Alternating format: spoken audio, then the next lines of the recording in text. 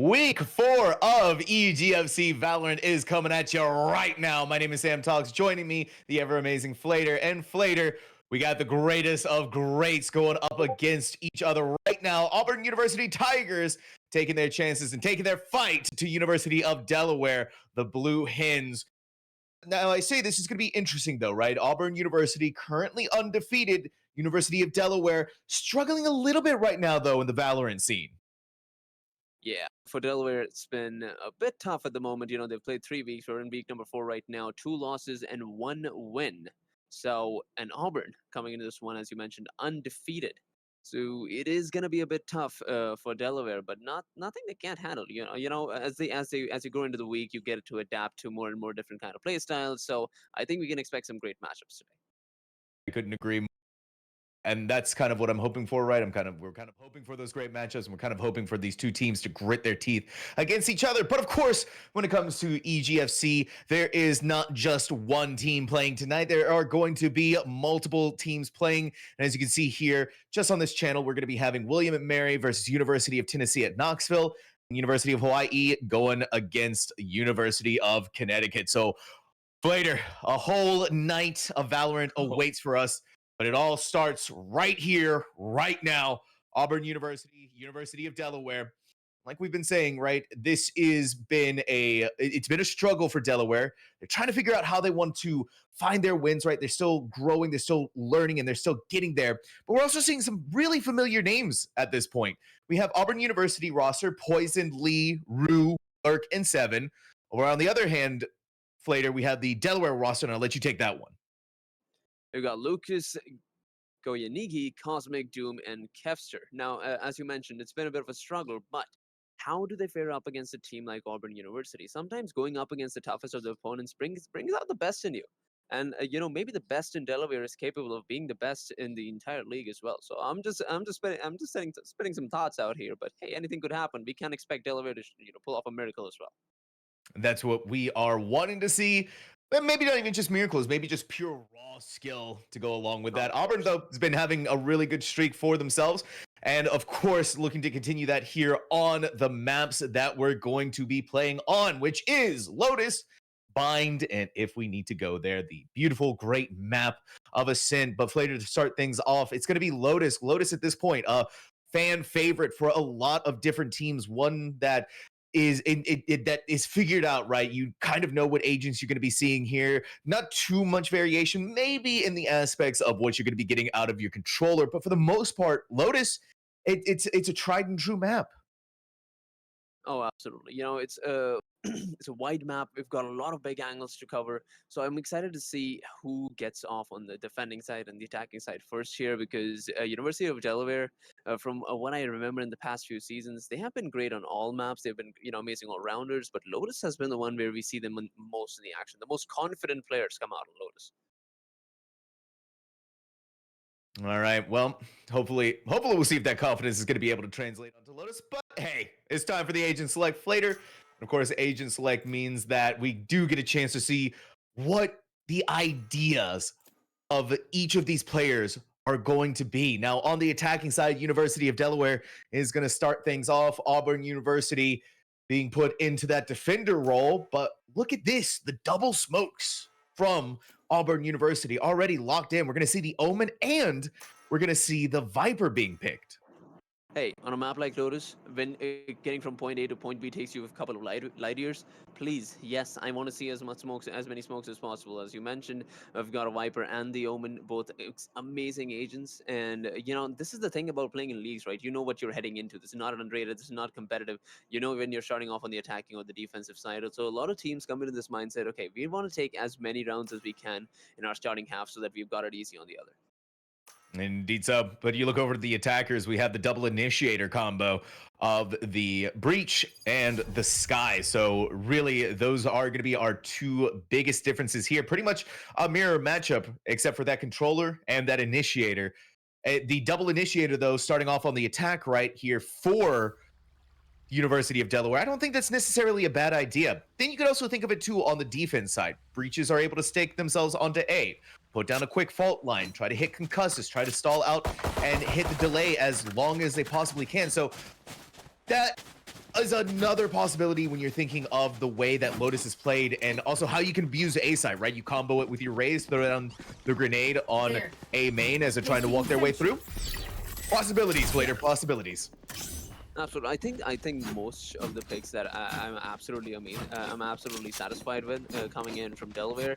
The one thing that I would want to see is probably an Astra or a Viper instead of the Omen, just because of different types of abilities along with the smokes. So it's fine. It's not. It's you can still work with the Omen. So let's see what they can do here in this early round. It does seem like they want to head towards C.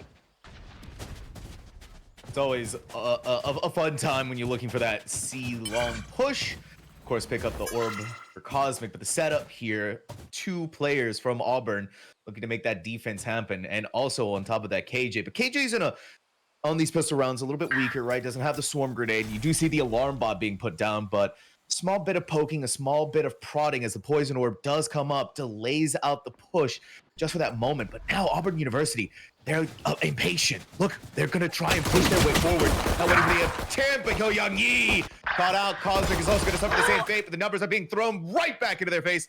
Kessler makes a push forward, tries to get a kill there. They do make that happen. Now the rest of Auburn University just going to go right up the flank again as we look towards that A side execute.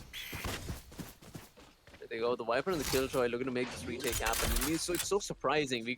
This round could have gone so many other ways. It could have been a C+, One but enemy it ended up remaining. with the bomb being planning over at A. Oh my god, pretty good first kill from the Viper.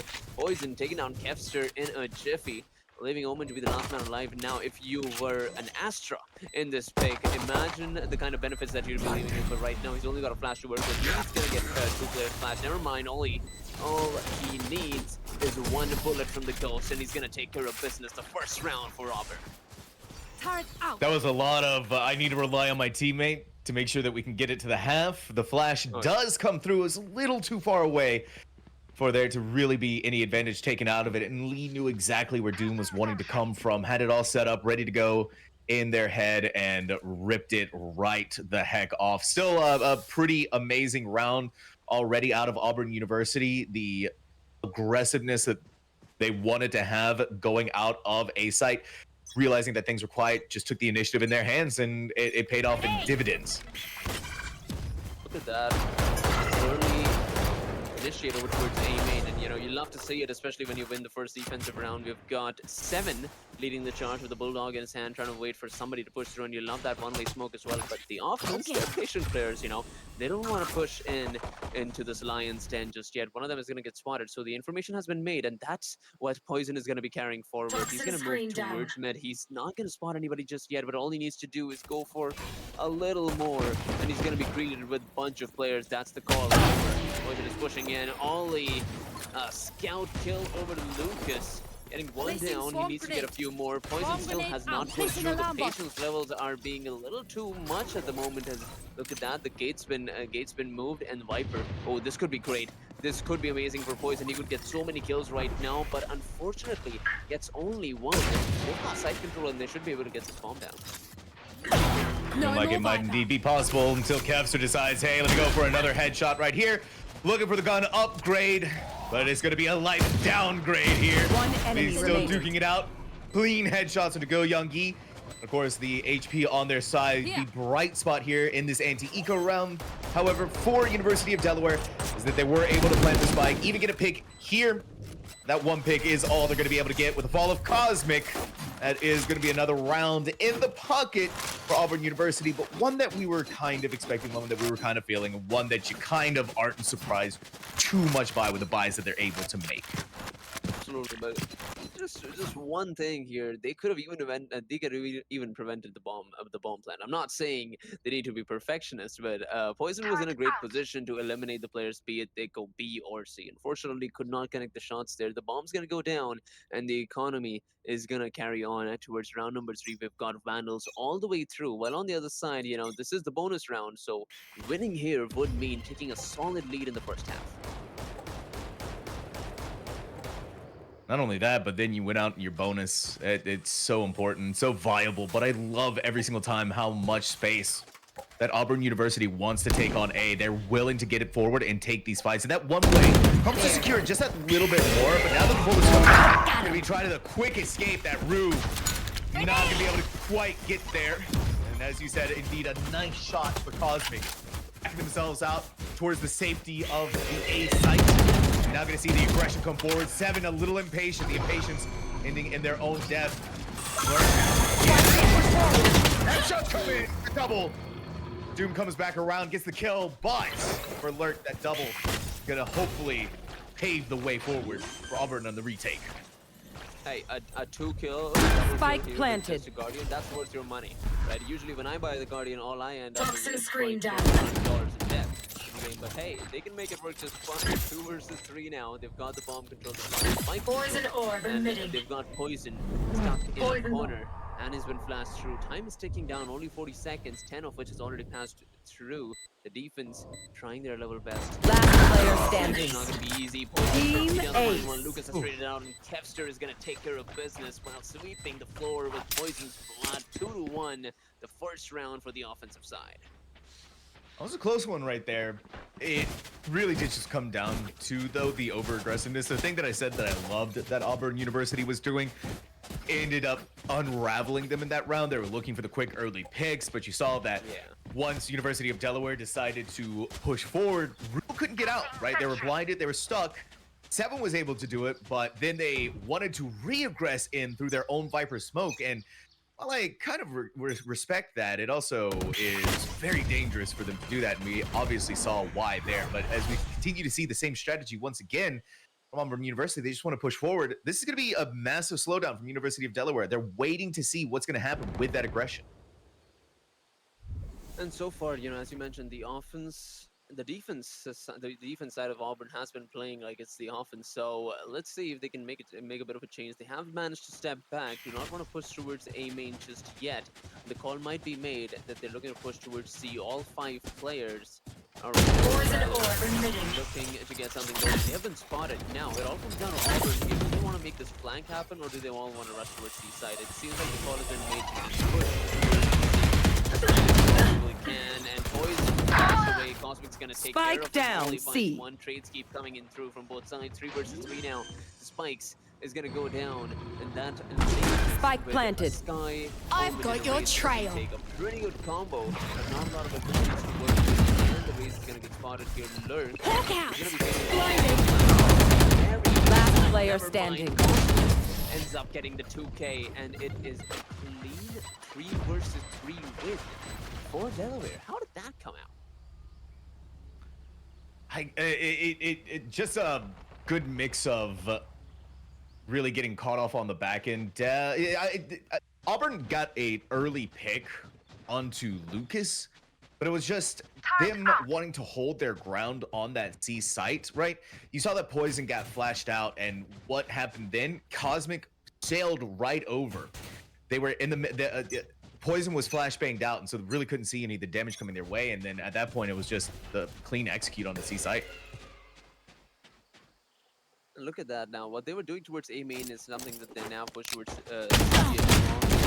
Trying to run the aggressive strategies on both sides, and it does not work out for AU7 with the Sheriff in hand. Look at that. They're already heading back. They've got the kill, and that's all they need. They're not inside. They do get it that whenever Raze pushes forward, there's probably a lot more people to back it up. So wise decisions overall from University of Delaware as they're about to walk into Poison's cross here. Let's see if Poison can survive this offensive blast. No, he cannot. Cosmic is going to take him out. This is a 5 versus 3 now. Quickly made the rotation. They're pressing at the side. With a gun. Hold on. One enemy remaining. But a 1 is all he's going to get. That leaves Rue to be the last player alive. He's got a vandal. He should save this. Spike planted. Looking like they might, but I also wouldn't be surprised if Rue decides that they still kind of want to push the issue. Now you can see that they're looking back and forth both ways, making sure that not getting caught off on the flank. The aftershock is going to give a little bit of information there. The turret comes up. Now the identifier has been given out where Rue is exactly.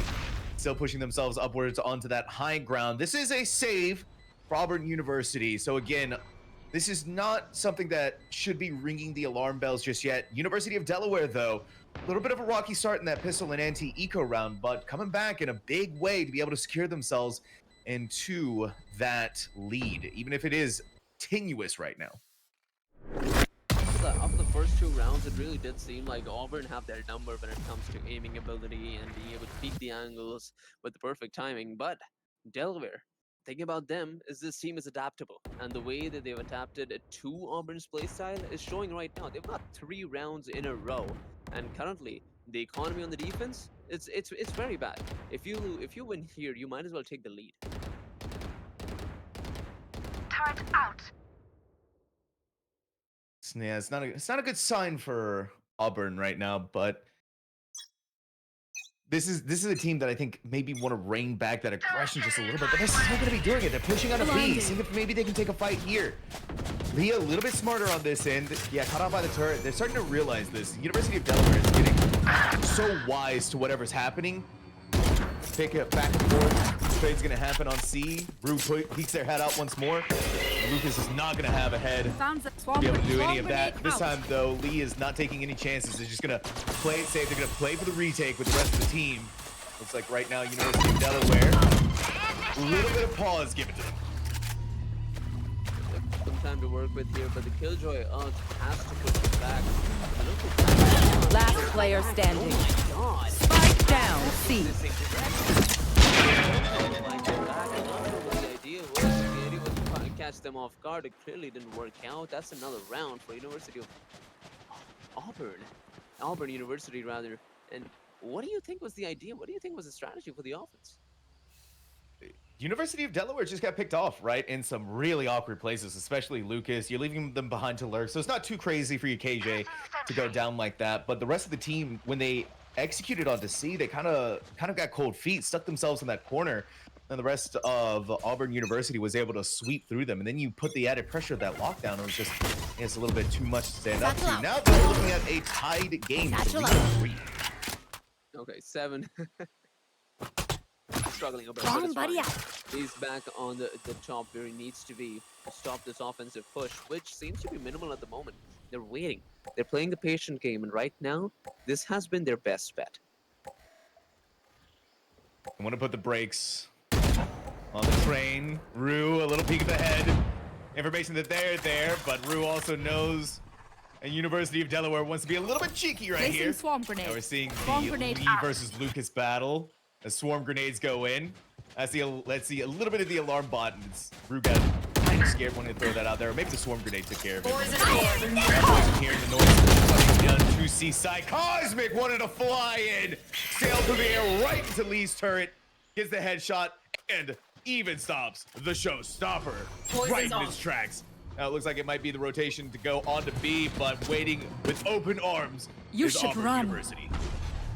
2 players at the exact same angle could be 30 seconds eliminated left. with a single molly, and there it is, the attacking ult from the Killjoy comes knocking in, and they've got B site and half of the map under control.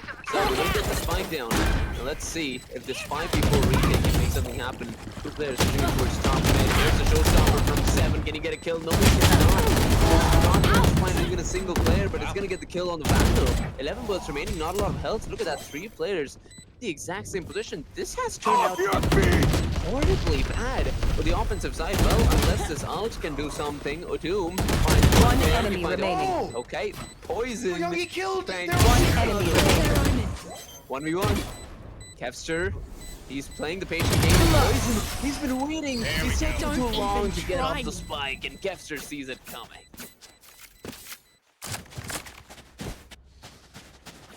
It was the ultimate city that University of Delaware expended to really make sure that they are securing that round.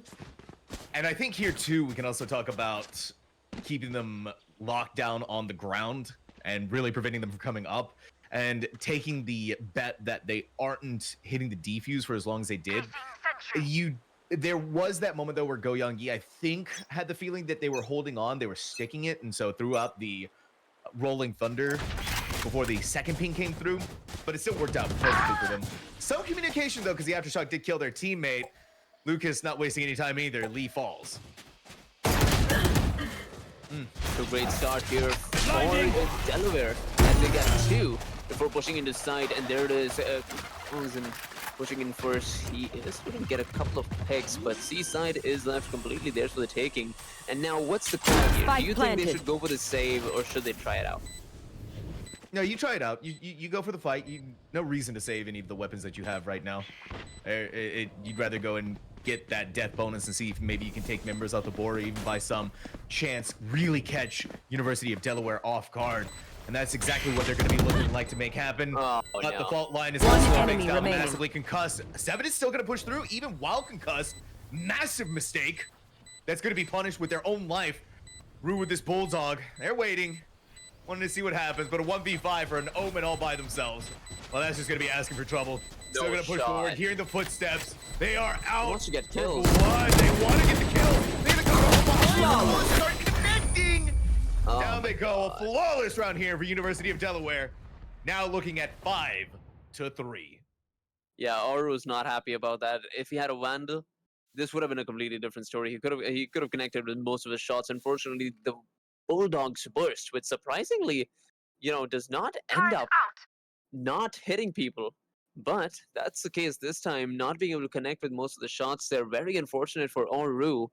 5-3 is the scoreline. University of Delaware have taken that much talked about lead here from the offense, and you love to see it. Lotus, being an offensive sided map, you need all the rounds you can get, and they're doing a wonderful job at it. Now looking to push towards Seaside, and they're never, dedicated to a single side. They've always been playing the dynamic game. They see that there's a little too much presence over towards the other side of the map. They will always make sure that they have enough room to go towards the other side. And that's what we're seeing here. The smoke stuff went down, some paranoia, and it's like, okay, we don't want to push that issue for too much. A side is the plan, though. A side is something that they haven't done very often lately either. This is the first round in quite some time that we've seen them execute on it.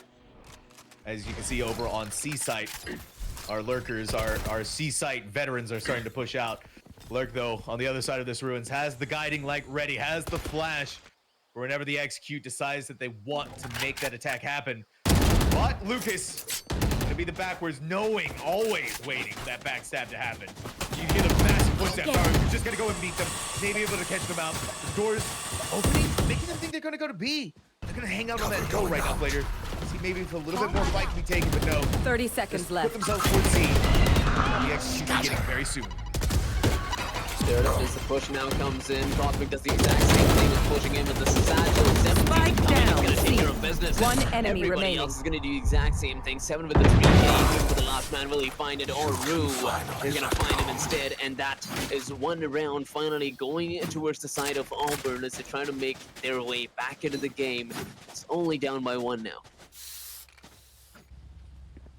And round 2 that they desperately needed to win without too many players dying. This sets the economy back up in a much better position for themselves. Only one who's really hurting at the moment is Lee, but they're still able to make the important buys that they need to. They're still able to get the utility. The rest of the team is looking very pretty, right? They're able to make their own full buys. And if University of Delaware isn't able to close out this round, the economy for themselves is going to be in disaster. And speaking of disaster, Poison feeling the disastrous effects. But 7 thankfully is going to be able to put it back in their favor, get another kill, and completely Spike in control. stall out University of Delaware. Oh, they've got the spike as well. This is an amazing round for the defensive side. No way they're able to make it back, especially with the guns that they have in hand right now. Only a single Vandal, I believe. I don't think they'll be able to pick up the spike. They don't have the utility to do so. Maybe a breach flash could help pick them up. But now, with One enemy launcher, remaining. you can say goodbye to Wow. that. 4K for 7. He's looking for the ace. 6 bullets remaining, and all you need is 1 for this Killjoy kill. He's got 2. Will he make it work? No, he does not. Lucas finds him. No 4K, but a round win regardless for Auburn. Still pretty impressive from Lucas getting that 3K, but yeah, it was just all off on the back of 7 having the time of their lives, quite literally. Now we're looking at a timeout. University of Delaware taking this opportunity to talk amongst themselves, start getting some strategies rolling here, right? What are we seeing out of Auburn University that is giving them such great success? But not only that, Flater, this is an opportunity to take away the momentum. Auburn University has just won 2 rounds in a row, especially when you look at the previous round to this one, round 9. where Auburn University had to make light buys, right? They bought rifles, light shields. Theoretically speaking, that should have been an easier round for University of Delaware to win. Not a given round, but an easier round. And that just didn't happen. And now they were able to run away with a second. Really clean picks from 7 too.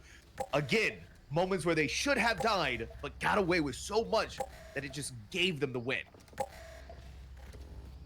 And now, you know, this timeout is so crucial because they realized what works and what's not working.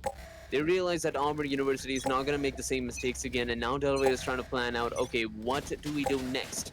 What's our strategy for the later half of this first half? Not a lot of rounds remaining. They want to take this lead before heading into the next one. Let's see if they can do just that. University of Delaware, 10 seconds till the timer goes down, and it looks like most of the players are huddling towards A site. Maybe just a clean push, clean straight push towards A, hoping for the best. Especially Cosmic having that Spectre. Look at this, stunned, blinded, everything in between, the entire sandwich of 2023 Valorant utility abilities. They're wanting to be aggressive right now because of the buy that they had to make. I wish, though, that it was more synced up with each other, because now going into the next round, it's going to be so horribly uneven that Cosmic is not going to be able to buy anything. Really. Poison setting themselves up with a snake bite. Retreat push happens. It seems like, though, A main is where it's going to be. 7 has the operator in hand. Shots have already gone out. And now the smoke's really to prevent them from getting maximum value. Secrets come in, continues to displace them out. Pushing themselves up over, and you see what's going to happen with Cosmic only having that Spectre. No Vandal. Weren't able to get anything out of pushing themselves forward. The Duelist was fallen. Now it's going to be the quick rotate over to B, but already it's going to be Auburn University set up there, and especially more so with that operator. Right now, the flap's not going to connect, but Ollie, he's not going to find a single kill. Turn around as they're able to take down the Killjoy. Will it be enough to make 30 this retake seconds happen? left. Because they're already heading towards the C side, and this is going to be extremely difficult from here on out. They've already been healed as well. Will this retake come through? It's a 2 versus 3. Utility not in your favor, and it is the end game of the first half.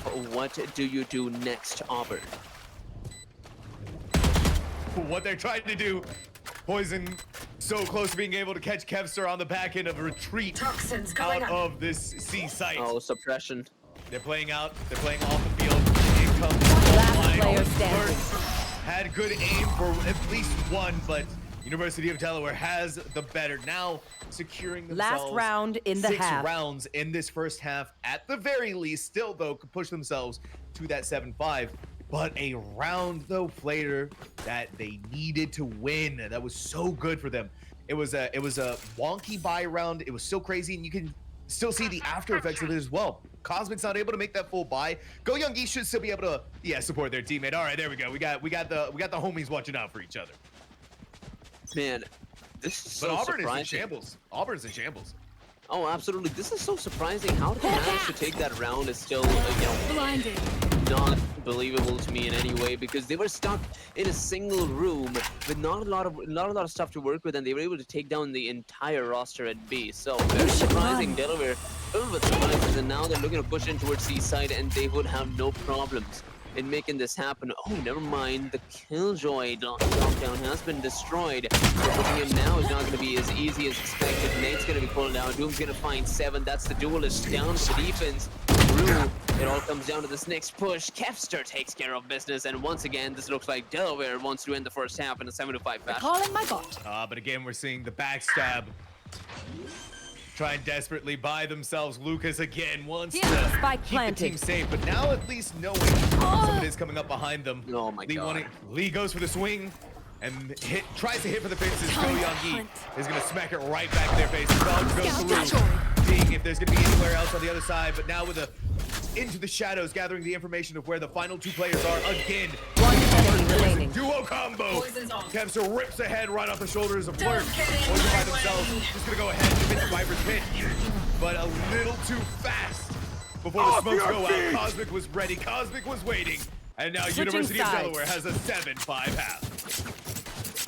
This is just so bizarre to me. I'm not sure what happened in those last 2 rounds, but Delaware completely turned around the game, and they've got a 2-round lead to back it up heading into the defensive side. This is like one of the best case scenarios heading into this one. You know, we were talking about it before the match started. You know, Delaware could pull off some amazing surprises, and it seems like that adaptability, the evolution of playstyle in the last 4 weeks has really come to fruition here as they've started off the first half of this first map with a bang, and let's see where they go next. I wouldn't be surprised here out of what we've seen from Auburn University if they just go quick and execute fast. This is a team that played really well in the defense with wanting to have that aggressiveness. It's just once University of Delaware figured it out, it completely stalled them out, it completely stopped them out.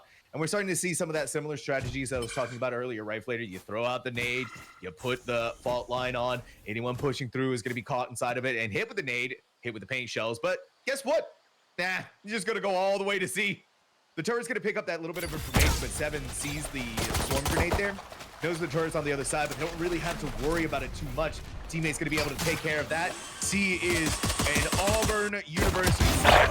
Full site retake is going to have to happen here, but they're going to have to do it with one less player. Lead taking down Doom on B. Looks like Go Young Gi. Looks like they might actually collapse on Lead. Yeah, it's all over the place. And look at that, Lee wasted so much time here for the defensive side, you know, trying to take him out, and that's all Lee wanted. You know, he got the kill, and all he needs next is to hold on out for a little bit longer. Seven, I'm not sure he's gonna survive this. Never mind, he does, and Seven continues to surprise me with these amazing plays. How does he do it? 2 kills. Over at A main, Lucas takes care of him, takes care of Poison rather. Seven is still alive. One Seven is enemy hungry remaining. for a few more kills. Never mind, Goyangi, what are you doing? Goyangi! With that 2K living Oru. One enemy remaining. Position to find the last 2 players. Defusing. This man is not leaving. Oh my god, Rue took too long to go for the defuse.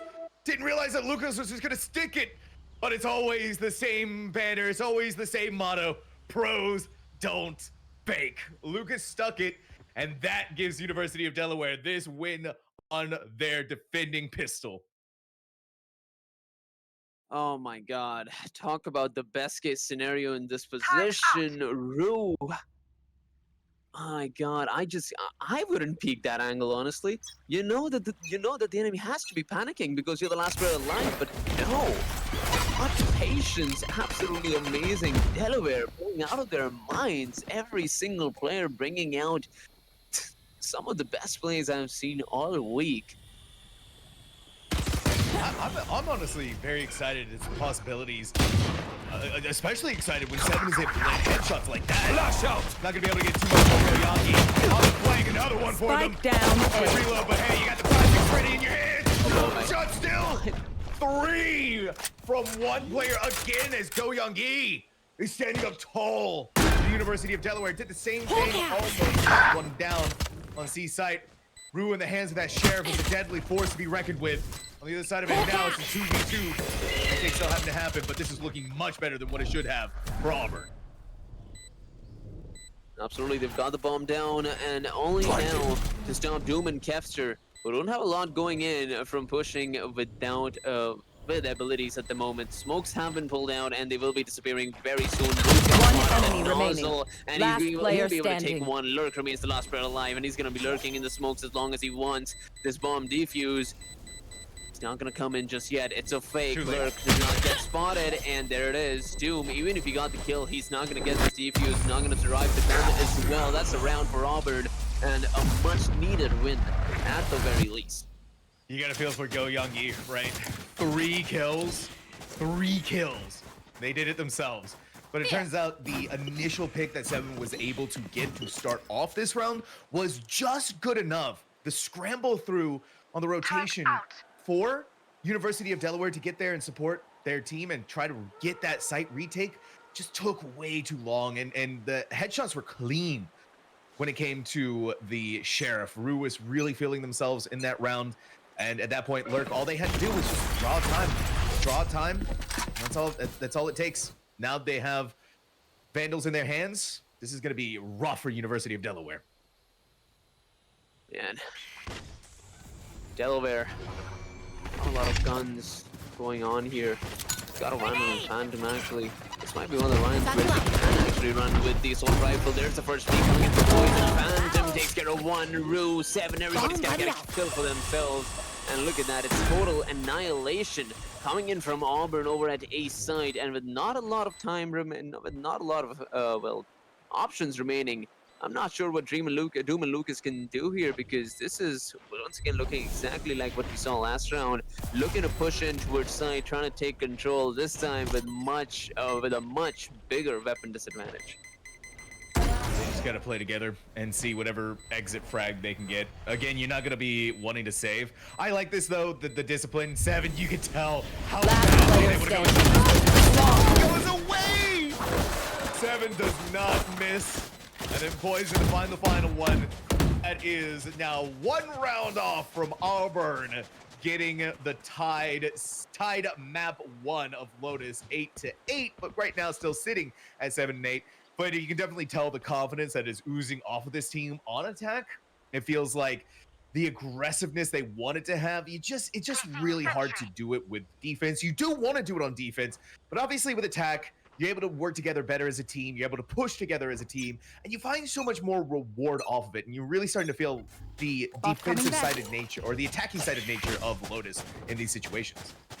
And as you mentioned, the economy is not going to last for much longer. They've got guns to work with this round, but how long can you make it till Auburn ties it up? Because all they need is this next round to tie it up. Tying it up means that you're back in business. 7 pushing in with the rocket launcher. He's looking to get a couple of kills, but all he faces is the turret. He's still pushing in through the smoke, goes for the flag, but misses the Killjoy. However, yeah, he's gonna push the smoke. Does he find the kill over to Killjoy? No, he does not. Lucas takes him down, takes his head off, and that leaves still the site under control of Auburn. With the spike down, Lucas looking to make the comeback. 27 points of health remaining. Would not want to peek that angle anytime soon. Rue, this is a difficult position for him. He's gonna be facing 3 players at once, but look at that. The ult has been pushed down as well. Very difficult for Oru, but survives and has made a very amazing teleport. That could be the game changer here. Lee finds 1 with the molly, and that's all you need. Time is ticking down. Rue, is Goyangi. He's on another plane. He expects the teleport, even though he finds 1, but that is still gonna leave Lurk and Poison with the last 2 players alive outside at the moment. They need to connect with this shot. Lurk 1 enemy remaining. Lurk, time is running out, and this is Oh, they got it! What? That couldn't have been more than a millisecond left. I couldn't even see the bar. I thought it was complete. I thought it was done. Ah, my word. That was a shot in the dark. An actual shot in the dark. The luckiest shot. Lurk has to be aching whatever RNG god is out there again, because I'm sure Auburn University would have been kicking themselves if the same thing had happened to them again, where they're thinking that the defuse is going to go through. That was so close. The final bullet of the classic. The final bullet of the classic, Sam. He made it work. The final shot in the dark. It was a headshot. Amazing. Wow. Well, that's one way to just stop us from repeating history. There we go, 8-8. Auburn University is back in business. Delaware, and both of these teams seem like they keep winning multiple rounds in a row, but then they come crawling back to an equalizing scoreline, just giving a taste of each other's powers. Let's see what they can do next. Who's going to take this next round? Auburn has control of B site, but B retakes are relatively a lot more easier than other sites. So let's see. With a 5-man sack, will they be able to do something? Only pistols in the hands of the defense and a scout to work with, as we do hear that. Look at that shot from Lucas. Rue, he's going to find the trade, but getting a shot with the Deagle, you'll have to see it. Great figure Govanna to go for a save. Kepster already pushed into side. They have spike control, and one to work with. Poison's got an ult to work with, but they don't even need to use it. There it is, 3v0 as Auburn University becomes a cleanup crew, 9-8, and they've taken the lead. 9-8. Clean execution, like you said, taking the lead here. And really at that point, it was just abuse the nature and the fact that University of Delaware had to take that soft buy. That's why you see them going into B, because they wanted to go quick, they wanted to go fast, they wanted to swarm over and push anyone away who was hiding up there. And it worked out perfectly fine, just like that. 7 unfortunately getting caught on the back end, not quite realizing where Lucas was. While being kill comes through, but it was not doing good enough to stop the unrelenting assault Hey, losing only 2 players, right? That's the big part. They've got money to work with, so even if Auburn loses the next round, they've got money for days to handle this aggression coming in from University of Delaware. Let's see what they can do next. They're quite spread out at the moment. We got 2 players pushing in towards A side. This is really good on the defense, but does it work out? Never mind. I'm gonna take it back. It works out. I've Lucas got your trail. take care of one. Lee finds the trade as we see trades coming in from both sides.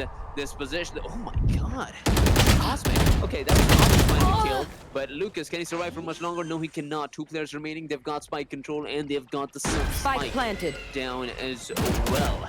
Let's see what they can do next. Can they hold it on out? Can they stop this aggression from One Delaware? enemy Because Cosmic remaining. is pushing in with the rocket Last launcher. He's gonna player kill standing. himself. That doesn't matter. So 1 versus 1 between the Rays and the Sky. And the Sky comes out on top with Kevster getting the defuse and getting the equalizer. There you have it, a tied game. That was getting very close. A little scary for University of Delaware. Again, though, you can see it off the back of Lucas. That early initial pick, right, was so vital towards their success. It was so important, and it really just slowed the roll down. And then you look towards mid, another pick happening there. It just slowed the roll down so much for Auburn University that they were never able to really get the kills that they need. And this back and forth between the 2 teams is just insane. Let's see if they can continue this. You know, they've got a Frenzy to work with here now, looking to be cheeky. Cosmic. Frenzy in hand, trying to take out this entire offense. Who's looking to push in towards the A side. Look at that. Cosmic is already pushed in. This Viper wall could be very useful. 7 has headed back. A wise decision, to say the very least, because they realize that all 4 players are stacked here. Look at that. That's the call, being light speed, pushing towards another site. But they've got something to work with right here. They've got the side control. They've got the spike in their hands. Poison could bring out the ult. Let's see if we can do just that. And like you said, being able to entry off the back of that lockdown is going to be so important. In fact, even Doom is going to try and respect, but needs to run out of there quickly. That's going to make footsteps, though. And Auburn University can try to abuse the frenzy, however. We see both Omens fall. A little bit more impressive on the side of the Rays who killed it for the frenzy. Now it's going to try and re-engage with the lockdown of their own, but have to see through that Viper's pit. The difficulties just keep compounding on top of it. Last player standing. Low on that DK health. He's gonna fall. Picks coming through now by themselves. Kevster and a 1v3 trying to clear, but of course that Viper's pit is up. That Viper's pit is so dangerous for them to look through. Seeing 7, taking it back onto the site. Spike is ticking away. Now looking, fighting, taking their duels, taking their bets. But at this stage of the game, the damage has been done, and now we're looking at Auburn taking the lead. And this is just back and forth between these 2 teams, right? One of them takes the lead, one of them makes the equalizer. I'm not sure where this is headed, but I won't be surprised if this goes to an overtime. I wouldn't either, right? They keep going back and forth, and the moments, right, played where you think that University of Delaware is going to fall, they somehow bring it back, right? They somehow prove us completely wrong. And we also got to remember, too, that Auburn University took on UT Arlington. That's the team that Delaware lost to 2-0. And Auburn University was able to 2-0 them. And so you have to imagine the compounding effects that University of Delaware has had to give themselves to find great success. And, you know, building on that question, where do you think this is going to head next for the defense economy? Because University of Delaware, they've been using up resources almost every round. They've been losing players. So how do they want to, save up on that economy going into the next few rounds? Get him. That's going to be a good question. They got to keep making sure that they use the utility right, clearing through just like that. Storm Grenade's going to give 7 a little bit of hot feet. But as long as they're able to make the picks like that, Kevster, unafraid of going toe-to-toe with 7, is going to emerge the victor from that 1v1. It's going to be A-Site, the complete fake out. That from Auburn University is going to come out massively, because now the retake that's going to have to be engaged upon from University of Delaware. This is going to be juicy. Planted. Poison's off. All right, site retake now for University of Delaware. 3 versus 5. I think this is doable, but they're taking their sweet time. before pushing in towards. I'm not sure what the idea is there, but they're sincere. They're taking a lot of time here. And let's see, with the 2 players present in tree, would they be able to make something happen? Doom, the first man to push through, and we've got all the 3 players waiting to welcome them with open arms. The Poison gets the smoke out as well. A flash is going to go to tree. That's going to give them some information as they've got some presence towards that area. Cosmic, and the Poison has been One missed. enemy Blue and remaining. Poison's going to find 2, and Poison's going to take care of business. And look at that, Poison with the 3K, and that is Auburn University playing out of their minds, out of their league. Out of their minds. It feels like just in their league, though, Flater. But now we're going to see another timeout, right? Second half, another opportunity to use a timeout and really start figuring out what the heck is going on here. The University of Delaware is just letting this start to slip through their fingers. That fake out from Auburn in the last round was perfection. It forced out an early rotate off of A site because they hadn't done that very much later. They hadn't rotated very often. And so that's, you see the swarm away. That was a gamble from Auburn University. They took that gamble and they came out of it on the other side, the victors. Here, though, for University of Delaware, it's a tough situation. And we were talking about that economy. It's too long. Or it's gonna be very rough here for them. They need to save because they need to go into the match point with cash in their pocket. This is what we were afraid of, right? Now it seems like Auburn University is about to hit 12 and they've got no money to work with. So what goes on from here on out needs to be decided in this timeout. And, you know, the thing is, they're on the defensive side, right? They got to make use of that. Be scrappy. Use shorties, use a judge, but try to make those kills count. You know, try to maybe save up on some of those guns. Use those short angle cheap guns and try to get a few kills. Maybe even get the round with those. Well, we're gonna see as this next round. This is I think a very important round for University of Delaware. If they can win, it's gonna be so tough though with the buys that they had to make. It comes paranoia. That's the way to start things off. But when you have Lee doing things like that against Cosmic, taking a play from the page book. Again and again, trying to go in that back line. Capture though, taking full advantage of that flashbang. Finds the head of Lee, but it's gonna be traded out once more. The backup Poison taking a good pick of their own. Ooh. No way! That is still really impressive, Kevster, to get that pick. Oh, absolutely. This is what you want, right? With minimalistic buys, they were able to take down at least 3 players. Not that it's gonna help much in the long run if Auburn manages to win this round, but it does help. That's exactly what they needed to do. 12-9, they've got the guns in their hands, and they gotta make it work, Sam. This is their final stand on the first map. They've gotta make it work. They've gotta get these sites held down. Turret out. They've got to. Yeah, there's no other choice. There's no other option. There's no other opportunity here for them if Auburn is able to take this. They're going to be taking map 1 of Lotus. And so that's really a backs against the wall kind of moment, Flater. That's kind of a scary time there for them. We see Cosmic holding, waiting for Poison to peek their head through. Not able to quite get the headshot. It's going to back off, respect that, and wait to see if the push is going to happen. There's the push coming in from 7. Okay. Okay, you love to see it. You know, that's the patient play, right? You head on right back out. You don't want to sacrifice yourself.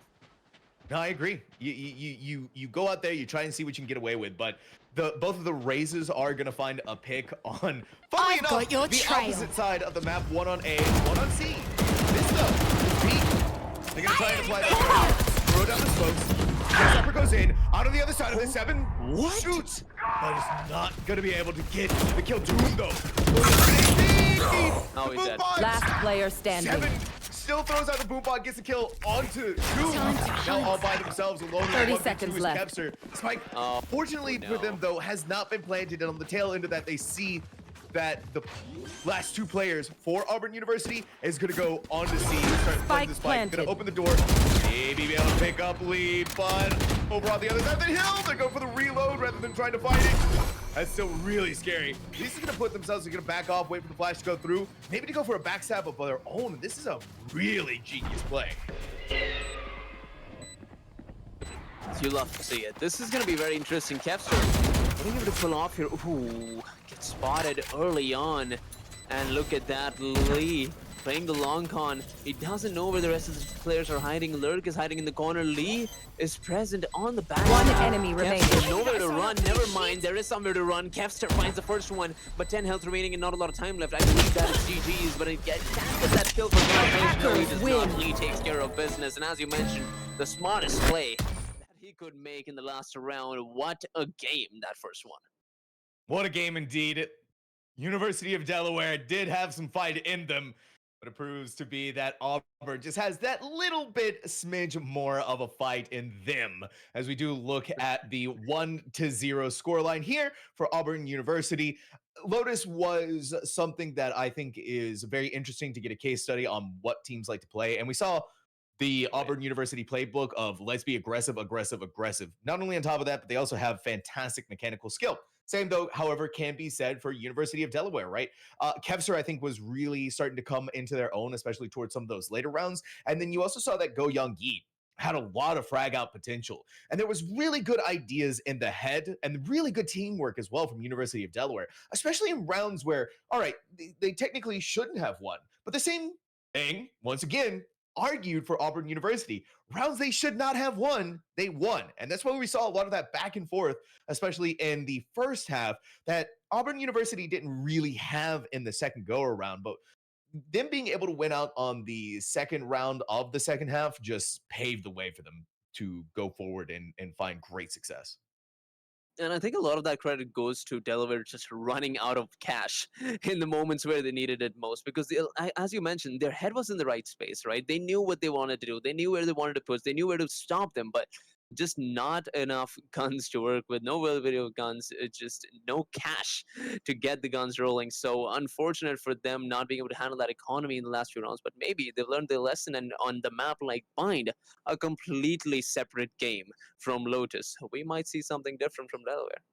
We could potentially see something different from Delaware, but we will have to find that out later after this break.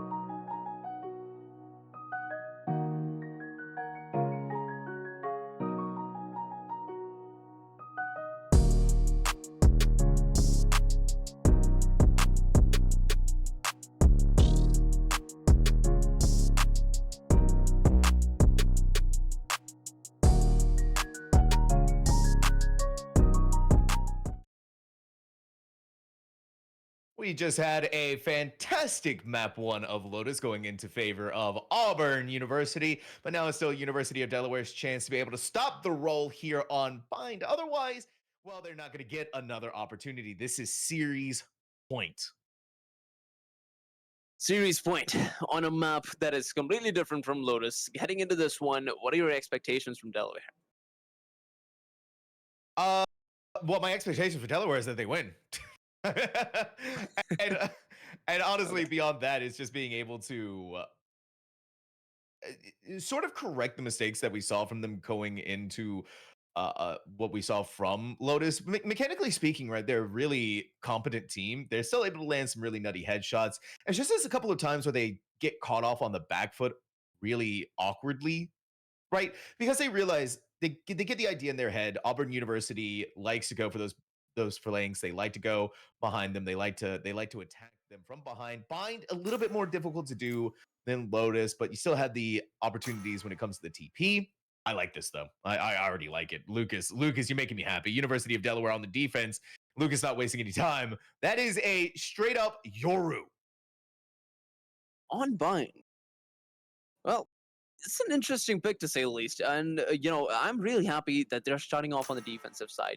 Because Bind, I just consider it to be a very defense heavy map. You have the ability to just shut down plays from both sides. But you know what's the surprising part, Sam? You need a Killjoy or a Cypher for that. Neither of which I see from the defense. So I don't know what the plan is, but I'm excited for it. I'm interested by it, right? Because this defense means when you don't have the Sentinels on their side, right? This should theoretically be pretty simple for the attacking Auburn University to punch their way through. Don't worry about utility that's going to slow them down, that's going to catch them, that's going to molly them away. They want to execute into it, right? They can do it so fast. And not only that, but we're seeing the double smoke composition from both teams, but because of the fact that, guess what? They have a Sentinel. Auburn University is going to have so much in their favor for when it comes to the post play. Man, and this is gonna be really exciting because having a Killjoy or a Cypher on the defense is like a must, right? When you're playing on defense bind, but not having that right now and having this kind of a lineup, I'm not, like you said, you're interested in it, but you don't know how it's gonna end up. So I really do want to see what Delaware can pull off with a roster like this. Blinded. At the very least, we're going to see the Flash gather a little bit of information on that B-long approach. Showers is also going to be poked at, but this is going to be the lurking Cypher going in. A couple of bullets go out. Cosmic catches some of their own. On the flip side, same cannot be said here for 7. Utility orb. So the decision hasn't been called. They're just defaulting. They're looking for early picks. The University of Delaware is not going to give it to them. They're playing back, they're playing safe, and they're playing for time. They don't need to be that aggressor just yet. Lucas brings out the flash and still manages to walk away with his life. I am just as surprised as you are. How is Lucas alive? Even more so compared to what's happening on B side. Picks going in big time in the way of University of Delaware. Lurk now alone with their smoke, with their controller, with their Brimmy, with the Stimmy. Still do also have to kind of wonder what's going to be happening here. Lucas has basically no HP, can't see that health bar. With these pistol rounds, things can swing in totally different ways, in totally different fashions. 30 seconds Who's left. going to get that spike planted down, but the smoke slowly going to be dissipating away here very shortly. It's actually going to be the Yoru picking up the HP, the healing from Sky. Maybe taking advantage of this. Lurk not wasting any time. Does get the headshot onto Lucas, not going to be able to return the favor on that. The opportunity. Oh, that could be Last an player opportunity here. standing. But no, again. All right, we had the 1v2. Lurk by themselves. Smoke comes down. Catching inside of the pain shells. Auburn University is going to be kicking themselves for that one. University of Delaware taking this pistol round. That is just very unfortunate for Lurk there. Delaware, however, you love to see it, being able to make this retake happen. Even after so many deaths in Elbow, you'd be surprised how well they managed to win this round. And it really just goes back to that first kill, getting that first advantage. Poison, I'm very surprised that he was not able to kill. I'm very surprised he was not able to get that kill. But hey, regardless, Delaware off to an amazing start. First round win, maybe a couple more in the books now that they have Spectres in their hand. Yeah, they had really good patience from University of Delaware that for some reason paid off in spade. And also not only that, but the shots just weren't hitting for Auburn. It really is sometimes as simple as that. Though, this is something that I love to see. Spike down A. Now feeling the boldness on this duelist is just gonna hang out there with Kevster. But once Root takes a swing and rips the head right off of Lucas, and could give an opening for the very least Auburn University to start pushing their way on the player site. standing. Maybe be able to grab a weapon upgrade, but no. It's all unraveling, all falling apart. Poison picks up one more. Really, you're just looking for mixing these anti-eco rounds and maybe to be able to plant the spike down. The rest of the team is here. Poison does have the spike in their hand, so yeah, they actually are going to go and be able to plant the spike down. That extra bit of credits in their pocket. Absolutely, and they've got the Spectre in their hands. I'm not going to count them out of the game yet. Maybe they can get a couple of kills going for them as well. Let's see if they can do that. Actually facing a lot of players at once. One kill is all he's going to get, but of course, on an eco round, you take whatever you can get in the bag. And that's not bad at all for Auburn University here. Got 3 kills, spike planted. Pretty good. You take away weapons from University of Delaware going into this buy round for Auburn. You see that they're getting Vandals across the board. And that is going to be, it's going to be really difficult for Auburn to have their bonus round. And you can see kind of the buys that they're already making. We're seeing Bucky, Light Shields. We're seeing another Bucky for Doom, and a Sheriff Light Shields for Lucas. It's not an impossible round, but it is going to be a tough round. They're kind of semi-forcing it because they do want to try and win it, win whatever they can. Now they've got guns to work with while they're on the offensive side. Scout Do something destroyed. with it. Here they go. Lee finds the first one over to Lucas on the other side of the map. Love to see it. Oh my god, the shotgun could be lethal, but 7 is even more so. Lurk's gonna take care of another one. 2 players remain. It seems like the offensive side is having a blast. Having a blast indeed, Flater. Spike Now planted. the mad dash for what's left of University of Delaware to try and find it out here on the side camera, though. But here Go Young he is. It didn't quite catch the raise, though, so that could be good. Might be able to get some backstab going on there, but it seems for the moment they're just going back and forth, trying to decide if anyone is actually going to come up on the lurk for them. Caps are really keeping an eye on this flank. Go Young Gi wanting to push into the smoke. Maybe someone's hiding out on the other side of it, but really someone is on the One other side. enemy remaining. Go Young Gi to try and take that swing, but Lurk ready with the Vandal. Now goes forward. The flashbang. It's gonna be a big Oh my god. Ooh, with the Bucky. That is crazy. Maybe going for the third, but no. Lee was ready. Lee was waiting, and Lee gets the kill. But the fact that Kester got 2, the back of that Bucky later, that is scary. That is exciting to say the very least. You know, taking down 2 Vandals, especially in the buy round, that's one of the reasons why, you know, we see a half shield coming out. And surprisingly, they've still got 4 Vandals to work with, so good on their half. But that's how you want to start off that buy round. Auburn University trying to get back into the game. Even if they start on the offensive side, they're making it work. And it'd be exciting to see what they can do with these Vandals heading up next. And you know, this continues to be a pattern. They're not pushing in towards A. They're only playing for lurks. And if it works out, right? If you can get those picks, it'd be massive. Again, though, University of Delaware so good at being able to read the room. Lee loves going for these shower alerts, but when the shower pushes, if you can catch them off the back foot on that, it is so Toxins massive. going up. If you're able to get that pick on them, and not only that, but you saw too, they weren't alone Toxin during that screen engagement. down. They said, let's go showers, let's get the pick on the flanking Cypher. They did just that. And now you can see that Auburn University also taking a lot of damage, and their B side gonna have some action there as Poison gets killed on Kepster. Way to start off the round here for well, the trades coming in from both sides. You'll have to see it. Poison is scared of 1, but look at that spike now heading towards B side, and they've got players towards elbow. And look at the damage over towards Cosmic. This is a very good opportunity to just push in, you know, waiting for the players to rendezvous. And now that they have, it's the call. I've got your trail. 1 satchel to get everything in. The odds out. The 30 players been seconds left. spotted. They know nobody's around, and that is the push coming in. Both the players have it spotted, and nade might do the trick, but Spike nothing planted. coming in as of yet. The bomb's gonna go down, playing for the safe game, and heading into the post plant.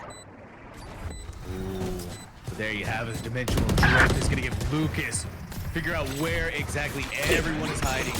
Out goes the flashbang, ripping into the next dimension. Lucas getting the kill there. Beautiful headshot. One with him. enemy remaining. Now sitting in the fake clone. University of Delaware sweeping through in a fantastic fashion. Wasn't trying to buy it through. Blind spray. Go Young Gi is not going to get off that. They definitely don't have to worry about it anymore as Lucas finds their 3rd and final kill here. Give University of Delaware their 3rd round win.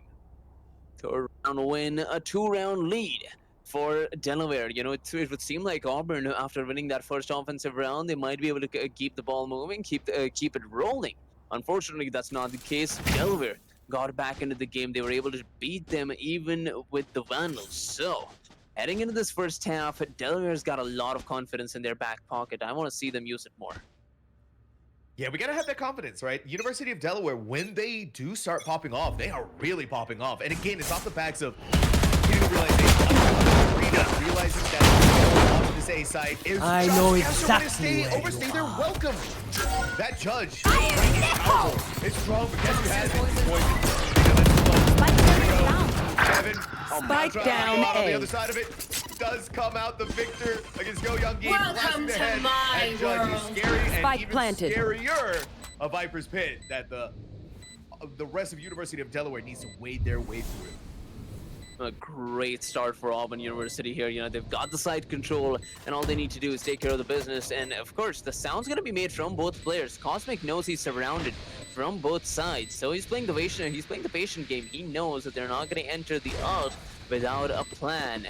What is the plan from the defensive side? Let's find out if it works. There's another player standing. There's another DK. Lurk's gonna take care of business. He's finding one. Cosmic, he's looking for the last, but Poison's gonna kill him first. 3-2. Auburn is still in it. Auburn's still in it, holding on to it with a death grip as best they can. But we got to remember too, right, Flater, these first halves for some reason they go back and forth, back and forth. University of Delaware. This is not good for them, though, if you're looking at the economy and if you're looking at the buy that they have to make. This is Auburn's chance, their opportunity here to be able to tie things up on buying. So not the disastrous case for University of Delaware just yet. So they save their money here. They're not going to force it out. They're going to take things patiently, and they're gonna wait and see if they get away. That is Spike down A. way more successful than I think they were looking for. Honestly, yeah, I did not expect them to get a single kill there. Time to kill. Unfortunately, finding 2 with these crappy pistols, somebody teach me this, because I can never get anything done without a Vandal. But hey, Fake teleport. these are significantly better players, so I'm not going to talk too much about that. Lucas, with a sheriff in his hand and 19 points of Spike health planted. remaining. Will he be able to find a kill just yet? Not so fast. Lurk, oh my god, never mind. I thought Lurk was going to get the kill there. 2 versus 3. And Cutting through. One enemy remaining. Got the spike down, but everyone is falling. This should not have been happening for Auburn University. They had the weapons, they had the utility, they had everything. Rue's still alive though, and we're gonna see the lineup, the post-plant molly. But once that molly goes away, Cosmic, that Marshall headshot just punched their way through to be able to win this round. But not only a round 1, a thrifty round 1. And it was an eco. Really, props to those 2 early kills from the pistols, because that is not something you can walk away with often. And you know, I really want to say, Cosmic going from a raise to a sentinel to an initiator position, you love to see it, because you know, usually the duelists remain the same throughout the series across whatever games we cast, right? But Cosmic taking a bit of an initiator play has been playing phenomenally. That scout kill really just goes to, you know, show that this man can mean business when he needs to. You gotta mean business, right? You have to. Otherwise, it's gonna go in a different direction. I'm loving this Lucas pick, though, of the Yoru. Lucas has been just getting so much success off the back of it. Now realizing that the sniper camera is there. It's the old battleground. It's their old friend that they love to see time and time again. Auburn University, though, they're taking a much more different approach. 7-6 had an opportunity. Could be a fake, could not be. Never really hurts. Lee, on the other hand, winning out in the engagement in showers, supported once more by their teammate.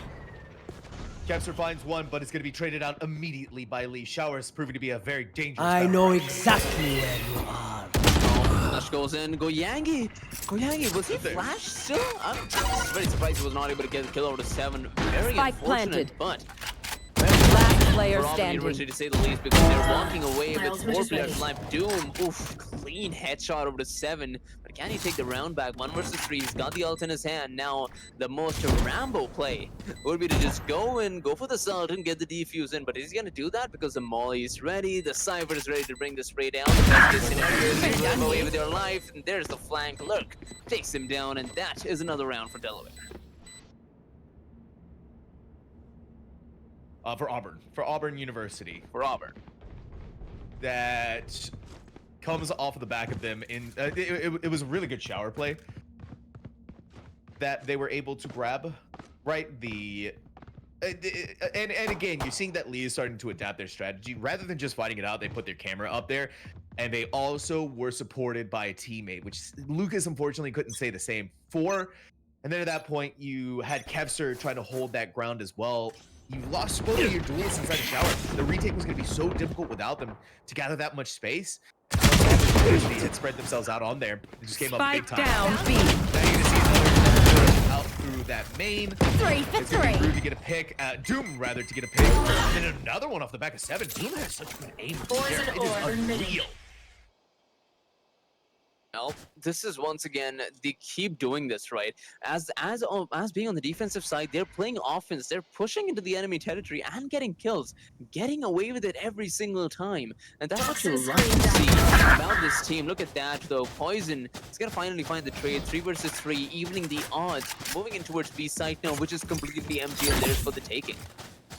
Wait a minute, we might have some timing going on here between the Cypher and the Sky. Cypher looking behind them, but Goodbye. Cosmic! They looked away just at the wrong moment. Lee punched Last the player pushing standing. the Bride out of here.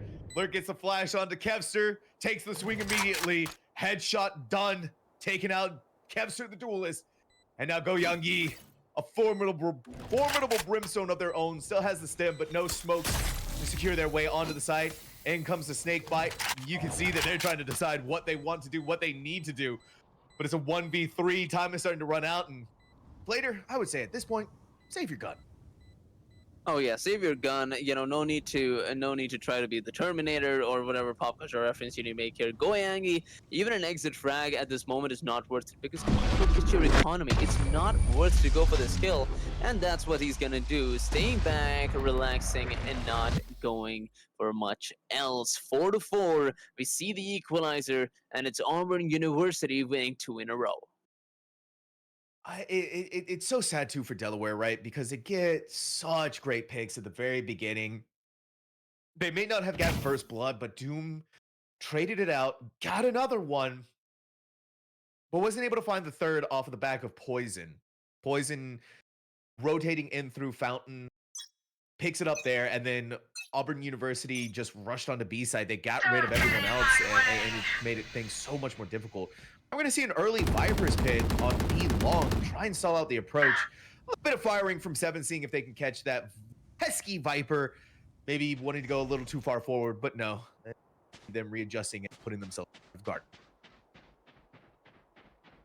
Pushing in towards mid now. We've got 3-4 players. Basically, the entire squad looking to take B site, and you know they've found a lot of success here. Won't be surprised if they go for it again. But look at that, 2 over at B Toxins in going main, up. and the Vipers ulti. I've got your trail. Could hide if they need to, and there they go. It is the first run. Coming in from 7, trying to clear out all the early angles. They realize that all the players are present towards B main, so sites there for the taking. Spike And just planted. like that, they're in the post plant. That they are, and they know that Camera whoever taken was out. anchoring on B, both of them are inside of Garden. That includes the Viper, right? The most important player that you need to somehow get out of there.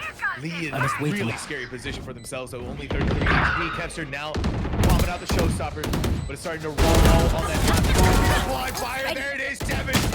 Last player Finally standing. putting that pesky snake away and getting a third kill. Maybe able to get the final one. Kevster.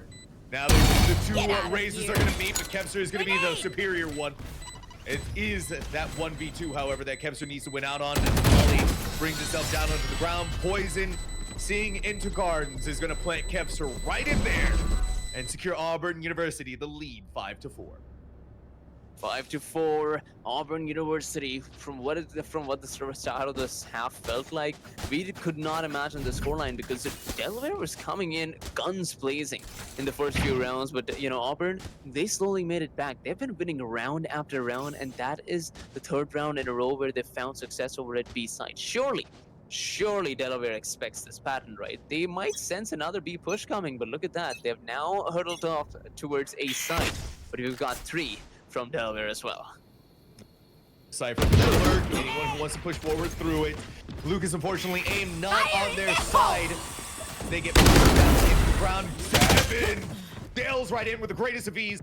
These are the showstopper. Spike Looking in a planted. different direction for someone to come through showers, but Kevster had set themselves up in elbow. That Spectre finding great value and maybe able to upgrade their weapon through a Vandal.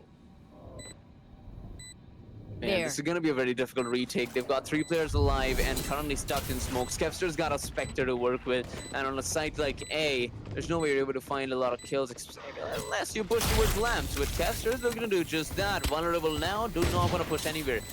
Going for a save, is that too much to ask for, Sam? Satchel out. I don't think you can say. Definitely want to keep trying to Last player standing. quite clear that corner good enough. Rue is still tucked in, far enough away to not be seen. And Lurk really feeling themselves right now, getting 2 fantastic kills Now looking at them and Lurk in general too. I mean, look at their kills, 12 and 6. Caps are not too far behind, but the way that Auburn University is playing now, it's just confidence filled. It's they know what they want to do and they know how they want to execute, and they've been doing just that time and time again.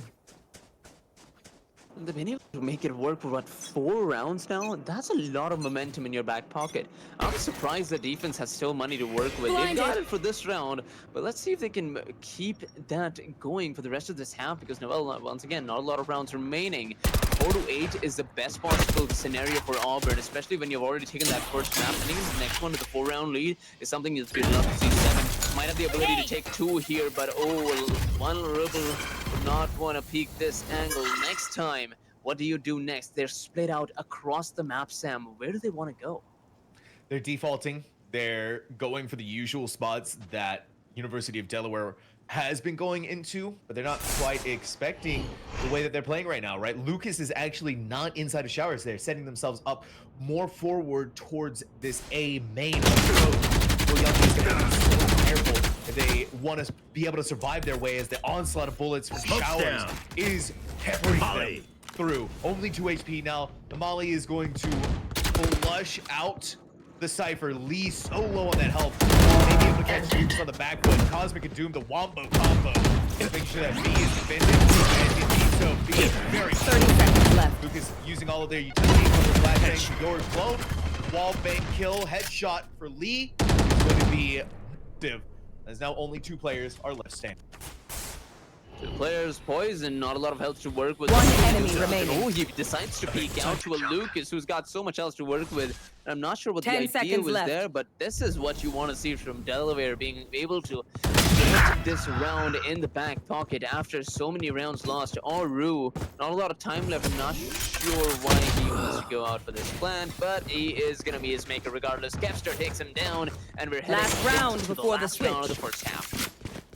I could kind of see the idea of wanting to try and plant the spike. Maybe go for the economy for the rest of the team.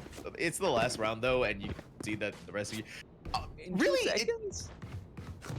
you can still plant the spike after the round is done, Oh, because and you still get the money for it as well. So Let's go. I guess that was the plan there, but then you give the enemy team a kill, and that's just gonna look not good on the scoreboard. But you're so good off economically that I guess they're trying to see. It was a strange play, but one that it really is just doesn't hurt either which way, especially considering this. Well, last round of the first half here. See if they can do something with it. We've got Doom and Cosmic holding on to the side and trying to make sure that Auburn get access. Lee off to a great start. Takes care of that 1 over at B, who's not going to be surviving for much longer. The side has fallen, and Auburn is on the path to victory. And we're trying to get for the retake. Seven's boom bot. Satchel out. Getting the valuable information.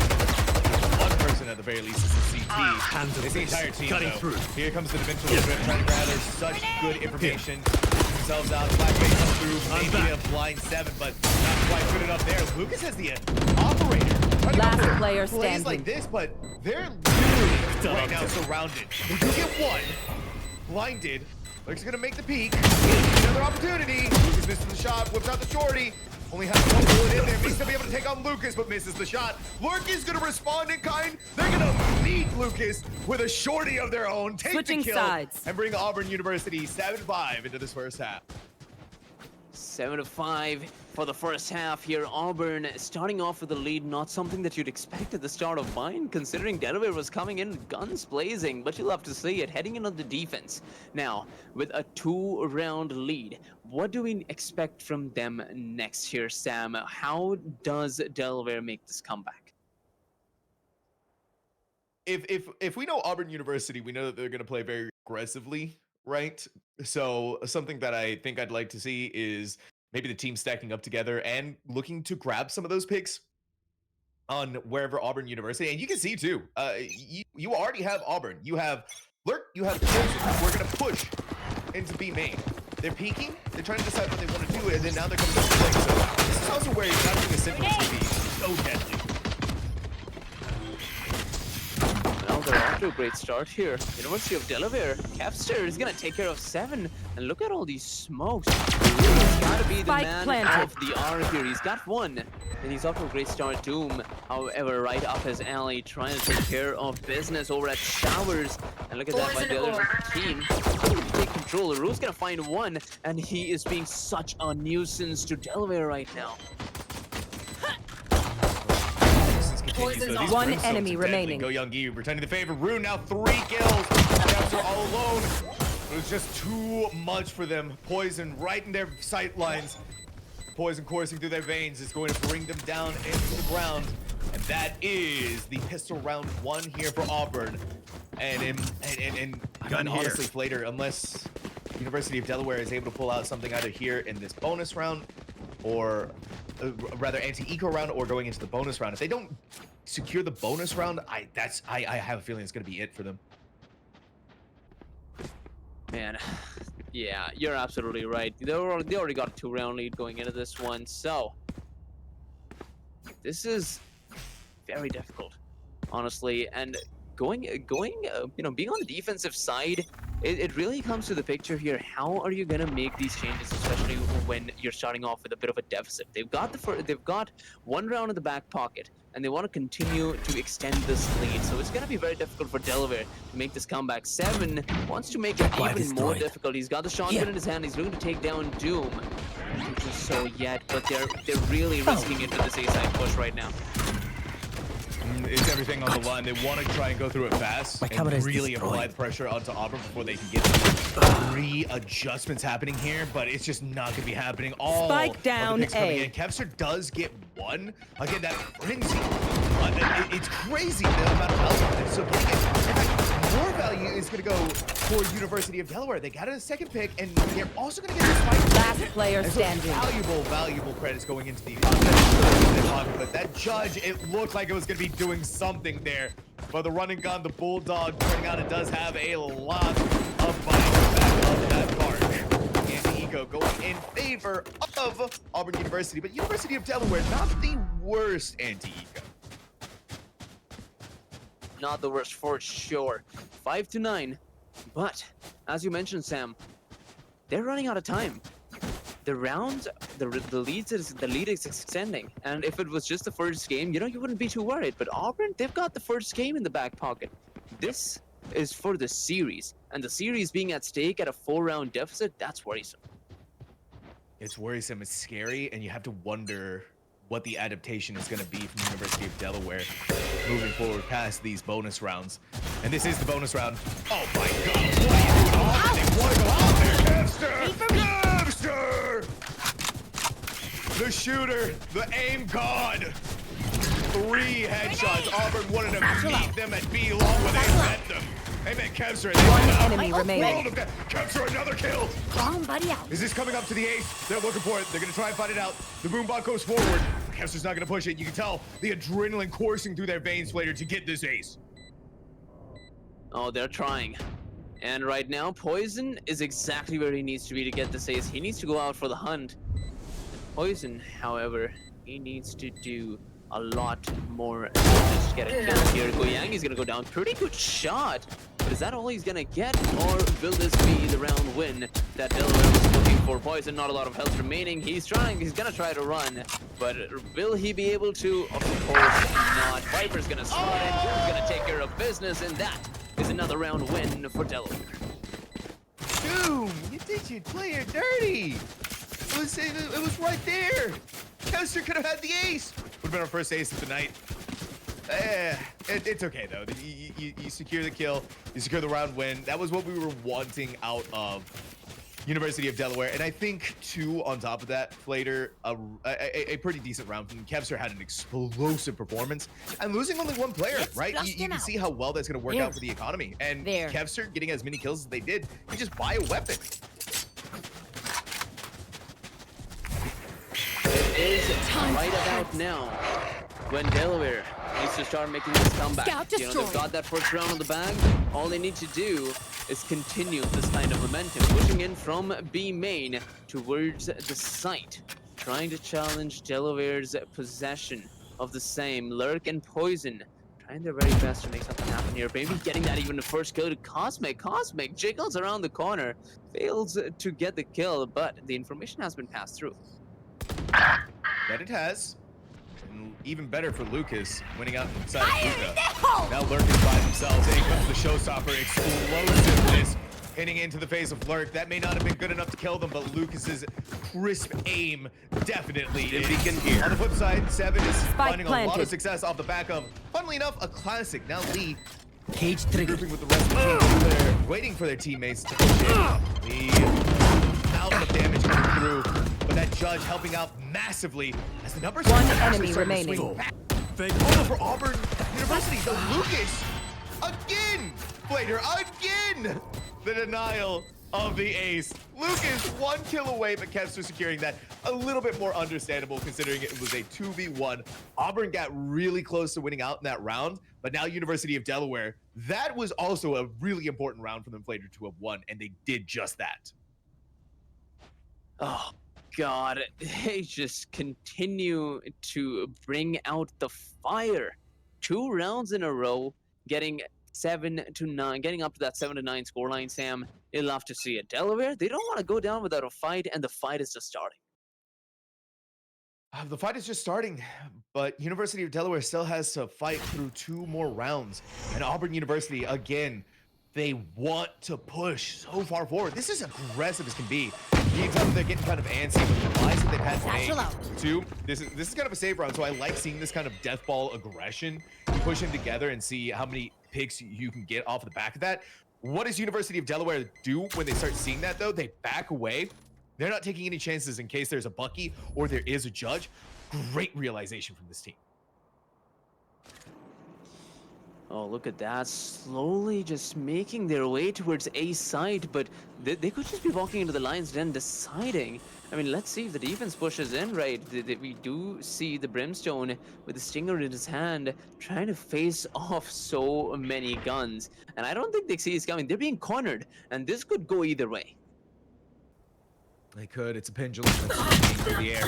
Poison thought they were being kind of sneaky, but they'll Sky's out. 30 seconds left. 7 throws down. My bottom throw. The showstopper, Lucas saving the orbital strike. There's 7. Thought it was clear. Thought it was safe. Thought someone would be dying to that. Lurk as Kempster sails through the air, puts him down with the sheriff. Now it's to 2v2. His time is running out. 14 seconds. Last player standing. But now Rue 10 seconds still left. using the stinger. Lucas Spike by himself, only down 37 HP. So dangerous for them too. They're running out of time. There's just no more left in this lead. Realizing the spike being planted right behind them. It's gonna put this round done here for Auburn University. Now 10 to 7, bring them into the double digits. That was amazing what Auburn just pulled off. Absolutely. So Auburn, try to stop this comeback. And what better way to corner your enemy into just one side of the map and unleashing so many ultimates in a small area. Nobody could survive that. Auburn doing a wonderful job and doing so, hitting double digits, heading into round number 18.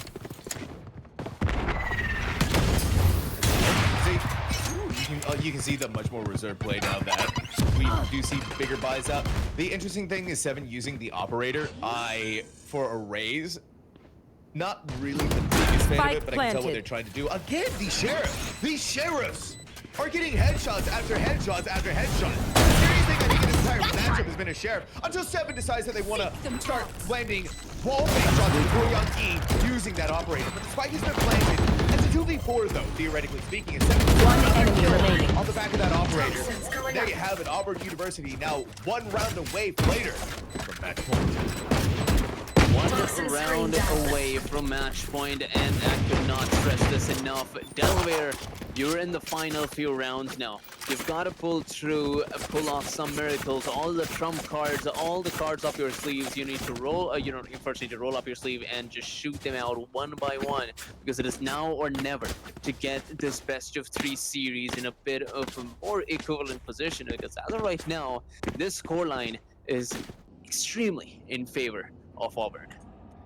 And they're forcing up. They're making these big buys. They do not want to lose this round. If they lose this round here, University of Delaware cannot make a full buy going into the pivotal match point.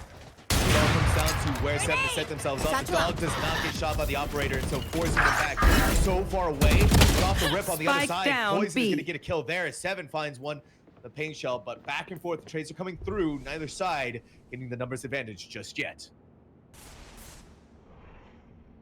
Bring the odds here with the trades coming in from both sides. We've got the Brim, the Rays, and the Cypher is holding on to this A site.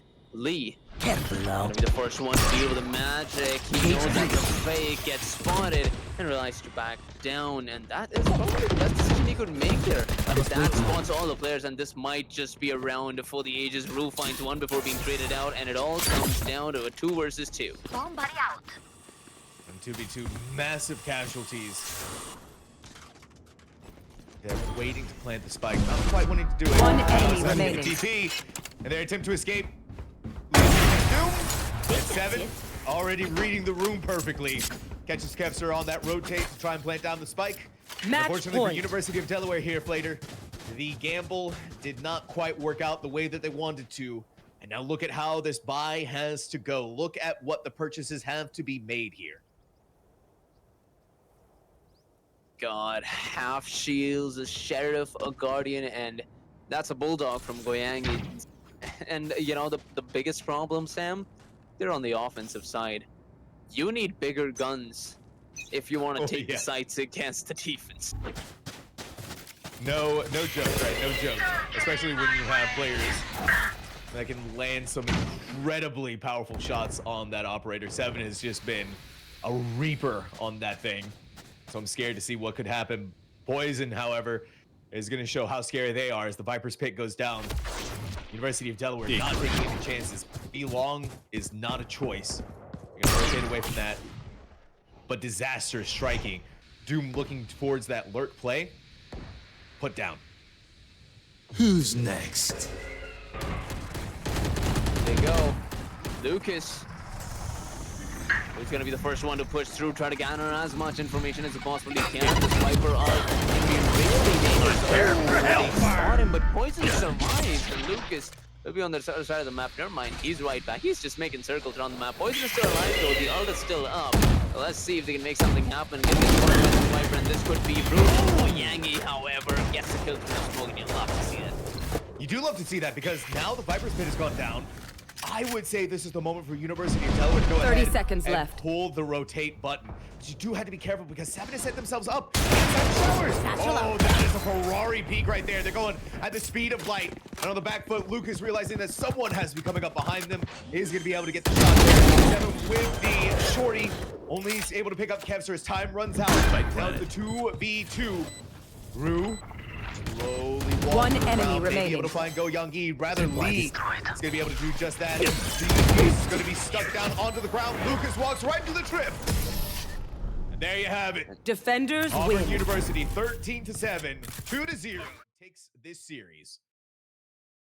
And what a wild ride that was in the second half. It's always Auburn, you know, shifting into the 9th gear when they enter the second half, and it is just domination to say the least. 7-13 is the scoreline. I mean, that's one way to end the series, right? Auburn, they're just basically telling everybody who's boss. They were basically telling everybody who's boss. But you do have to give it to University of Delaware, right? A lot of fight in this team. Oh. And it just comes down to, I think, moments where, yeah, they do kind of get caught off guard or they get picked off here and they're not able to patch up the bleeding because Auburn pretty much basically responds in kind with an equal trade in value. And so they never really were able to quite find that foothold. You saw brilliance from them, though, and you saw that they understood the playbook of Auburn University. That's just the unfortunate part is that Auburn University, mechanically speaking, and also team coordination wise as well, just played a little bit better than Delaware. But I think the fortunate thing is, even though we're looking at a 2-0 scoreline, is that University of Delaware were fighting and they were fighting very hard. It's just unfortunate that the Blue Hens just weren't able to find that win tonight as Auburn University continues that win streak they are going on. Absolutely. The streak continues for Auburn University going into week number 4. They get their 4th win. But that is not it for the day, Sam. I believe this might be the last series that you're casting for the day. And of course, it was a blast casting with you. But I do gotta mention, we've got a lot more Valorant action coming up. I'm excited for it, Sam. I hope you're enjoying your weekend. But you better have some popcorn and watch the rest of the series from the audience. Really. I absolutely believe that I am going to be, but of course we had to get all of that set up, so a short break. I won't be here, but Flater will. I hope that you all enjoy your games, and like I said, we'll be right back after this break.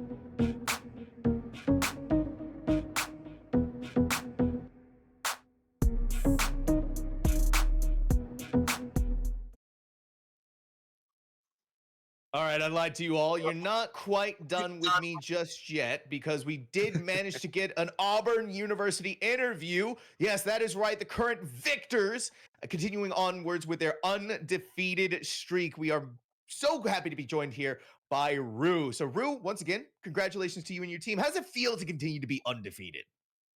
I mean, thank you for the congratulations. And I mean, it feels the same as every other week. I mean, we don't know what it's like to lose yet. So I want someone to change it. I want us to feel better. I want to win to feel good, actually. It's too easy. Oh my God! You love to see that kind of confidence, Sam. I really got to bring this up, Rue.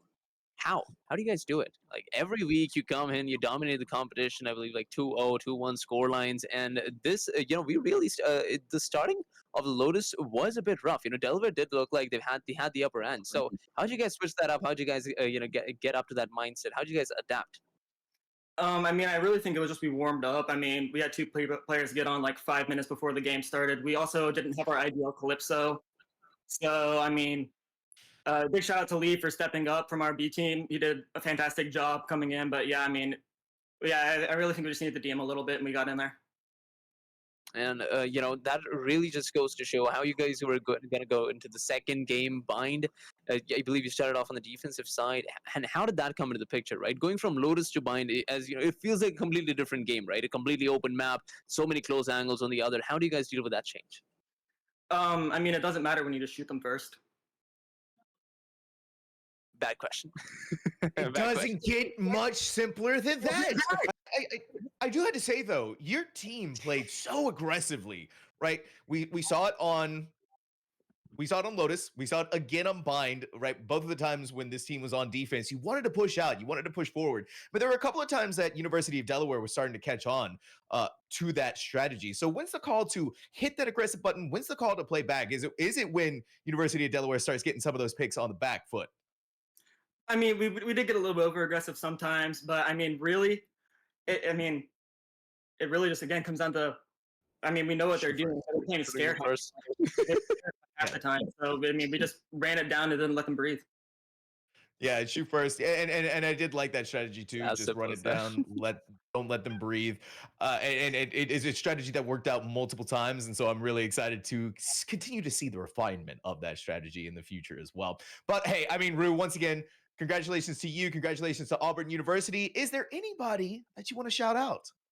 Again, big shout out to Lee for stepping up last minute to fill in for Calypso. Big shout out to Poison as well for taking the IGL role and doing a fantastic job to get us through this one map. And I mean, yeah, shout out to everyone else in this league for being someone for us to beat. There you go. I love it. The confidence oozing off of this is just it is chef's kiss. We're really excited though to see what Auburn University has cooking up left in the rest of the EGF season. Once again, this is only week 4, so there's a lot of trials and tribulations ahead. But I know that this team is going to meet it head on. We'll take care of it. Absolutely. And there we go. Thank you. Big thanks to Rue for joining us. And that is going to be it this time for real from myself at the very least, and Flater, who's going to be going on in the next streamed match. So once we come back from the break, we're going to have more EGFC Valorant action. So don't go anywhere.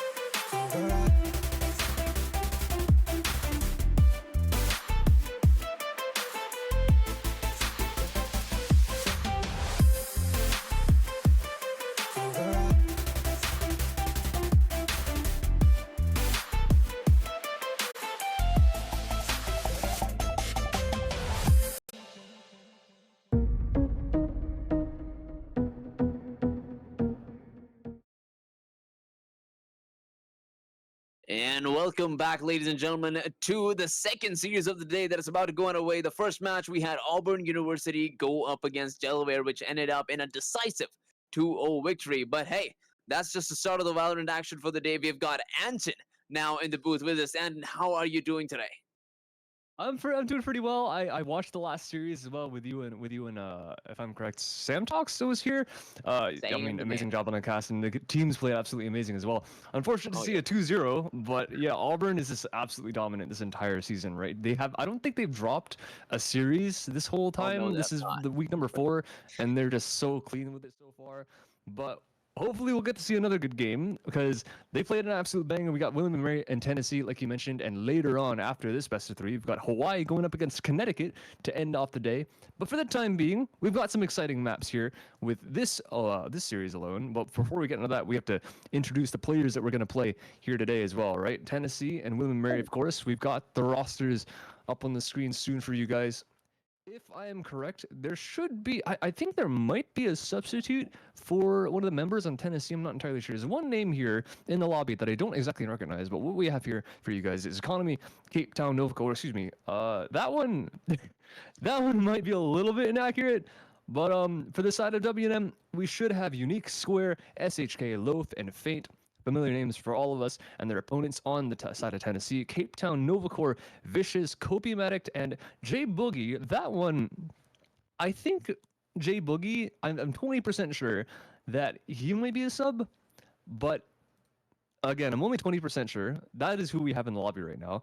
And for the maps, speaking of the game that we have on hand, we do have some nice stuff, at least in my opinion. First map is, of course, going to be Ascent. I don't think anyone's surprised about that. Bind, just like in the previous series. And if we get there, we're going to have a nice sunset to close it off. Oh boy, I don't think I've seen sunset in an EGF league in a long time. But hey, okay, you let me know what the chat feels like. But man, I have a bone to pick with this map. I went into this map thinking like, okay, you know what, this is some Counter-Strike vibes. I love it. But as soon as I've been playing it more and more, and just every other map that I play is like, I think I like the other ones better. Like I started liking Lotus more than Sunset, dude. Can you imagine?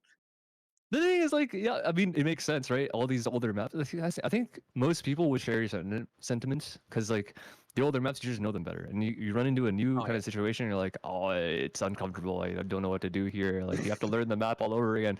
I get it. It's difficult. I'm not going to lie. Like, I don't like not knowing what to do, but at least personally for me, I think Sunset's one of the better additions that we've had so far. Like, I agree with you. Lotus, I think, everyone loves Lotus. It was crazy how fast teams adopted Lotus when Lotus first came out, and how how much of a positive reception that people had. I know like people like Sliggy initially were like really in love with the map, and even Sunset now. I like it. Like, dude, I've watched multiple different leagues play on it. I know it's been in show matches here in NA. China has played it seriously in a lot of off-season tournaments. And for those guys, I really enjoy the things that they're bringing out. They have stuff like Fade Phoenix every once in a while, which is something you don't see very often on most maps. But we're gonna get to that later. If maybe don't know. It's map number 3, so perhaps if this series is close, you might see that. But for the time being, we shouldn't see anything too egregious as we have Ascent first. But as I say that, we already have Cape Town hovering on the Gecko on the map of Ascent. God, you know what? Gecko, an amazing pick. Amazing pick. I've seen it being used on Ascent so many times, and I'm not surprised they're using it here. But Ascent, a map that basically is like the epitome of Valorant, right? You love to see the teams in action on a map like this. And I really want to know, between Ascent and Bind, where do you think either of these teams shine from their past records? I'm gonna Choose take a your look at the records agent. again. I think most teams in this series, most teams in the league itself are going to be just intrinsically good at Ascent, right? It's not going to be too much of a surprise for anyone to be decent or not decent at this map. It's just like it really is which team is more fundamentally sound, in my opinion. So just like everyone's going to be good on Ascent. For the side of W&M though, I think their history, at least so far in this season, has been a little bit unfortunate. It was a really one-sided game against Hawaii for Hawaii, so Hawaii, they didn't really get too much to show in that series. And then again, against Connecticut, I don't know if they got to an Ascent. I don't think they got to their Ascent. Ascent was map number 3, and they played a Sunset and they played a Lotus there. So we haven't gotten to see them very often. So it's like it's tell in this current iteration of these rosters, because like stuff changes in this game so fast. So stuff from like previous seasons might not be completely relevant for what we have now. But I think, given the history, it's hard to. I think Bind is going to be the more one-sided. You asked like which map would fit both teams more. I don't know if we can tell that, but I think that W&M would have a slight advantage on Bind, at least if we are. Again, we'll have to get there to see. But for the time being, this one, no Gecko. He was just teasing us, but I respect it anyways. It was a bit of a trick question. You know why? Because we went to the last map thinking that it's gonna be very one-sided, but Delaware put on a great show. So I want to see some randomness right here. Yes, stats can tell us a lot of things, but they cannot tell us how future games are gonna go. Which is exactly the case here. William and Mary starting off strong, Spike 2 versus 2, planted. but both of the One players do not have enemy any help remaining. to work with. Dave Boogie is gonna fill out another one. And Last player remains standing. Soa with some health. Classic. I think he's not gonna survive for much longer because the health is running out. It's Mr. Cape Town, LOL, taking the dump, taking the retake, and taking the first round for the defensive side. You mentioned randomness, and honestly, that pistol round, a little bit chaotic, right? You can see Tennessee and William Memory training down to 1 versus 1 at the end, and W&M just going for a fast A. They just don't manage to slow it down at all. They get into the site, and this is 1 for 1 pretty much everywhere on the site. Tennessee finally come back into it with the minor man advantage and the nice shock darts from Boogie as well. Double kill, pretty much back at the back half of Gen with the shocks, and he comes into this round with an Ares able to spray through the entire B wall. I think William and Mary are probably aware of this possibility, and they're not even opting for that. A single lurk towards this B with the KJ, and everyone else starting towards that A once again. Smoke in mid just to make sure they have some semblance of mid control. If Tennessee want to fight this at all, they have an option through Cat, but the KO still wants to stay safe with the knife there. He's gonna perhaps be spotted and back off a little bit. But everyone else is playing very, very patiently on the sites. They know they don't want to give a single weapon away to the side of W&M when they don't need to. And after getting that first round, they are playing very calm. Considering they've got the guns to work, they're playing very calm and collected. And you'd love to see it. Look at that, getting as much information as you possibly can before actually going for these fights.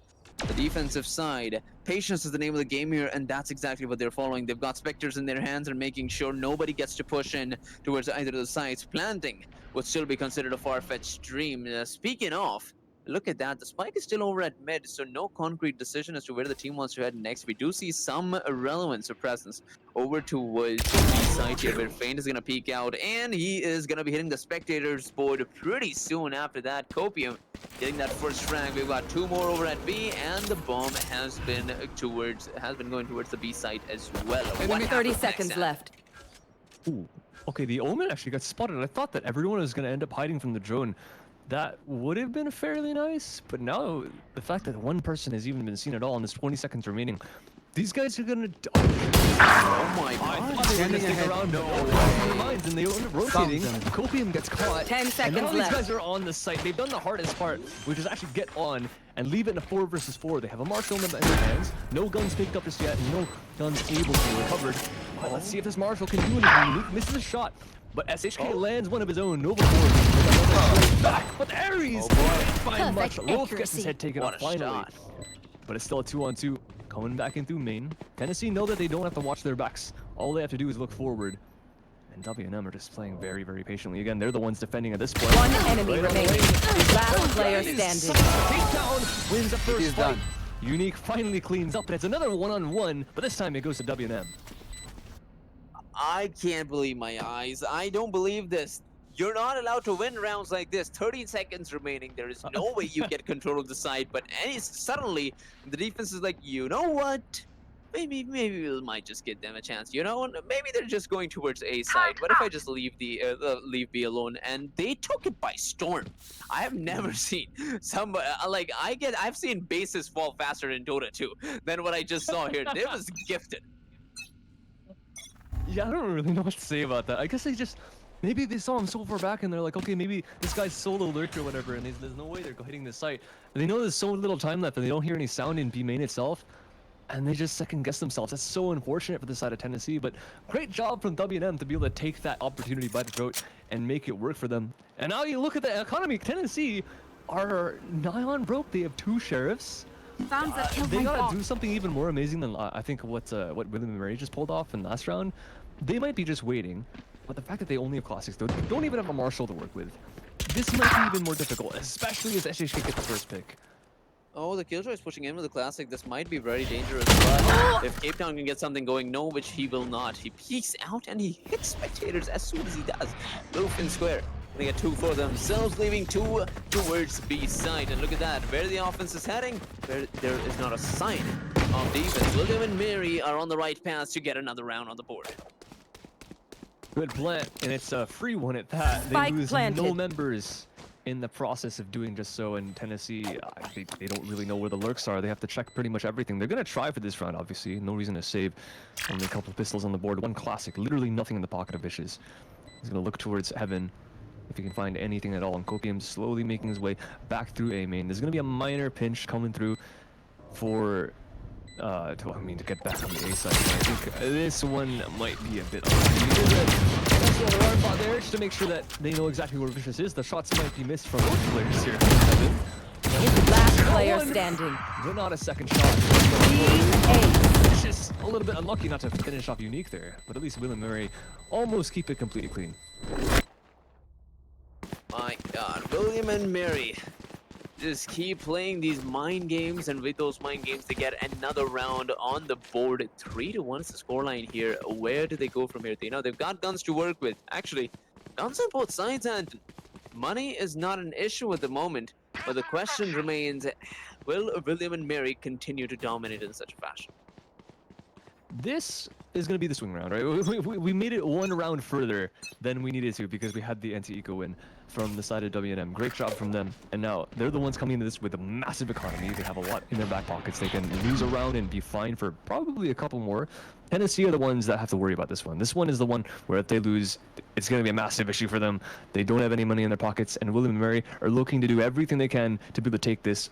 Orb picks up for Unique. He's going to back away from this A main after receiving his ultimate. And both him and SHK with their respective ults on the board. I don't think that SHK is going to need to pop this in this round, but they might be looking for some kind of B exec with this Hunter's Fury coming into this. The KJ has been keeping control of B main this entire time. The Omen and KO on the defense locking it down. And it's been no noise, right? The KJ has been lurking here basically the entire round. I don't think has tapped an orb or anything like that. No one else is close to their ults. So that's the only thing that's going to be crucial for Tennessee. The smoke's going to go down. Is this player going to be able to get anything towards Switch? The shots are missing. Copium goes down without a single kill. Oh my god, Copium. It's alright, we're gonna delete the WAD. We're gonna delete the WAD soon after. That was really unfortunate, but it's okay. Spike Does happen to planted. the best of us.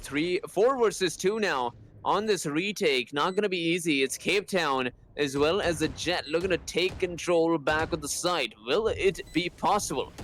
Doesn't seem like it right now because Anton, they've got 3 over at site. And in this position, Cape Town, they've got to check all these corners and try to survive. Loaf is gonna get the first one. Nova Core is doing everything on his own. He's got 2. Can he get another? Lofa's got no health to work with. The first smoke comes out. Time is running out, and that is the problem right now. Nova, no more dashes, no more smokes. Loaf's gonna take care of business, and that is William and Mary taking a 2-round lead. It was a great double kill coming out from Novacore to be able to at least get back onto the site, but William and Mary themselves, great flash coming out from Square to let his teammate act. And this is some really good stuff coming out from William and Mary. As soon as they win out that anti-eco, it doesn't look like they've even been faltering at this point. And Tennessee, that round might have been a little unlucky, I gotta admit. Not too often do you see any players of this caliber miss that many shots, but Copiumatic just he fell prey to the Vandal, right? You know, everyone understands that gun is not the most friendly to spray, and he full committed to that one inside Switch. So fair enough, stuff happens, right? We look forward and we forget about it. For now, Tennessee are the ones on the back foot yet again, but this time Novacore is an ult, and he was one of the ones that was able to make it kind of close last round, at least in terms of the 2-on-4. Now he pulls out the blades, is well, I say alone. No, he's got some assistance here. The KO is right next to him, and the Killjoy is even watching over tree with the utility to make sure they don't get shot in the back. So if everyone commits to this from WNM, this should be fairly decent on the defense for Tennessee, because there's no lurk, there's no nothing. The KJ is all the way on the other side of the map. He's going to come through Cat very, very late. But if WNM are just going to try for the Zigzag straight up. Nova with the knives. He's gonna get 2. Unique's finally gonna decommission him, but the damage is done. You need all these players before the entry towards the site. Feint is gonna try to even the odds. Even he has, but Jay Boogie is still alive. SHK, my god, he's running at 13 points of health. One shock dart, one flick of the wrist is gonna get a kill on him, but let's see if they can make something happen. It's a bit of stinger push from Jay Boogie. It's gonna get denied immediately from Unique, who's still alive with a lot of health remaining. Feint is gonna take care of business, and Feint has been the rocker boy for William and Mary. Coming in from this flank position, this defuse is not gonna be possible, not for the Sheriff, not with the Stinger. He's gonna get spotted out. Unique's gonna take care of his head, and that is William and Mary leading up by 3. Even up guns and up manpower, they play so safe, so disciplined coming out from WNM. Make that round look easy. It was a little bit contested, right? Novacore, again, like I mentioned, he had the blades. He was the one that made the previous round look close, and he got another double kill to open up this one. But there's so much you can ask from him, right? He got the 2. You're looking at so many people on your screen, you can't really get all those frags, like unless you're 10s or something like that. But if he was, might not be here today. But whatever the case, nice try from Novacore. Managed to keep him honest, and again, their money has been so nuts so far that it really doesn't matter what's been happening with the kills.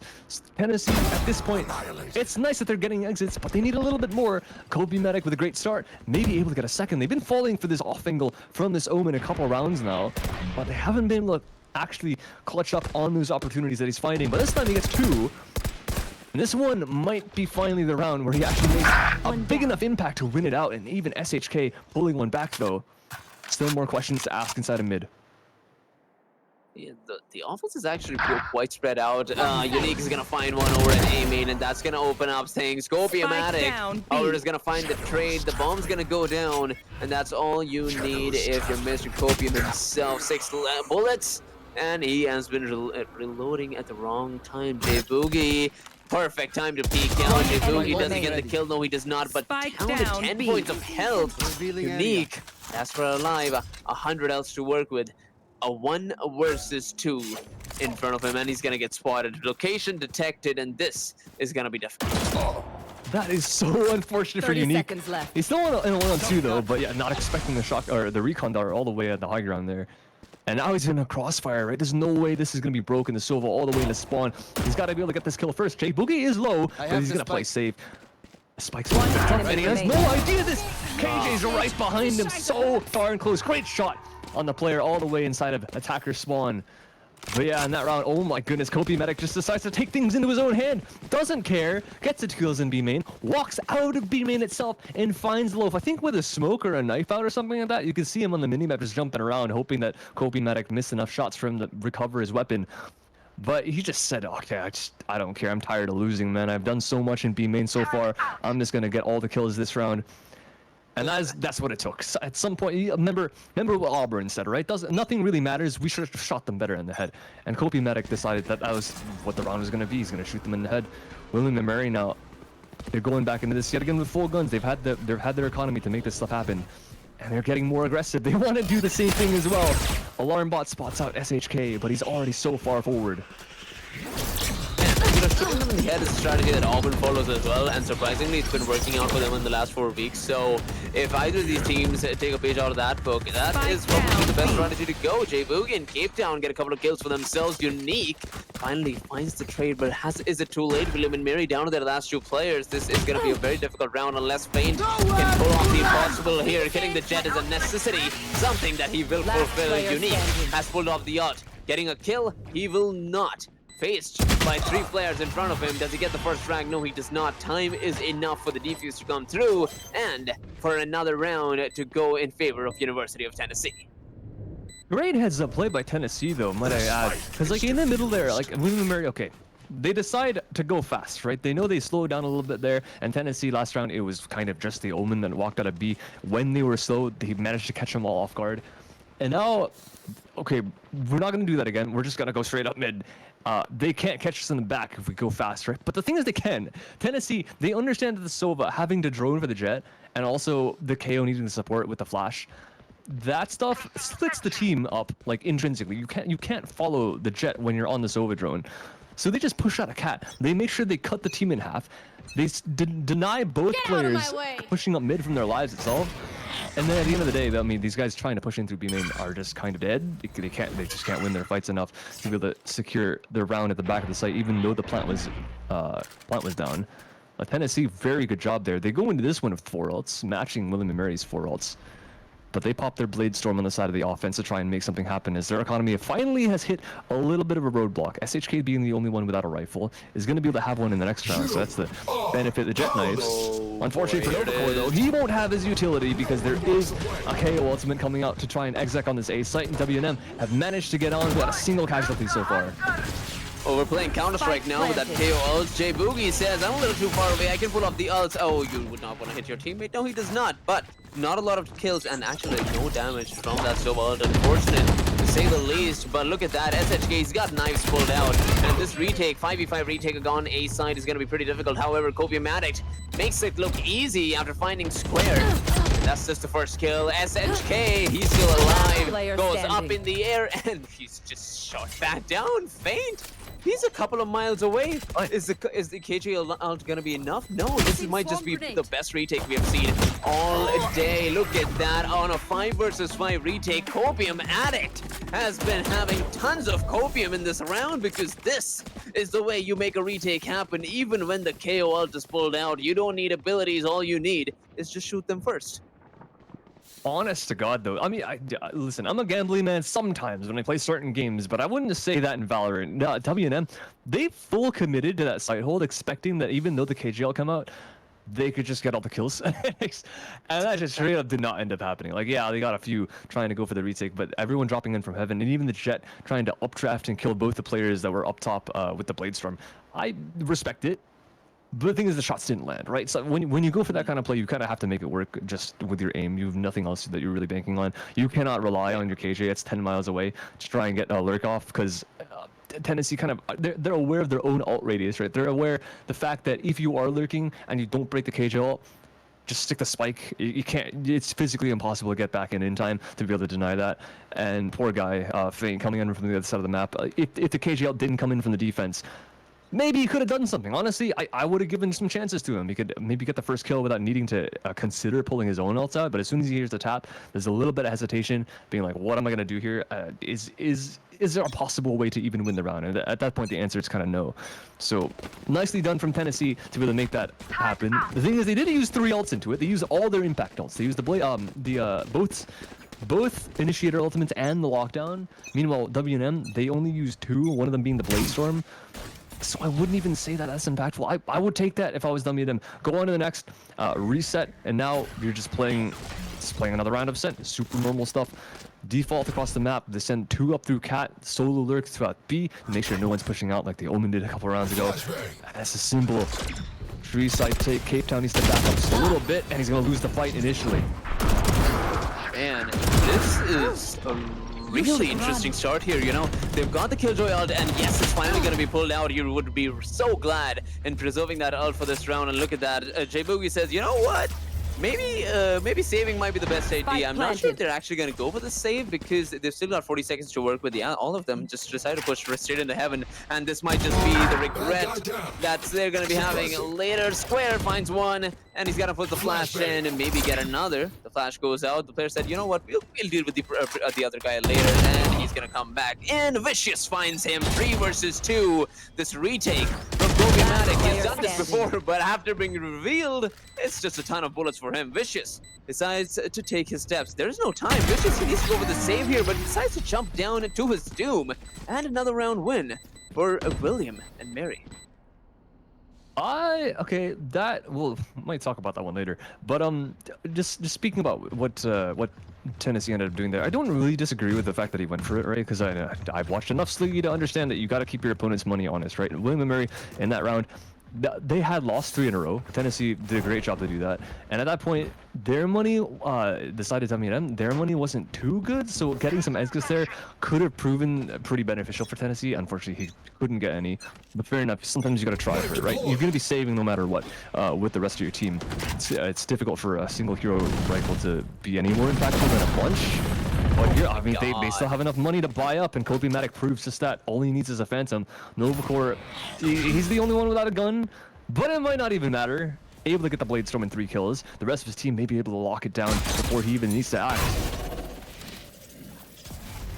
Good call from SHK not to push this quickly, as a Jet agent, you know, usually tend to do. So, wise decisions overall from William and Mary so far. Now deciding to push on towards mid, where would you look at that? More Killjoy utility waiting for him. SHK is like, bro, I'm done.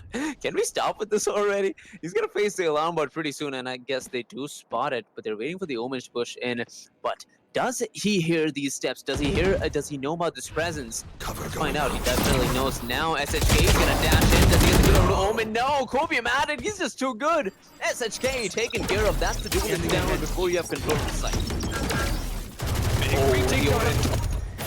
I don't actually think he hit anyone. I think the guy was safe inside a log, so thank goodness for that. But 30 seconds great left. dart, proving that Boogie knows how to planted. play his agent well enough. But there's a nasty little angle here in terms of market, but it doesn't matter because Vicious has a judge. He just picks up the weapon, recovers it to try and make the retake happen. 3-on-2. The other side of Tennessee, and Unique stuck in the corner. He's being spammed through the wall, but are they going to full commit to this? They've sprayed that corner quite a lot. I don't think they're going to expect this anytime soon. Wolf takes out one of his teammates at the back of the site though, and Unique can't get a single one. They still attack him, and Vicious comes back through, is so aware for all these positions, and he's able to get 30 to come back into this round. Tennessee up to 5 and tie it up again. Vicious! True to his name! Turns 90 degrees to take the other player, and he does it like it's nothing. This man has got 20 points of health to work with, and he's running in like he's the Terminator. How does he do it? I need this kind of confidence in my life. Sometimes you gotta just make things happen. You gotta put your foot down. That's what Kobe-Matic did round number 5, right? And that's what started the winning streak. And they lost one round of like, okay, who's gonna be the next one to do it? This time it's Vicious. He might not be at the top of the scoreboard, but he's working his way up there. Doubled his kills in that round. Might take a while for Tennessee to wake up, but maybe that was the warm-up. Maybe the first section of this half was honestly the warm-up for them. And now they have the guns to work with. They have the Odin on the side of J-Boogie. Inside of you, maybe this is gonna be a mistake. You're not gonna shoot it in time. What? That's unfortunate. He's gonna get flashed and he can't run away. Oh, he bonks his head on the wall, and Feint says, well, free kills for me. Perfect flashes from the KO is gonna get them the sight as well as 2 Spike players planted. already down from the defense. William and Mary off with a bang. Here in one of the last rounds, in the second last round of this first half, they've got side control, and the Odin is still shining brighter than anything else on this site. A retake is probably underway here. Vicious starts off strong with taking care of Faint. Nova Core wants to find one, which he will, but down to 10 points of health. The damage is done. Going for a save is not a bad option here. They've got side control, and they've got so much Last player left standing. to deal with. And oh, look at that, the economy's in the drains. Cape Town needs to go for the save, and that is another round for William and Mary. Oh, it's another one of the situations where you gotta ask, is the save honestly worth it? They're gonna have enough loss bonus to buy up their own rifles in the next round for this out of Tennessee. Square goes down. That one could be a bit of a problem because look at the money in this Last round. round It's in actually a the little bit half. worse for William and Mary somehow. They are not going to be able to full buy up rifles, if I'm correct. Square is going to be struggling. SHK just so as well. He's not got the blades from in this round, so they're going to be lacking a couple rifles on at least one player. There's going to be an Odin coming up from Unique. Square is going to be the only one suffering. Okay, Loaf is going to sell some of his utility to make sure Square can get a rifle. So there's going to be something lacking, right? No teleports for Loaf. He's not the biggest deal in the world. So they ended up scrounging up enough to make the buy happen. Tennessee, they have enough as well. So this is still going to be a contested round. The previous one, so lucky from WNM not to lose anything from that Odin spray. But are they going to find the same success this time? Because he's not playing beside the wall. They're not going to have the 2 free entries in the B site. In fact, they lose the first match. Oh my god, Cape Town. He's gonna find one with a molly as well and another kill before Square takes care of him. But the damage is done. William and Mary down to their 3 players. No more duelists remaining. Jet Spike is planted. dead. And that is the spike down. And on a retake, Can't use it's that. gonna be extremely hard to stop because Nova Core is still alive. He's got the ult to work with. Is suppressed for not too long. He's gonna pick up the Phantom. And here is the retake. The molly One been enemy pushed remaining. in. There's the first kill. Copiamatic's gonna find one. And Nova Care is gonna take care of everybody else on site. That's one way to end the first half with amazing retake to make it look so easy. University of Tennessee back on the equalizer. They honestly just start Switching pumping up the sides. volume, and they take it fast towards the second half of the half, and they manage to tie it up 6-6. Very nicely done. The only thing is, gotta remember, this is a sense. So this is WNM's favorite side, right? This is where they should be shining even more brightly than they were in the first half. They were very nice to be able to win out so many different rounds in a row. 4 right after they won the anti-eco. So this is honestly just great stuff from them all overall. I would be very happy with that half if I was William and Mary.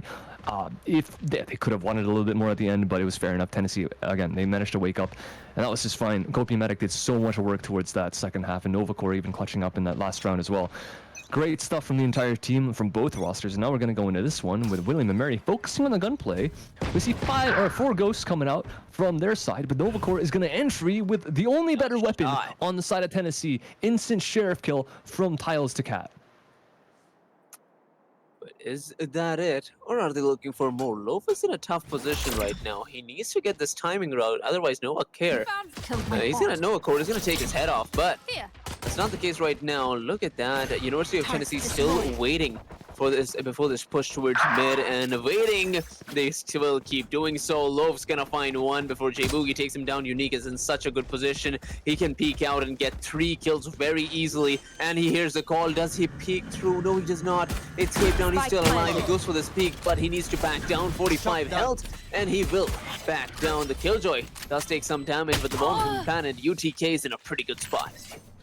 Catching in the back as well. Make sure that there's no flank happening. Everyone else is on the site.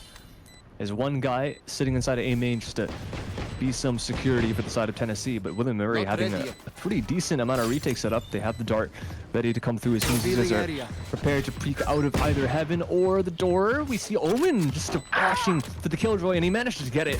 One player in main. Last player Boogie takes the standing. first peek, and Vicious claims the 2 kills. God. Nice bait setup coming out from Tennessee, and an amazing pistol round win coming for them in the second half. Bro, I need like instant replays for what Vicious does here because you know his actions are always like 5 or 7 second bursts of amazing aim, and it just works out perfectly well for him. He's sitting at 9-10, but that scoreline does not do justice as to how much he's been able to make, how much contribution that he's had for his team. Just getting the kills when he needs to. And of course, we got to keep talking about Copium Addict here, playing out of his mind, 14-9 on the scoreline here, playing better than the Duelist in the team. Not that the Duelist is doing a bad job. 11-12. On the other half, 6-7 remains the scoreline here. What do we expect from William and Mary next? I mean, this round they do have to save, but I mean, Loaf has a shotgun. He's got the shorty sitting inside the A dice. So technically, if Tennessee opts to actually hit this A site, it might do something. There's a possibility. He's probably gonna smoke himself on the site and make sure that he can go out with at least 1 kill, if not 2. But it doesn't look like that's where they're opting to end. They're defaulting pretty much everywhere right now, poking and prodding across the entire map. Dart's gonna come through, not spot Cape Town. They're gonna know the KJ's here just because there was a molly thrown out, but not really have any more answers. Right? Oh, that's a little bit disaster because he's not gonna find out anything from that knife. There's 2 people in mid right now. Fishing is all the way up into pizza. There is a spot, but the information about 1 is all they pretty much have. There's question marks laid out across the entire rest of the map, right? Inside A as well, everything gets popped. Now they finally know this Omen's made his way in because there was an alarm bot being triggered. That's a right click coming out. Fate almost catches Nova, but it's quite not enough. Wolf finally gets 1, but he's falling. Square with a trade back. Still have a chance. Man, but they don't got guns to work with anymore. Unique is gonna peek out some smoke, and he's gonna be making his maker pretty soon. Bulldog against a Classic. We all know how that's gonna go. SHK with just a Classic in his hand. That's all he can do. Maybe look to get a couple of kills. Maybe get one over to Cape Town because he's got no else to work with. But Cape Town, he doesn't want to peek anytime soon. He's gonna let the turret do the talking unless he slides a bit to the right, which it doesn't seem like he's gonna do. This should be another round for UTK and for them to get up to a 2-round lead. This time, William and Mary are not going to find the coin flips they need to be able to win out the round. There's a couple nice trades coming up from the players on the A site itself, like up in heaven. There was a nice sheriff shot. They do take out Cape Town. Yeah, he wants to finish it up, right? He wants to clean up all these kills. There is so many right-click dinks that happened inside Tree Cat. Oh yeah. That again, it's just the coin flip's not working in their favor, right? They land the first headshot, and the spam afterwards just doesn't manage to finish off the kill. If either one of those went differently, we might see a different round, but this is how the cookie crumbles. There's nothing you can do about it. This game, intrinsically, the right clicks itself are a little bit random, so you got like maybe the pistol round itself is quite calculated from both teams. Tennessee did a great job to win that one, but it is unlucky for WM. Now they finally have the guns. They have an Ares again on Unique. This instead of buying up an Odin, probably doesn't have enough for that one. But just wants a machine gun to be able to spam out anyone that might be inside of B main. And the only player so far is going to be the KJ. Nice dart shot, but they know that SHK is now stuck in this corner.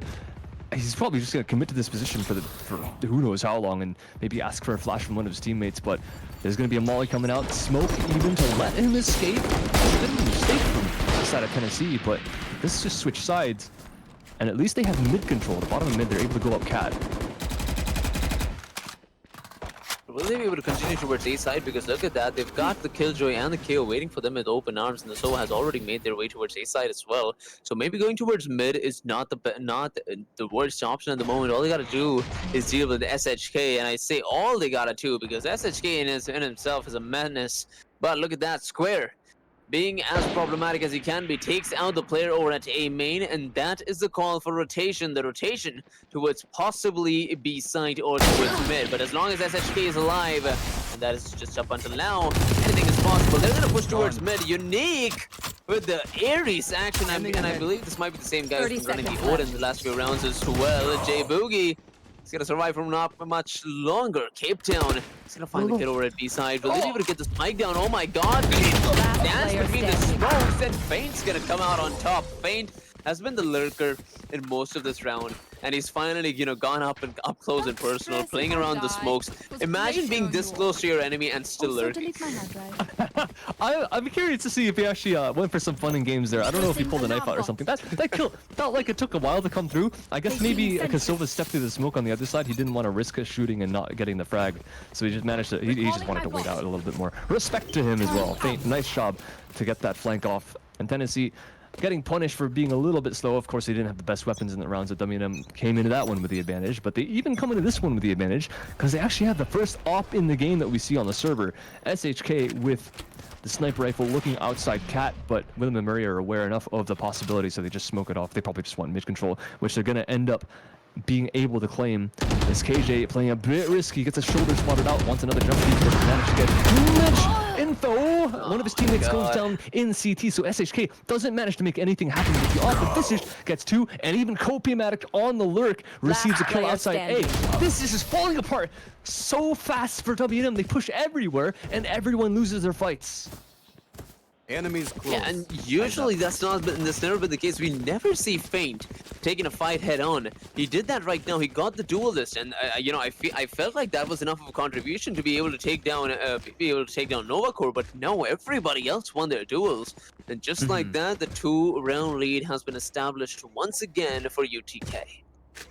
I think maybe William and Murray were they either got a bit complacent in that round, or they're like, okay, we lost a pick, we have to try and get something back. But that's one of the most fundamental things of Valorant, right? When on attack, you get some entry kills, you just kind of chill and wait for them to walk into you. William and Murray feeling the pressure even more. They want to go for a fast B main play, and it looks like the entire side of Tennessee is aware of this and ready for it. They take out SHK from that mid with the flash support, and the entire the offense of the defense has just been completely nullified. Jay Boogie, he's not got a lot of health to work with, and Anton in this position, wherever we've had a deep look at the scoreboard before, it's always been UTK up by 2 in the second half, right? How do they keep making it happen? You know, they've been following a pattern. Even if they lose rounds, they've got enough economy built up to take a 2-round lead, and they might be able to make it even 3 at the moment with the way they're playing. The defense is crumbling yet again, and to hit double digits, it's not a lot of work anymore. Only 1 man remaining. That is Unique with a classic on the bomb site itself, but for lasting against 5 players, it's not going to be easy. It's not going to be an easy task. It might just be an impossible task at the moment. A double-digit scoreline for UTK, as they are just about very close heading into the end game for this first round. Tennessee being very, very patient with these offensive rounds, and that's lovely to see as well. You asked the question, like, what are they doing to be able to do this? And I think they're just playing fundamentally well. William and Murray, I don't know what's going on in the second half. They're getting a little bit nervous, right? You see them pushing a lot for these kills. Obviously, in that round, you just got to throw a no pun intended, they got to throw a Hail Mary out there. They had no real weapons to work with other than SHK on the rifle. So they wanted to just try something, not much to lose.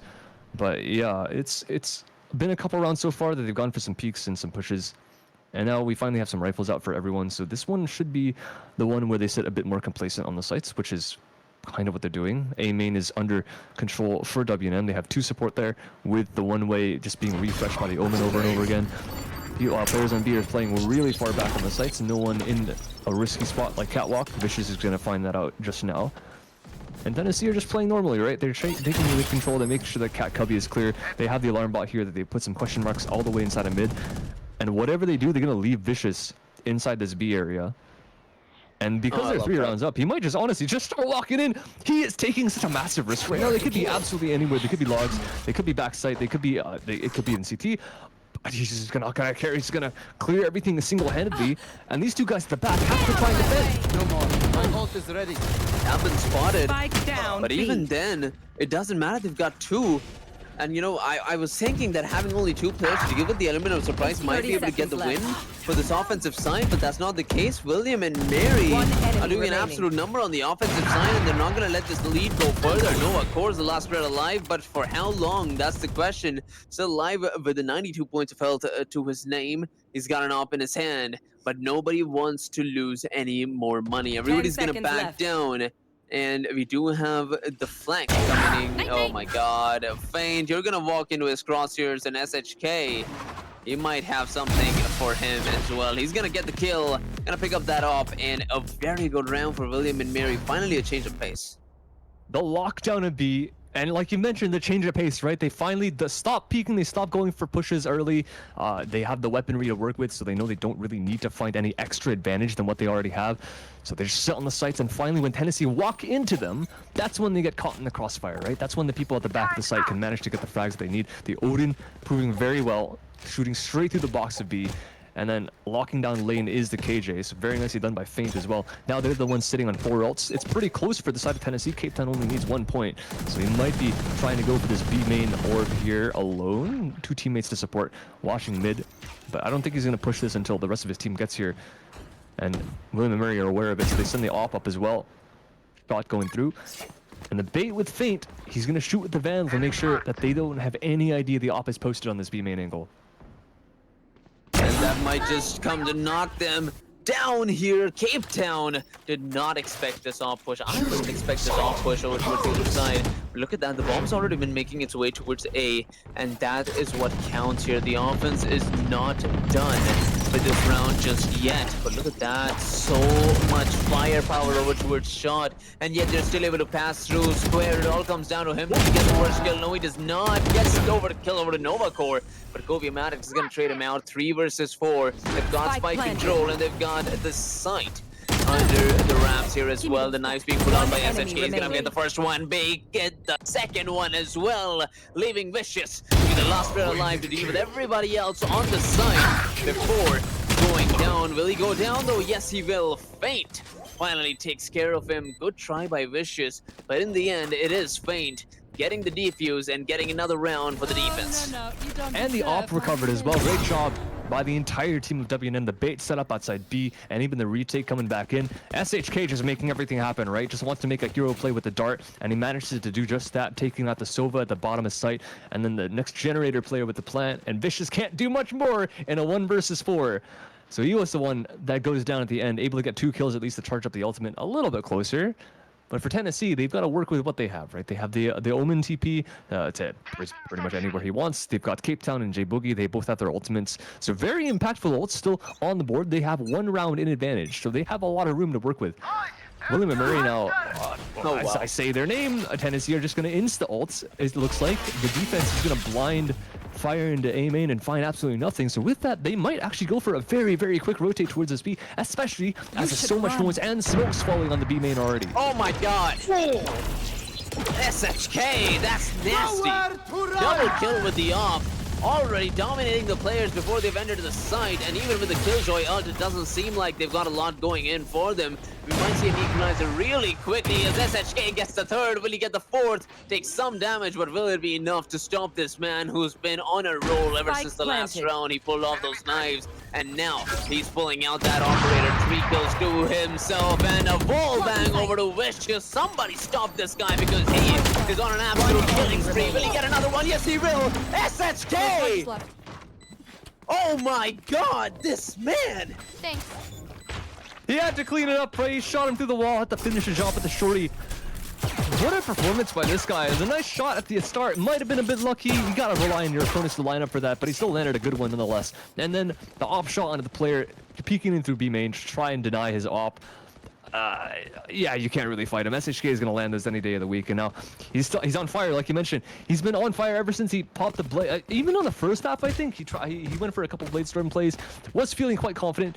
Tennessee ended up managing to shut him down at least towards the start, but now he's all awake.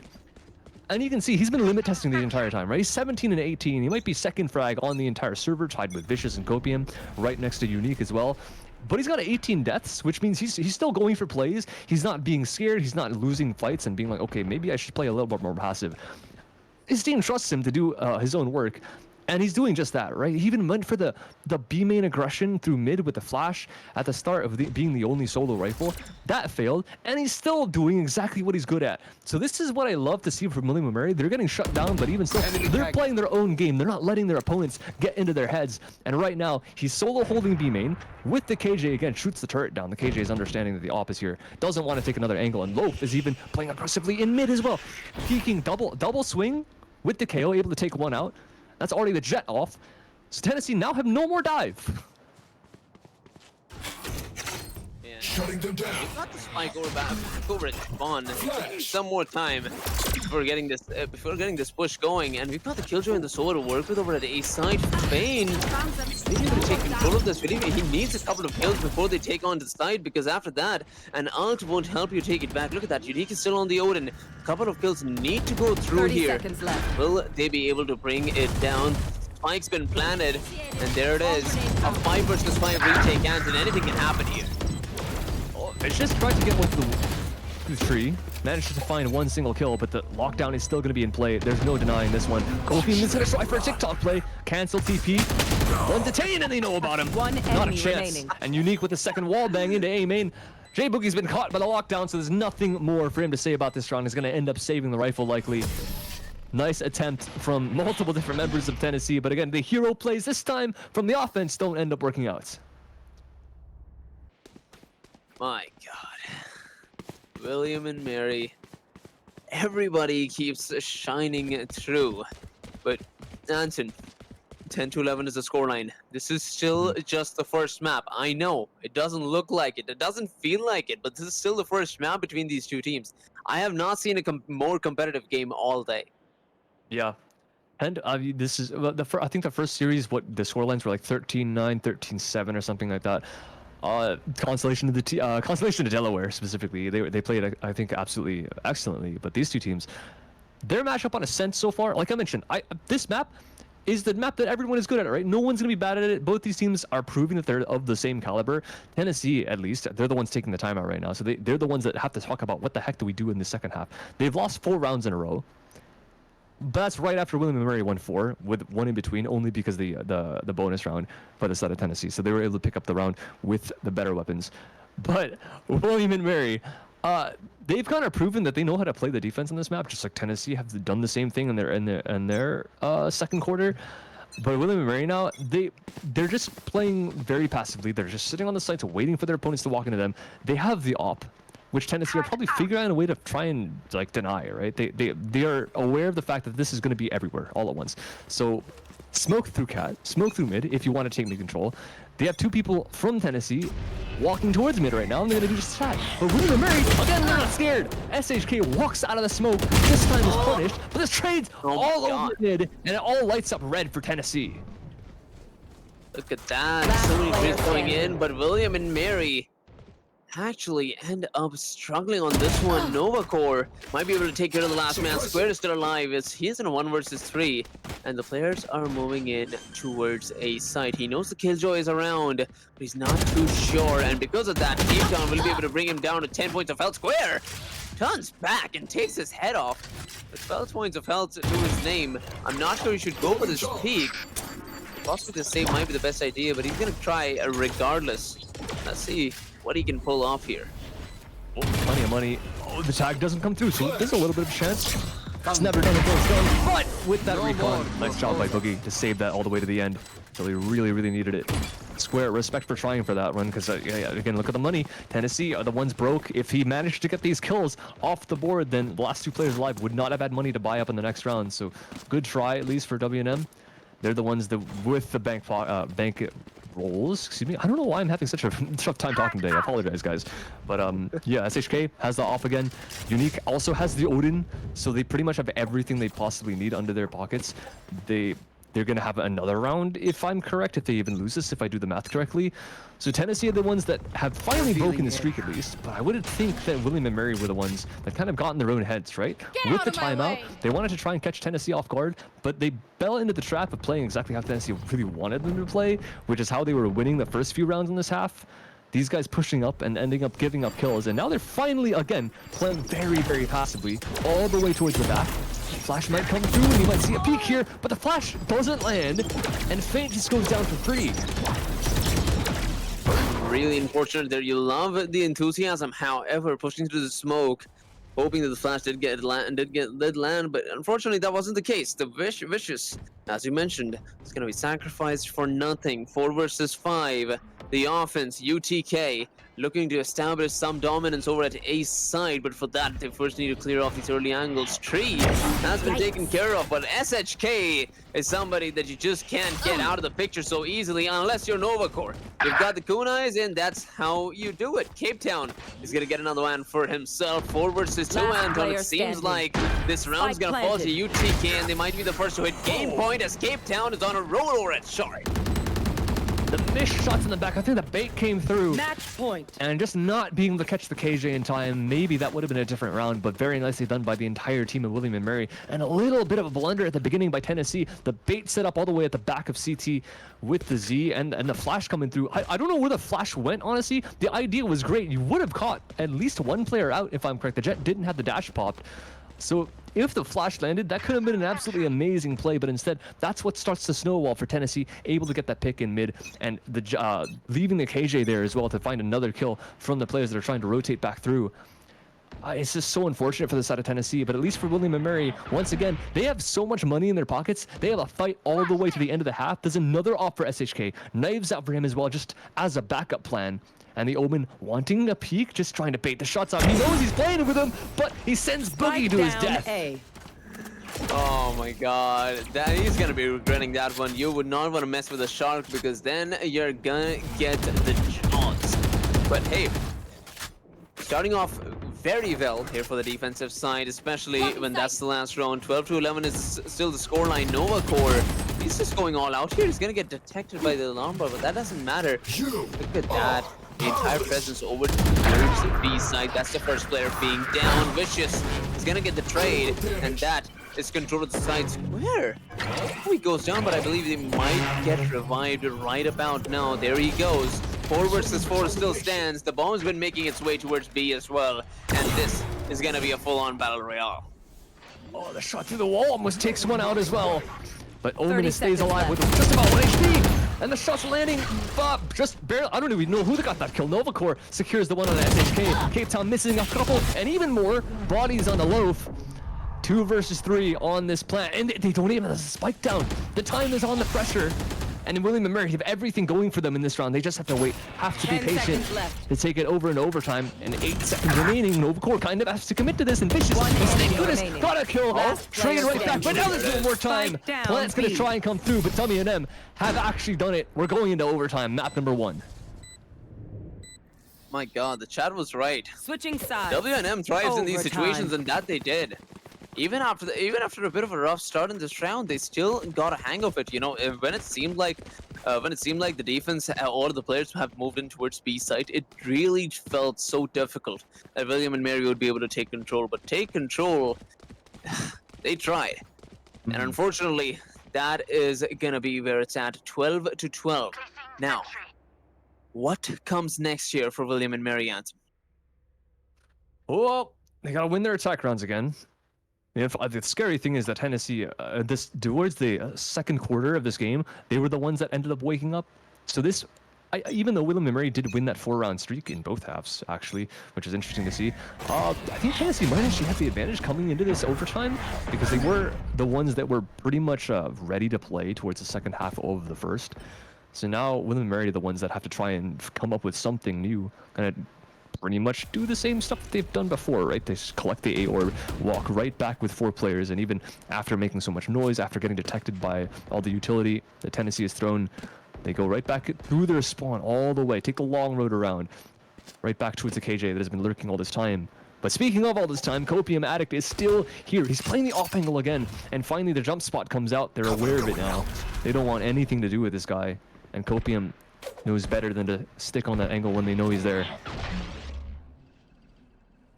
And look at that, the offense spread out across the map here. We do see William and Mary, 3 players over at B side trying to get that orb in. And the call's already been made. 1 over at mid, and Soa, Unique, holding on to this A main angle. Playing for picks is the name of the game here.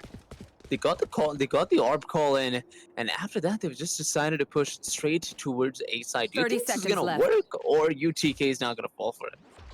Well, this is something they haven't done, right? They've done this specific strat, but then they've just hit B right afterwards, after a little bit. But with that smoke coming through, there's still 3 defenders here from Tennessee. How much is the flash going to do? Quite a lot. Nova Core can't go for the aggression this time. The smoke's going to come into heaven, though, and he might want to go in front of it. Not even just pushes right out of the grease smoke. Gets 1 kill, denies the plant for the time being. 6 seconds. They have to continue going for this. If they deny it one more time, then the round is over, but not quite.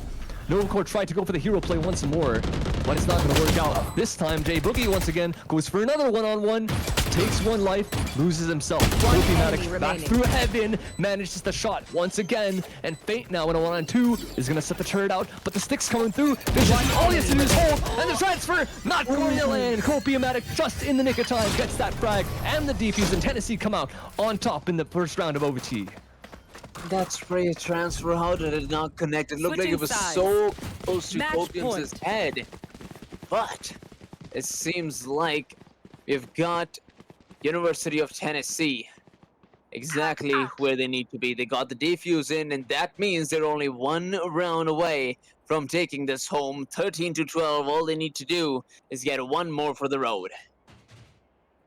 William and Murray, they definitely have a strat that they're going with on the defense. They're pretty much relying on this op to find some kind of success, and maybe the Odin as well. There's a lot of people towards this B, so it could be a little bit risky for Tennessee, but it should be all fine as they go back towards mid. But the one round they forget to smoke Cat is the round that SHK finds a pick all the way into tiles. Big mistake from Tennessee. But let's see if they can recover from it, because after that kill, they retake the space. They understand the Jet's going to reposition all the way through mid, but he gets a kill off of that. Not aware enough are the players on the catwalk, but they can get the kill. They make their way through tree, perhaps onto the A site, but they don't know what else is on the site itself. Loaf is actually taking control of A main. So I would say William and Murray actually have a very good position in this round, especially as they drop the spike inside and mid with Fate's aggression. What a way to end another round here in overtime. 13-13. It doesn't look like William and Mary want to go down that easily, and they're going to take us to overtime number 2. Anton, I think we're going to be here for a while. We might. It definitely is possible. Tennessee are finally changing it up as well. Novacore's bringing out the op. We haven't seen the op in Novacore's hand ever since he was on the offense side when William and Murray dropped the op one round on their defense. He just picked it up, but he hasn't bought one ever since. So now this is the first purchase of an op coming out from Tennessee's side. I'm curious to see where he's going to play. He's going to be on Cat. He's going to literally be doing what William and Murray did in the previous round. Are they going to fall for this? That's the question. Is there a smoke coming towards Catwalk? There is. Of course there is. And even the detection from the KO knife is going to find, I think, only the Jet. The KO is outside the radius when it pops. But they are going to have very nice mid control, sending the Sova drone up. Very standard stuff coming out from the attack of William and Mary in the second OT. And they're going very, very quickly through Pizza right now. There are two defenders.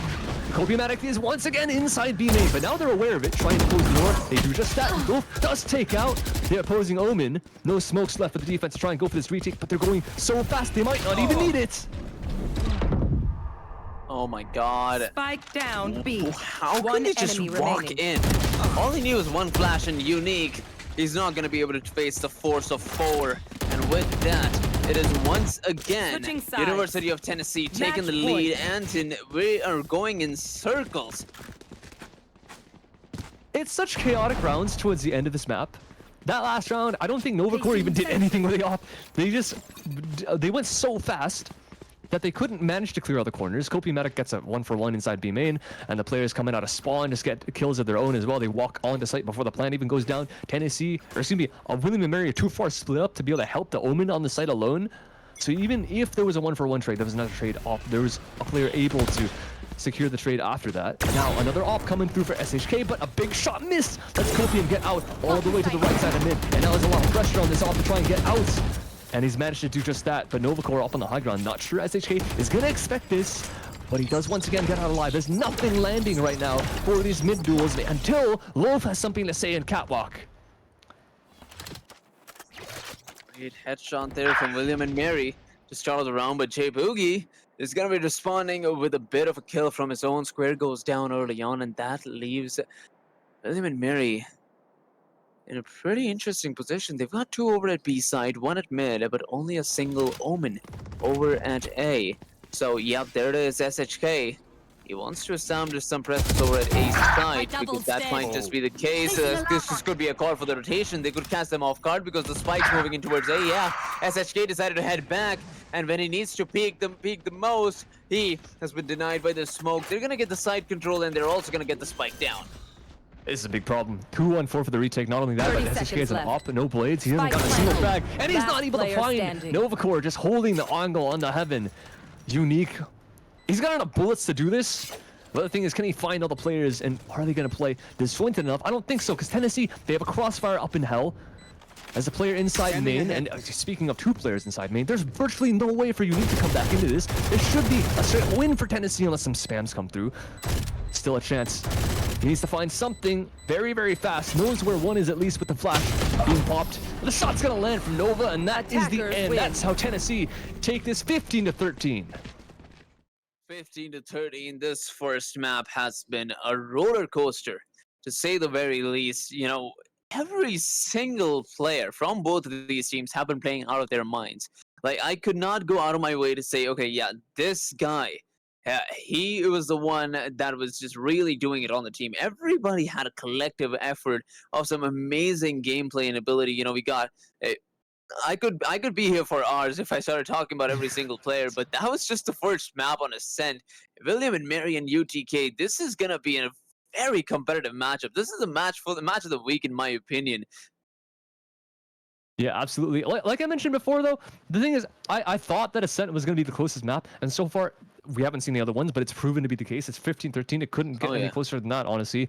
And both teams played exceptionally on it as well. I think Tennessee had some really good ideas in their attack to punish what William and Mary, I think the mistakes they were doing, right? Because a bunch of the rounds, like literally 4 rounds in a row on both halves, they come up with some really good strats. But William and Mary, they play very passive for 4 rounds in a row. And as soon as the timeout comes up from Tennessee, they go back to the style they were playing towards the start of the half, which wasn't really working for them. They go for pushes. They go for trying to catch Tennessee off guard. But as soon as they try and take these early round fights, that's when Tennessee just get the kills they need and manage to get the entries on the site. And even towards the end, when Tennessee were, I think, when W&M were ending up playing a little bit more slow because they understand what Tennessee was taking advantage of. At that point, Tennessee are good enough to just kind of snowball the rest of the half around and even into OT. When they managed to win the couple rounds in a row, right? All you need is 2. All you need is 1 on your weak side. And towards round number 27, that is, that's pretty much all it took. And even the entries coming on the last round as well. This no kills happening from W&M, even towards the start. And that is what really is scary towards the second map, because I think that one was the one that I mentioned. We're going on to blind after this break. But until we get there, I think W&M should have the minor advantage going to this map number 2. But we will have to see. We're going to let these players take a little bit of a break until we get there. And for you guys in the audience, thank you so much for watching. Don't go anywhere. We'll be right back.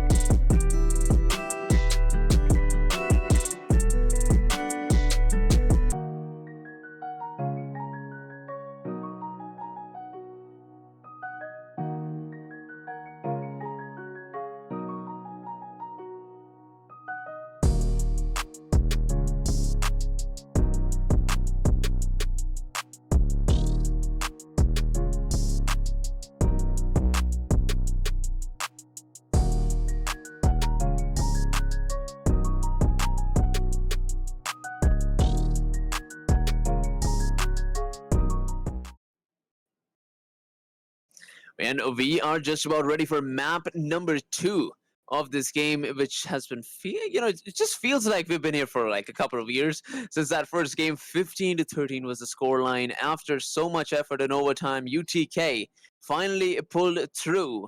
As you mentioned, those last few rounds were amazing from both sides, but UTK did come out on top, heading on over to Bind with a 1-game lead. How does William and Mary now fare up against this roster? I mean, it's going to be a mountain to climb to come back into this one, right? Because the first one is a barn burner. It was quite long for both teams. I don't know how good their stamina is at this point, but we're going to have a sunset after this one if William and Mary manage to win this map. And that one takes some mental fortitude, I think. So Tennessee want to close it out right away. They don't want to let this go to a potential map 3. They want to just take Bind and have a good night and just be able to go to bed early. But we'll have to see, because W&M, we know they're strong, right? We know they have, the players at least, are capable in terms of making things work. And even the composition, Bind is one of the maps that I don't think we've seen these two teams play once again, because we've had some map 3s potential for some of these teams. But definitely this composition in coming out from W&M is a little bit, it's quite far-fetched, right? You see some stuff that they bring out in teams such as Paper X. We see Forsaken on the Harbor and SHK still on the Brimstone, and perhaps even if you want to talk about Loud with their triple controller comp, it's definitely it's a potential, right? But you don't see the Harbor in that kind of composition. You see a Viper with the double sphere smokes. But they seem to be wanting to go a little bit of a hybrid. They want to try and replicate something that EG does with the Reyna, which they didn't actually manage to show up at Champs, but it was a possibility if they managed to go to Bind. And again, stuff like the Paper X Harbor, where we see Forsaken being very aggressive on the solo smokes, which is technically you leave the Brimstone as your main smoker, and the Harbor has a lot of freedom to just do whatever he wants, and also have secondary smokes if your team needs it, agent. and have the orb for very, very safe plants if they want to do that. So I would think, honestly, with the innovation with some of the copycat stuff and maybe some of the stuff they invent of their own accord, William and Mary should have a minor advantage going to this map. I said major before. This comp might be a little bit volatile with the fact that they have a Reyna as one of their duelists. And no Sentinel, mind you. So that is the only reason why I switched it up a little bit. Tennessee, they're going to have to play up against something that they might not be very used to, right? That's the only thing about it. Probably see a lot of Reynas in ranked. But Harbors on this map, a little bit less common. So we'll have to see how they manage to go up against what William and Mary have to bring out. I think it's not a bad alternative against Viper. I think there's some real use to it, especially when you want to get those spikes down, get control as quickly as possible. So it really it makes sense to have Harbor to have a little bit of a change of pace. What I do want to ask you about is the choice between the Cypher or the Killjoy when you're on the defensive side. Which one would you pick? I think most people would definitely say the Killjoy is very weak on this map. Me personally, I don't think she's like that bad. Maybe that's why I'm not playing these teams right now. I would run the Cypher over the KJ. Like, if I was playing and I was on a team, or if I was a coach or something, I would run the Cypher. Like, he's just so valuable. You've got so many places where you can just put nerdy trips, like outside A, for example. Like, literally where he's just done this right now, across the TP.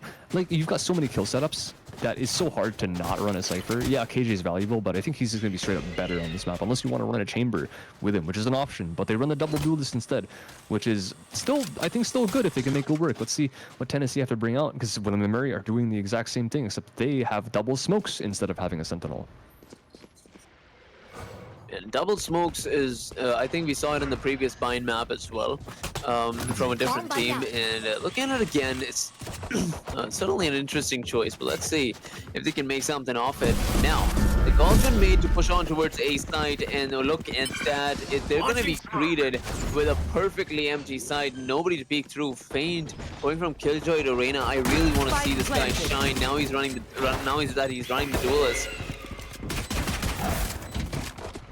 There are a couple roll switches across this team, with one of the duelists going on the smoke. SHK is now on the brim. And William and Mary, they managed to lose the first man and the second. SHK can't find as much success on this pick as he did before. Square trades one back, but there is a tap on the spike, which means there's pressure on the defense. Oh my god! Well, so far, Square lands the shots, and Unique even cleans them up. Cage triggered. Loaf now securing that final kill, and Cape Town trying to pressure even more. Another tap on the spike with the cage down. Square needing to peek it, checks to see that he's off, but now the time is ticking so low, there should be no way for Cape Town to end up winning this round, and even the flash going through, he's going to try and escape, but he wants to go down with the spike here. Square is even going to fall. One escapee, being Loaf, is going to keep his life on the next round. Doesn't really matter. No one has armor in that one, but William and Mary with a beautiful attack round, starting out outside B, getting the orb, rotating back through A, and getting all the kills they need. Tennessee not having the greatest setup in the world, but William and Mary are the ones that ended up breaking into A site and making it work for them. Yeah, that was a great start, honestly. You know, even after some of the early duelists going down, having the ability to just play from far away, using the frenzy as a harbor and managing to put in so much damage, that was kind of like the highlight for me. But everybody else did a great job in just making sure that the spike was not even messed with, let alone be defused. So William and Mary off to a great start here on the offensive side. Hey, it's all right. I do that every day. Yeah, same. Actually, I've run into so many of those. It's hard to aim your skybirds, you know? It's not the easiest agent to play. But respect for all the sky mains out there. We love you. Or picked up Square is the one stacking the ult points, actually. Which is curious to me, because like SHK was the first one to claim the ult orb from Long B. And then when they went over to Showers, it was Square to pick up the orb from Showers. And now with 2 kills, with the orb pickup in this round, he's actually pretty close to an ultimate. SHK gets one closer of his own accord with that frag into Hookah. And that's the one player that's defending the B site. No one else is there. He's literally just strolled on through Hookah, is trying to clear out the rest of the site, but no one's there for him to clear. So they have a free spike plant with the closest defender being Vicious. Not going to have anything to say about this. No molly in hand, only one smoke to have anything to do with, and even Feint catching a lurk in through A, faking the door open, and he's going to jump right through. Yeah, oh my Cookie God, taking the bait. What a play. You just, you know, open up the door and then went right back Down.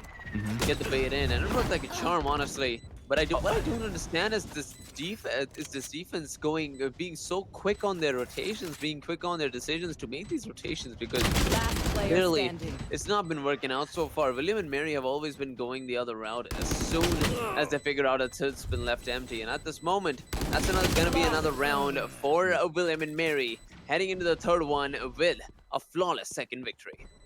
Nice try at the end there from Cape Town as well, even landing the shots, the headshots, couple headshots, but not enough damage to be able to eliminate, if I'm correct, Square towards the back. And Square might have wanted another one, but that was just fine. He's got 5 on the board, no deaths so far, has been playing flawlessly, literally flawlessly, and is only 1 off the showstopper. So since they've been actually stacking the orbs on the Rays, I would expect them to have some plan into this round with the showstopper, especially as they have a lower buy. That might be what lets them have some kind of win condition. But as I say that, he's not even close to Long B. They're not even trying to get an orb for him. He's down short A with the harbor wall, maybe trying to break some utility here.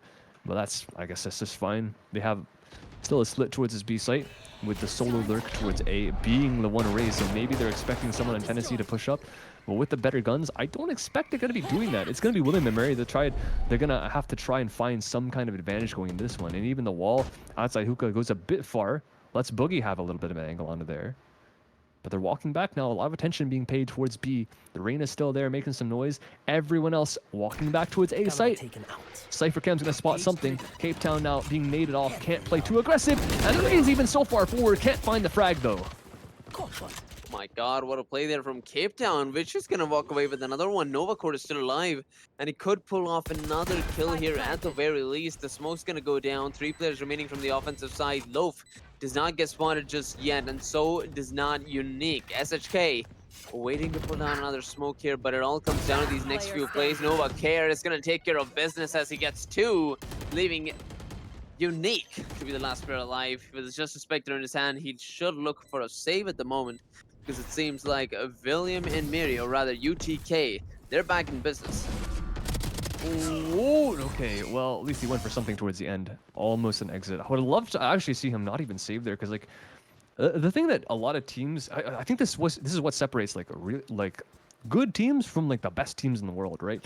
Because I mean, admittedly, sometimes you see the best teams in the world make this mistake as well. But if you look at the money there, what William and Mary had in their pocket, they had all the money in the world. They were each sitting at about 3 to 4K. Tennessee, everyone was at like 100. So every single kill you get in that instance is one more rifle that they're not going to have in the next round. Cape Town being the only one that died is going to have a Bulldog. But if you went for a little bit more, maybe you could have broken their economy a little bit further and have a better chance into this round. But this time Square is going to have the showstopper with the shotgun. Judge going through. He's going to pop the rocket. Is he going to be able to find a kill? He's got his back turned to showers, and they didn't end up clearing it, so he's going to lose a life from there. And even Boogie, sitting in the corner, is going to claim a second life from the same position. Big problems now for William and Mary, but the triple teleport and the Cypher, having already left the B site, is going to make his way back in the nick of time to be able to catch them off guard. And even the kill trip, not quite finding success for Cape Town, but he's still back here. Can he find a frag? He's got Novacore to help him out, and he's going to find one at the back anyways. Only one remaining, and that is Unique. With a spike in his hand and an ambition to win the round, he's not going to get none. And that is the equalizer for UTK here in the first 4 rounds of the first half. Close stuff. But the side of the Tennessee just playing so passively and waiting for their opponents to walk in their crosshairs. William and Murray not aware that they just didn't clear showers. It's a little bit simple there, but yeah, I guess they just forgot it. And the Square just didn't consider that anyone would be going for an aggressive peek there. They thought they would be hiding maybe inside like one of the corners inside of showers, which they were. There were 2 people there. One of them having gotten out and leaving, I think it was it was leaving Boogie in the corner and catching their Reyna. And just a little bit of a blunder coming out from William and Mary. Now this time, they're the ones on the low buy. They're the ones with 4 sheriffs, and Tennessee are the ones having a lot in their bank to play with in the next rounds. And being on the defensive side, that adds up significantly. Okay, so SHK usually when the nades show up in front of me, I run to the other side, but I'm not sure what the strategy was there. It could have been high-level play that I'm missing out. I'm just joking. It happens. SHK. He's on the pistol round. He maybe decided, you know what, I'm just going to watch the game instead. Oh my god, Noah Core. Square goes down very early on in this round, and that just leaves Loaf, Unique, and Faint to try and get the side control. Will they be able to do something? Let's find out. Loaf, they're going to push in first. Nobody wants to peek Nova Core just now, and time is running out. Copiumatic has decided to push into the enemy lines, take care of business, leaving 2 players to be the last few to make this attempt at B. Oh, deja vu a little bit there. Outside of showers. I've seen that before on the Omen, mind you. Oh, okay, nice shots from Loaf. Doesn't want to go down without a fight, but he's been cornered. Too many angles to worry about. And that was a... Novacore knows, yeah, that's a bit of a stunner. That's all they got, though. William and Mary only able to take 1 gun off the board, and Tennessee are looking pretty in terms of their economy. Everyone's got all the money in their pockets, and Novacore didn't see this in the last half, all right? He finally pulled that one off in overtime on Ascent, but this time it's round number 6, and finally we have Novacore, early operator on the board. Copiumatic at 7 grand is going to be able to buy up that sniper rifle for his teammate. And with the blades in his pocket as well, is going to have a backup plan just in case they go fast onto him. William and Mary now with rifles, half armor everywhere, a couple ults. He's got Unique with the Harbor ult, as well as SHK with the Orbital Strike if they want to use that into this one. But they do drive the op off very, very quickly with the flash. Back to the site he goes. Maybe able to catch something inside of Hookah though. Oh, shot early, missed. Smoke's going to be pulled out. I'm not sure if that's going to be useful, as they could have tried to get a couple more kills, but the call's been made, and they're still looking to push towards B side. Never mind, I lied. Now they've been making their way towards A, but they've still got players waiting for them with open arms, and this time it's Vicious. We've already seen Vicious and what he can do with his aiming ability. It's all about the timing here. Square might be the first player to push through, but will he be the first to actually get a few kills going? Double satchel in, straight through U-Haul again, but shoulder spotted! Not going deep enough. A little bit of a whiff on the movement there by Square. Lands him the kill right into Vicious's hands. Dropping the spike! He didn't want to plant. Faint had no business with there. He's like, alright, dude, listen, I'm the duelist. I gotta get the kills, man. I gotta be the one watching for your cover. But instead, with that drop, getting caught with just nothing in his hands for just a short little bit might be one of the things that loses them the round. Unique, as well as Vicious trying to, SHK trying to pull something back. This guy's in spawn. He's on the widest flank possible, but this operator is looking all the way towards their angle. Don't think he's able to find anything in this case. Yeah, all he's gonna find is the tail end of the scope of the battle from the operator. Another kill for Nova Core and another round for UTK as they're at the 2-round lead now in the first half. And while being on the defensive side, you need as many rounds as you can get. UTK is finally in business. Yeah, hey, okay. So something to point out. Even something. I'm not. Oh God, I can't believe I did that. I genuinely did not mean to make that pun again. But something did start off very slow when he was playing the Reyna on Bind. So it's fair enough, right? Sometimes you have very slow starts. Towards the end, I'm expecting Feint to wake up quite a little bit. But so far, he has not had the best performance on this agent. It's not looking very good. 0 and 5. And William and Mary have not had too much success past the pistol and the anti-eco. So hopefully we can get a little bit more action coming in this. But he's not finding any luck so far, right? He's getting literally so caught out in so many situations. And even the kill trip, man. What are you gonna do? You don't have anything to end up breaking this stuff other than the raise name, and he's not even in the right position. Vicious is gonna take these frags from the back of the site.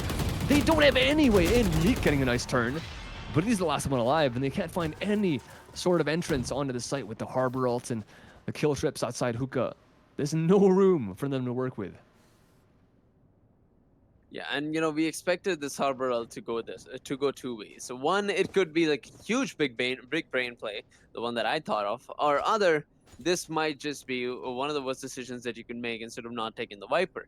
And I'm still somewhere in the middle for that, but as of right now, I'm leaning a little more so towards the latter half because this has been a bit of a domination coming in from the defensive side. UTK has taken up 3 or 4 rounds in a row. Well, as a timeout, it's gotta be so difficult to talk about what's going wrong exactly with these rounds, because like what is going wrong, right? It's not just one thing. It's a lot of different things being compounded on one another to make to give Tennessee so much success in all these rounds. Because again, kill trip happening, spray through the smoke if I'm correct from Vicious, and also at the end there, like you're already down manpower. You're trying to brute force your way on the site. The harbor ult's not catching anyone. The one strength of the harbor ult is punishing teams that play together, and they just weren't really together from Tennessee. They were all just winning their individual gunfights in many different places. Crossfire from elbow to from spawn, from everywhere. So that didn't really prove too beneficial. It does clear the site, but you kind of already know that no one's there at that point. What you died from is spawn and elbow itself. So now we come into this one, no guns.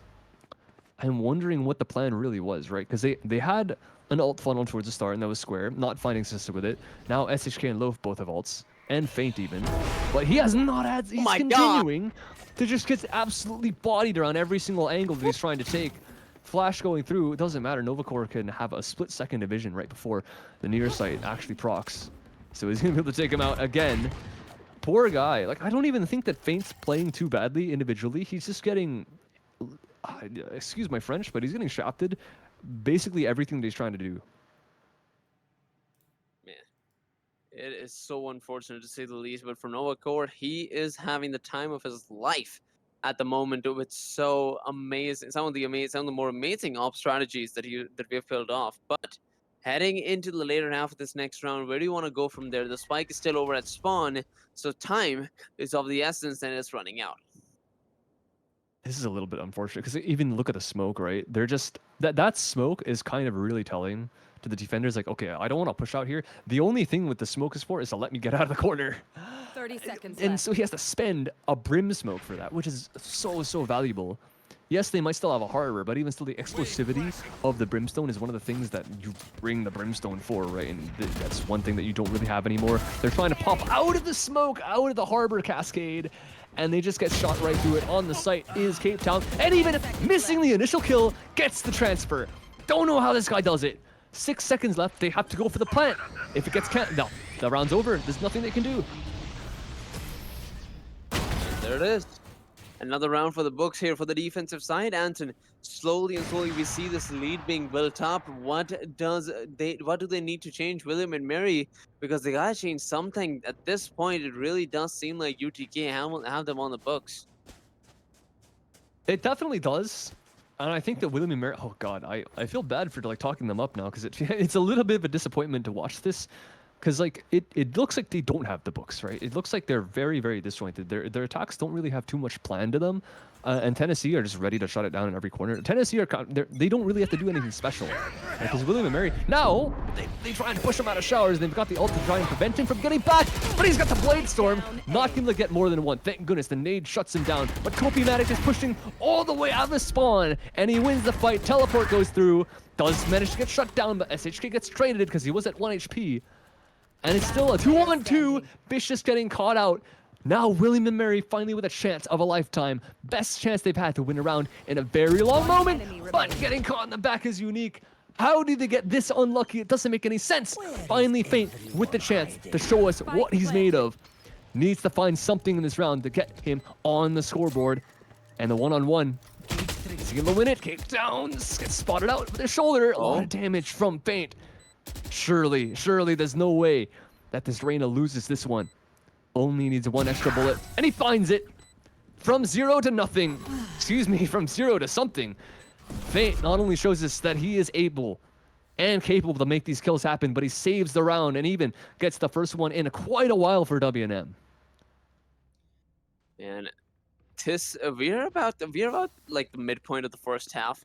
And look at the scoreline, right? Even after William and Mary just got a round win, it does seem like University of Tennessee have most of the control for the game. How do they make sure that's not the case? How do they establish dominance? You know, they've got a couple rounds here and there, but they need a bit of a continuous strategy to get this going. I would say that Tennessee should end up slowing it down, but it looks like they're doing exactly not that. Kopimatic is walking straight up short with no assistance, and he goes down instantly. This is what William and Mary are kind of hoping for. This is what they want. They want Tennessee to just give up these picks. That's what they did in the previous round, right? So much chaos, so many peaks outside showers. They were able to catch the jet out with the operator. Maybe there was one trade that happened because he's able to get a kill, but there's too much utility, too much overwhelm for him to get at least 2. And no one's able to help because the ultimate went through. It's a great job by the Brimstone, and good plan from the side of WNM. As soon as I call them out for not having a playbook, they end up pulling out something that's very well thought out. Takes the player out of showers and eliminates the one big threat that Tennessee were bringing through that is still existent in this round, but at least William and Mary are making the conscious choice to not hit his sight. And even after the Raze just gives his life up short, William and Mary are still playing very, very, like thoroughly. They're not leaving anything to chance. They're checking all their corners, and they're leaving all their players in the positions they need to hold the map control, because they know they're going back towards B. Spike's gonna get recovered. The Brimstone still on the solo lurk, able to have some smokes towards the other side if they need to, but the Harbor's even here if they want to actually go for this exec. A lot of damage going through on the Feint though, but there is going to be a kill caught, and he's going to be able to pick up the heal for just a slight bit. Scare, I think, might have screwed him over a little bit with that satchel. Again, no luck being found for the Reyna. At least there is an ultimate. Okay, Feint. A lot of bullets in the tank, but does he have the spray down and the aiming ability to counter it? Because it seems like everybody else does. William and Mary are slowly making their comeback into this game, and as we're just about to end the first half, it is 6-4 on the scoreline. Clean plants for WNM, even the lurk coming through from the Brimstone. A bit unorthodox, gotta admit. You would really want that character to be in the group with your team, but I guess with the Harbor not going down there, and the fact that they're running a Harbor in the first place, it does allow them a little bit more freedom. So that's exactly what they did. We're able to get the kills through the smoke towards spawn. And that is, sometimes it is just coin flips that let you win rounds, but William and Mary, can they keep this going? Because at Tennessee, this time, this is one of their last buys that they're going to have after losing so many times to William and Mary. But Feint now, taking the op-out on the offense, is going to find some success early on. This is so unfortunate for Nova. He's run out of money. And with a 64 scoreline, that's exactly what you wouldn't want to see. It all comes down to Copium here as he gets the first kill. And that is the up or down from both positions. Next up, will they be able to recover it, or will they be able to use it later on? It looks like Escape Town has pushed in towards the Repo. He's got the first one. No second kill though, and Unique's gonna take care of him. 3 versus 3. It all comes down to business over here. Ooh, big flash and a rocket going through. Boogie's not gonna survive that one. WNM with the plant going down. And you're left in a 2-on-3 for the retake, and the Raze is gonna spot out some stuff inside of elbow. Dodges the flash, doesn't dodge the shots though. And Square making his name known. Low HP, but the nade going through is gonna tag up Vicious just a tiny little bit. Enough for the Phantoms to one-tap. And Vicious has no idea, no smokes to work with either. Double swing's gonna come through! An opportunity for them to line up, but Unique swings far enough and manages the shot. And William and Mary up to 5 and looking to tie up this first half. Oh my god, this has been so competitive. It was 6-2, Anton. What has gotten into William and Mary? Because they've been slowly making their way back into the game. And I just want to say that they were always like this, but it just seems like so much has changed, right? Yeah. In the last few rounds, William and Mary, they've had so much control over the map, and while being an offensive side, having no killjoy, having it just Harbor instead of Viper, I'm surprised they've been able to get through it. Yeah, managing the openings is one of the biggest things that they've had going for them so far, right? Because you see one round, the Raze walks up, gives a kill.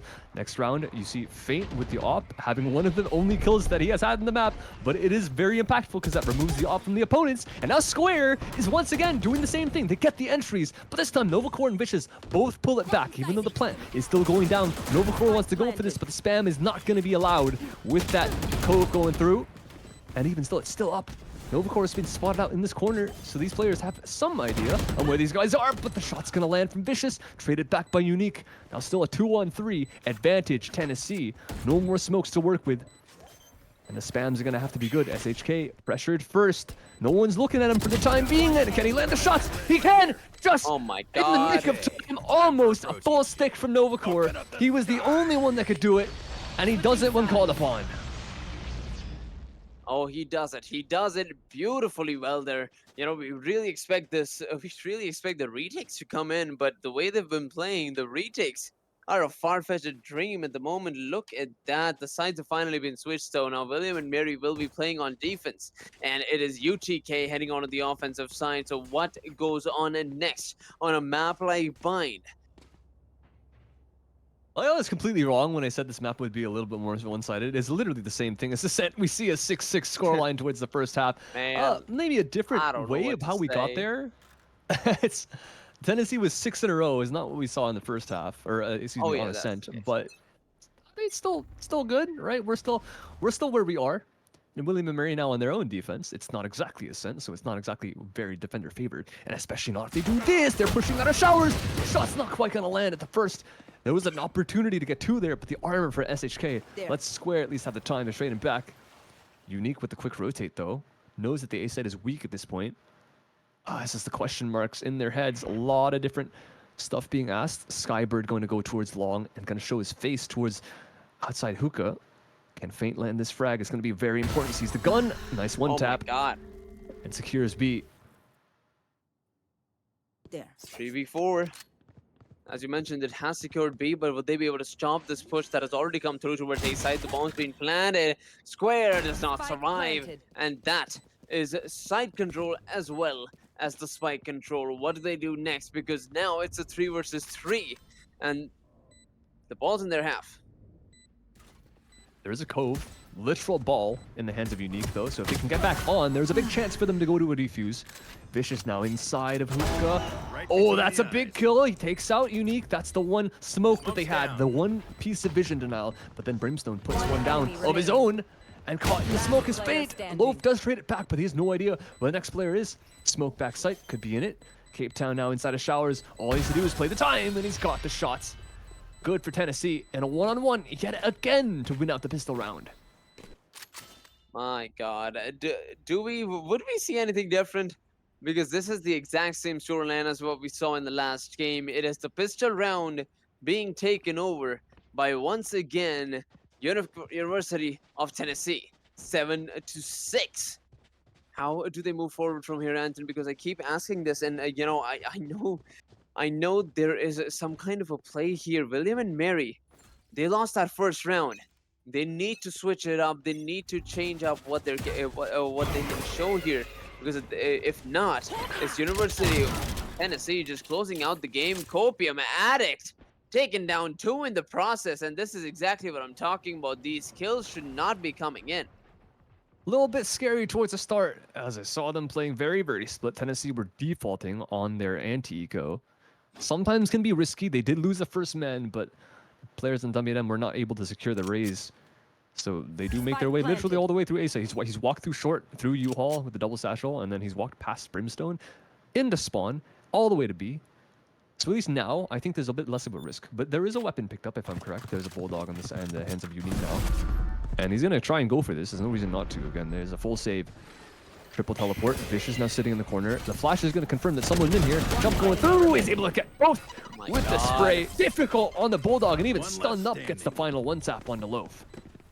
How do they keep doing this? My questions do not end. UTK 8-6, and it would seem like with those final rounds in the first half, William and Mary really are starting to make a comeback. But as soon as they go back to their old ways, it is once again UTK in domination, in presence, and in competition. That is the second round. That is the round where they do have weaker weapons, and now they are continuing to have weaker weapons. Stronger weapons into weaker weapons. Now Will and Mary have a full buy. I say full. There's a Bulldog on Loaf, but it should be just fine as we don't have anything stronger on the side of Tennessee. It is a 4-man outside A, or excuse me, no, there's only 3. There's double lurk towards long. Maybe they can catch someone off trying to get aggressive from the side of W&M, but they only send the Cove out, pretending like that they could end up going for the orb long B. And Tennessee are going to have to worry about someone ending up flanking, which is why the Jets just looking back every once in a while. But it does look to be an A end. Nade's going to go through. Double satchel. Not going to come just yet, but they're going to try and take Feint out of the corner, which they do. Just that with the ultimate. SHK just shake one back, so they have control of Sours at least. And trying to fight it. They turn their back to one, but they do secure both Square and SHK after a couple trades. It's a pretty good start here for UTK, William and Mary. They want to be able to make this retake happen, but look at that. They're playing as patiently as they possibly can. Unique is looking to get this wall up and may possibly get this defuse in, but will it be on time? Because time is of the essence here, and that is what's been missing out. Unique through the wall is going to get the first frag. 2 versus 2 now. Addict is still alive, but the smokes is huge. The smoke needs to be pulled off. Half of the bomb has already gone through. The kill is not going to be there. And Unique is going to pull off the clutch that needs to be made here. And of course, no credit taken away from the Sky as well. What a play. And what a way to make a comeback in the second half. The strength of the Harbor coming out on the first defensive round that William and Mary have a chance in. Able to get that retake down, and the spam is just not enough. Kobe-Matic needs a full magazine to break that Cove, remind you. 20 Vandal bullets, and even more if you're using a Phantom in that case. So very nicely done from the side of W&M, able to secure the Cove, or save the Cove. That's what you want to do, right? And if you're on the Harbor and you're on the defense, you want to just save this Cove for the retake every single time. Put so much pressure on the attack to need to act, and Tennessee just ended up not doing that. And now, trying to act, going right to the long smoke, playing anti-flash. Nova's better for that one. Loaf didn't get blinded anyways, but now Feint's up for the docket, and he does land the first frag. Not going to want to take a risk and recover the weapons. He's going to stick with the Bulldog for the time being.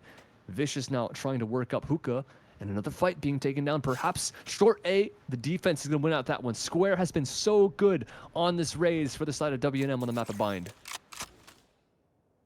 Man, this is UTK now in the grasp of the equalizer. William and Mary actually in the grasp of the equalizer. 3 versus 4. William and Mary, the ball's in their half. How are they going to respond? They've got the man advantage.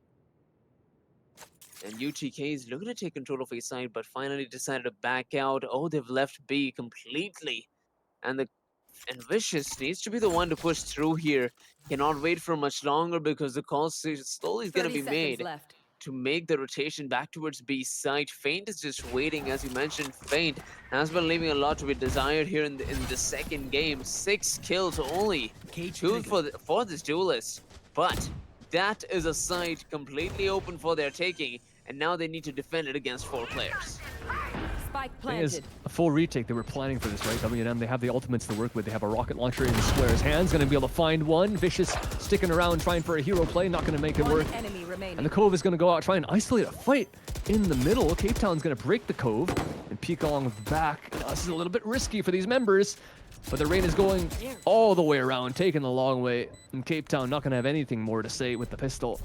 And Feint, he might not have been very loud in this entire map, but in the second half, he has been waking up. And even towards the end of the first half, getting the openings on the Opera inside of Showers. Able to make things work. And like I mentioned, takes a little bit to warm up, right? Something on Paper X, same deal. Didn't look too good towards the start on their bind. But it took a while.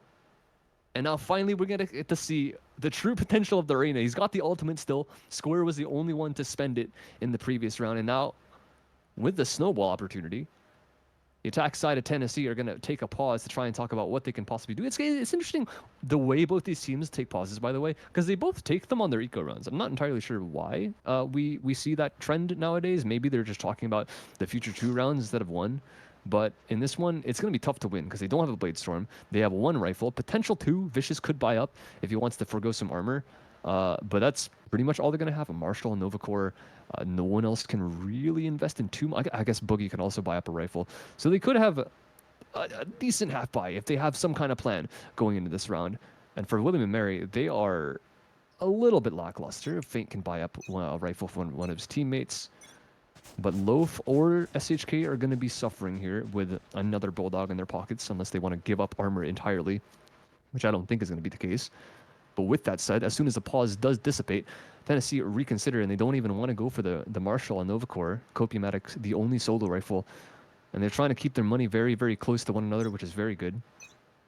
And they're just going to take it as it is. Yeah, half buy coming up from Tennessee. They're all looking towards this A site right now. Fast into Showers. Flash is going to go through. Dash from the Jets. Not going to be able to find anything for the time being, but trying to follow the dog in. And just takes control of the map. Copium's going to fall first, and Square is going to lock it down and even go for another peek. But Novacore, quick draw. The Phantom, but look at that corner play. It could be dangerous, which it turns out to be. Vicious.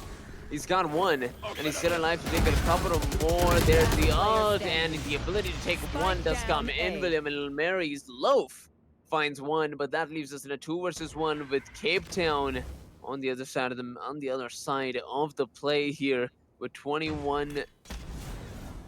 Meaning the spike not under his control, and getting this kill. These kills over to SHK and Loaf is not going to be an easy task whatsoever. The first step is to pick up a rifle, possibly, or maybe if he can just run away with the spike. That is a hard ask, but is it possible? We will find out. The first smoke is pulled in, and it does not cover the entire wall, and because of that, we've got William and Mary for the very first time in a long time in the lead here on Bind. I think, yeah, the last time they were in the lead is literally the pistol round and the follow-up, and then Tennessee were able to win 6 in a row to deny that ever again. But now we have it with rifles, and Tennessee, because they were good with their economy in the previous round, they're going to have a full buy into this one, and even closer are Copiamatic and Novacore to their respective ultimates, so they're going to have a lot to work with.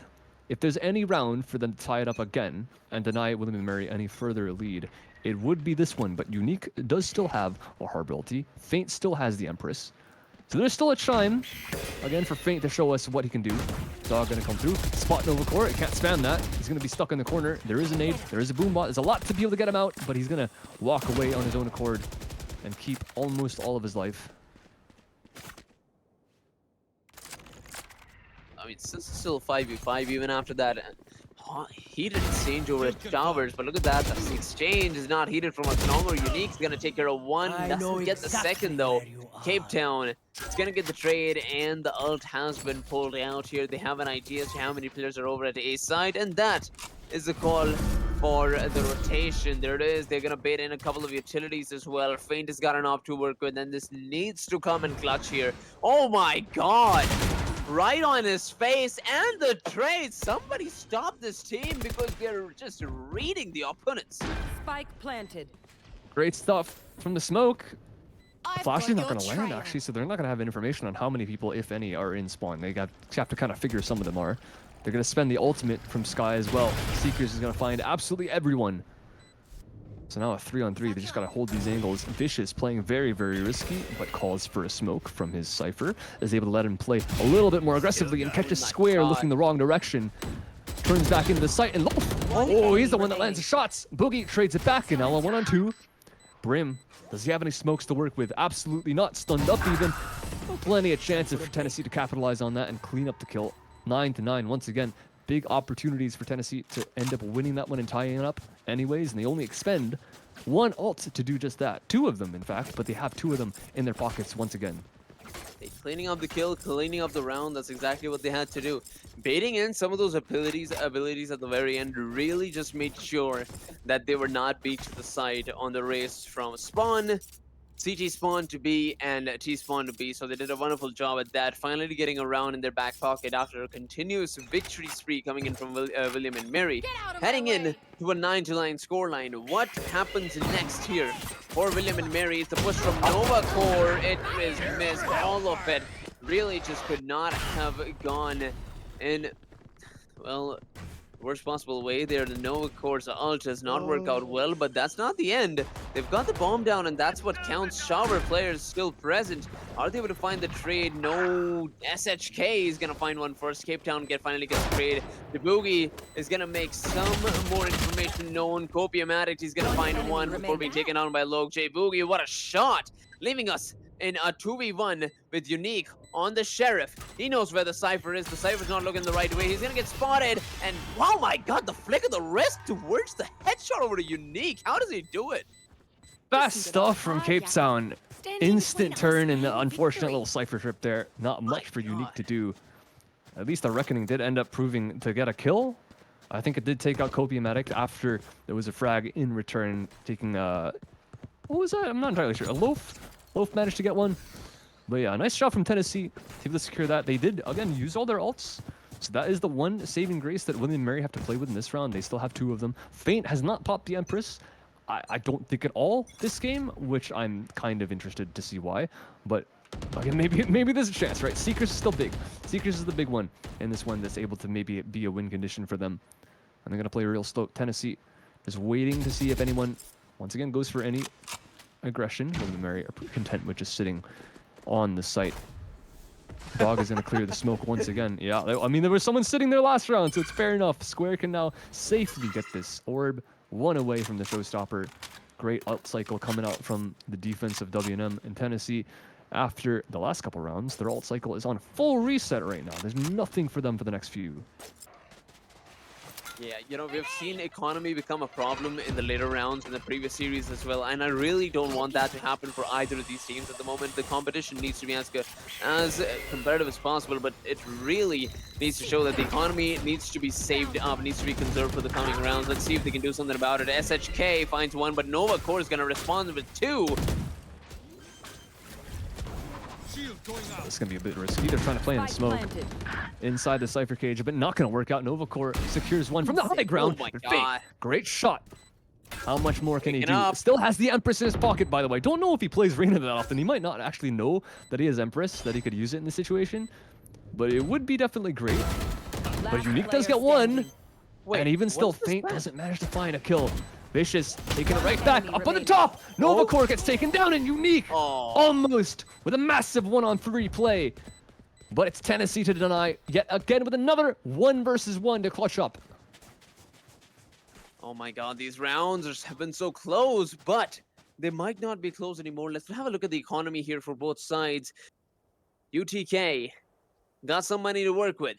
Even in the upcoming rounds, on the other side, it's still half shields, and Square is running the Stinger. We see a Bulldog and a Stinger, and everybody else on Phantoms and Shields. Never mind that Bulldog has been downgraded to a Spectre with full shield on the situation of ults. We've got the Duelist on the ults, and as you mentioned, Fate really needs to use this early on. Square pulling it out early, but oh my god, that's gonna go to waste.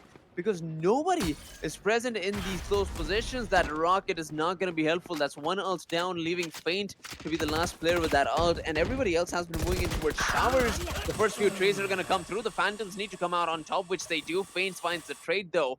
And will he be able to pick up the Vandal from their square? Closing in the gap. That Stinger is very deadly when it comes to close range. And Nova Core is going to find that out the hard way. 4 versus 3 as we see UTK now struggling to keep their numbers up. It's just the small little struggles, the small little peaks here that they're struggling to keep up with. And just like that, William and Mary are in such a good spot to keep this round theirs. Oh, it's been a while since we've seen this, right, from William and Mary, but they finally make the aggression work. So far, every single time they've gone for these pushes, they have been completely deleted. But this time they get 3 frags off of it, only lose one. There is a response, but okay. Feint shows himself in the corner. Vicious, confident as ever. Oh, there's a takes his 2. peek. Oh, there's a He 2. gets the kill. There's a 2. Enemy remaining. 30 Unique though seconds pulls left. it back, and thank goodness the damage was done by Feint. Might not have gotten the kill on the scoreboard, but look at this man. 1 HP. I think he gets spotted. Whatever the case, he does get heard. Plant's gonna go down. Vicious on for the 1-on-2. 11 bullets in the chamber. He's not gonna want to reload. Not gonna want to give up his position once again. Needs as much of the element of surprise as possible, and Unique has gone around the world. He's gone all the way towards showers, but I think Vicious understands this, knows that there's no one here. He did end up spotting him, leaving that short position, but he gets almost gets the headshot. Nice the crosshair placement, but Unique swings a bit too far, and William Murray up to 10, trying to keep it close. Yeah, there was no way that Plant, like even if he was able to get the first one, there's no way. There's just not a lot of angles to peek in that health, right? Not a lot of angles to be able to run away with just a couple of dancing peaks. So unfortunate, they're not couldn't do much with 1 point of health, but it could have been a clip of the week if he was able to do something. However, nice try. At the very least, we're moving on to the next one. 11-10 remains the scoreline. William and Mary 1 away from getting this back in the bag. But look at that. Economy in the ground for UTK. What does this mean? We are about to see an equalizer. Sheriffs. Possibly. Yeah, don't count them out. They can land their shots. Cape Town and Vicious. Feint only has a judge here. He's got a decent angle to work it. Corners. One tap. Great stuff. And even a spot through sees another, and there is a sheriff on the ground if he wants to pick it up, but doesn't opt for that, even though he knows it's a little bit safe, but doesn't know if there's someone directly around the corner. So he wants to play very, very conservatively, which I respect. Don't know how strong these guys' mental is, but it must be kind of tough being Arena in 12 and 17. But again, he was literally 0 and 6 at one point, so he's had a massive glow up towards the second half of this map, and he's doing even more now with the entry onto this round. Another kill being taken across the map on short A. Some sounds being made inside of showers. They know 2 of them are in this corner, and the Cypher is going to get caught by the nade. 1 enemy remaining. 5 make it 1 as Squares is picking off players. And another nade being pulled off here. Loaf says, you know what, let me just quickly check. And yes, the last player has been spotted. He runs away, but for how long? Because Square is right on your tail. He's gonna get spotted from the other side, being captured rather, not captivated, captured from all angles. And that's what's gonna be the result here. Nova Core gets taken care of. 11-11 is the scoreline. William and Mary have made the comeback. Couple more, but it's still not done yet. 2 ults for the side of Tennessee, an information ult, as well as Vicious with that orbital strike. Just the same for W&M, except no information. Well, that kind of. The Harbor kind of gives you information, but the Reckoning, it's only gotten 1 kill so far and hasn't exactly won a round. So I'm curious how they're going to use it on the retake, or perhaps with some hold off. But the Harbor wall is going to cut off pretty much everything outside hookah. Dog's going to go through and immediately clear that. Long is the only thing that it's covering at this point. And Tennessee are working quite fast towards this B. They're managing to clear out everything pretty quickly. And I think the cascade coming out from Harbor is the only thing preventing these guys from just straight up jumping on the site. Noise being made towards A, but it's complete fake, at least for now. There still are questions being put in the head of the side of William and Mary, so they're going to keep 3 towards A site itself. But everyone in Tennessee is content with just resetting, walking back towards this long. There is the Sky that's 1 off the ultimate, so likely going to pick up this orb right after they send these flashes through. Dash on, and the site is completely vacant. Healing over here. William and Mary in a difficult spot. The bomb's going to go down in a 5 versus 5 post-man scenario. 40 seconds for William and Mary to make this site theirs. Will they be able to do it? First few peeks coming in from Square. There's a couple of ults coming in. Kobe-O-Matic, all he's going to do is find one, get traded out early on. Unique, he's close. He's fighting for these angles, and that smoke has been amazing in the past, but there is another ult. And Harvard smoke is not still in the place yet. Oh, it gets disappeared in the last position. SHK is getting so many kills. What's going on? Bro, another headshot. Cape Town leads us in 1v1. Gonna get the spot on the last man. SHK, just not enough health to survive that bullet. And William and Mary Match with point. such amazing saw the tries. desperation. So not Let's being able to use that. take that diffuse, the Brim ult coming in clutch, Anton. In the final possible moments, they needed that ult and it got it. They got it. Absolutely. Like Cape Town and Vicious were just, I think single-handedly, I say single-handedly, I named 2 names, but you get the idea. They both worked in tandem to just win that round. You could have left anyone else out. With the Cove from William and Murray, that was virtually a free round, but Vicious with the ult, Cape Town with the 3K right after it. That just secured it right there. That was absolutely amazing teamwork coming out from the entire team of Tennessee, able to make that round work, and now they get to match point first. If they win this, remember, this is it for the series, right? As close as these 2 maps have been, Tennessee only need 1 more round to send at least these 2 homes. Or what am I about to say? I was about to say send them home. No, send these 2 teams back to their beds because it's quite late for both these guys. 12-11, and the money for both these rosters close. Nova Core is actually the weaker one. And only with the Blade Storm, no other guns in his pocket. Surprised he didn't end up buying a Spectre or something, because it is the last round. Probably forgot about it, but even still, all good. Seeker's going to come out, looking towards the B site for the side of Tennessee, and Kopi-Matic 1 off the showstopper, so we got to watch out for the Rays if he manages to get a frag. But finally, the Empress does come out, but Feint is burning! But does he manage to take anything with him? Not quite! Kopi gets the first kill, and the Rocket's going to come out from both teams. Square's not going to be able to shoot it, though. Last player standing. Team Where? A. What took you so long? Attackers win. Feeling proud. Oh boy, Tennessee. No overtime for the second map, but 13-11 for the side of Tennessee.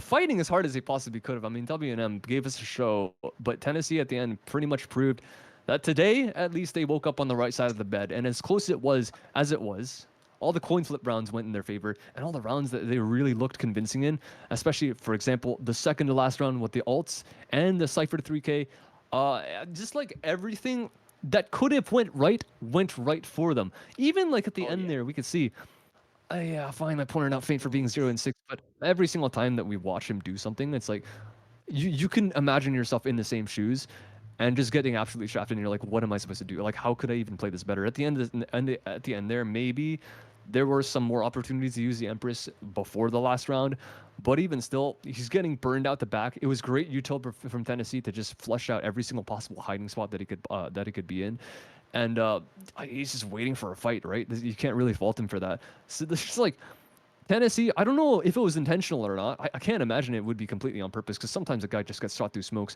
but every single decision they made somehow shut down some specific member of W&M, right? Square was finding a lot of success, but then Tennessee just looked elsewhere, and Feint just could not find anything around the entire map for basically the entire first half. Loaf did not really have too much impact in terms of frags. He was doing a lot in terms of flashes, but at some point, that was just simply not enough, because Tennessee were playing around that as well. They were able to make the anti-flashes happen down long B, and you could see even Loaf got caught out a couple times with that when, if I'm correct, Vicious or someone of Kopi-Matic was able to just walk up and play anti-flash around the harbor walls. But yeah, all the 50-50s went in Tennessee's favor. All the 1v1s on both this map and on Ascent went towards the way of Tennessee. And when those kinds of rounds, when you can't win the 50-50 rounds, that all that you have to do is win out one single gunfight. When Tennessee are taking all of those, even though you have solid strats around the entire other end of the map, other end of the rounds, you're not going to be able to take these maps because it's so close. Those are the situations, the one-on-one situations that you really need to be able to take to be able to win.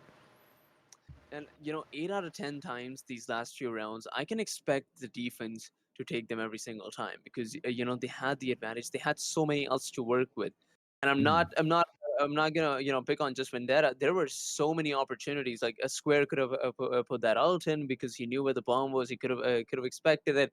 A Feint could have had a couple more early frags. But he was just trying to find that perfect footing to go for those peaks, to get those flashes in.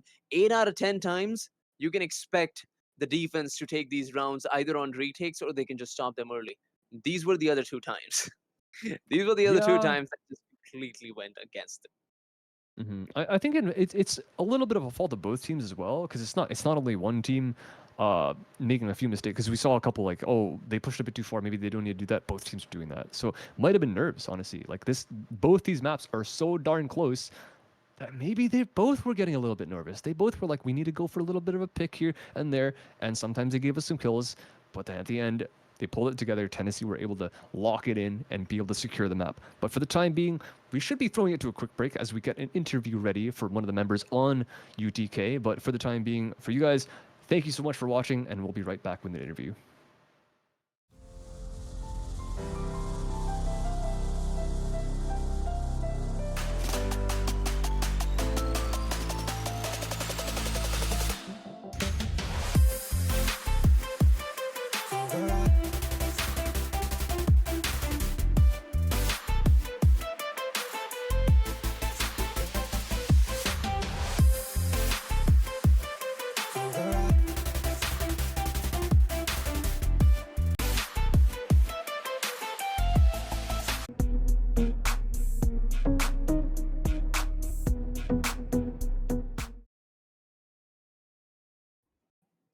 And we are back with the interview from UTK. We've got Vicious on here in the booth. Vicious, how are you doing today?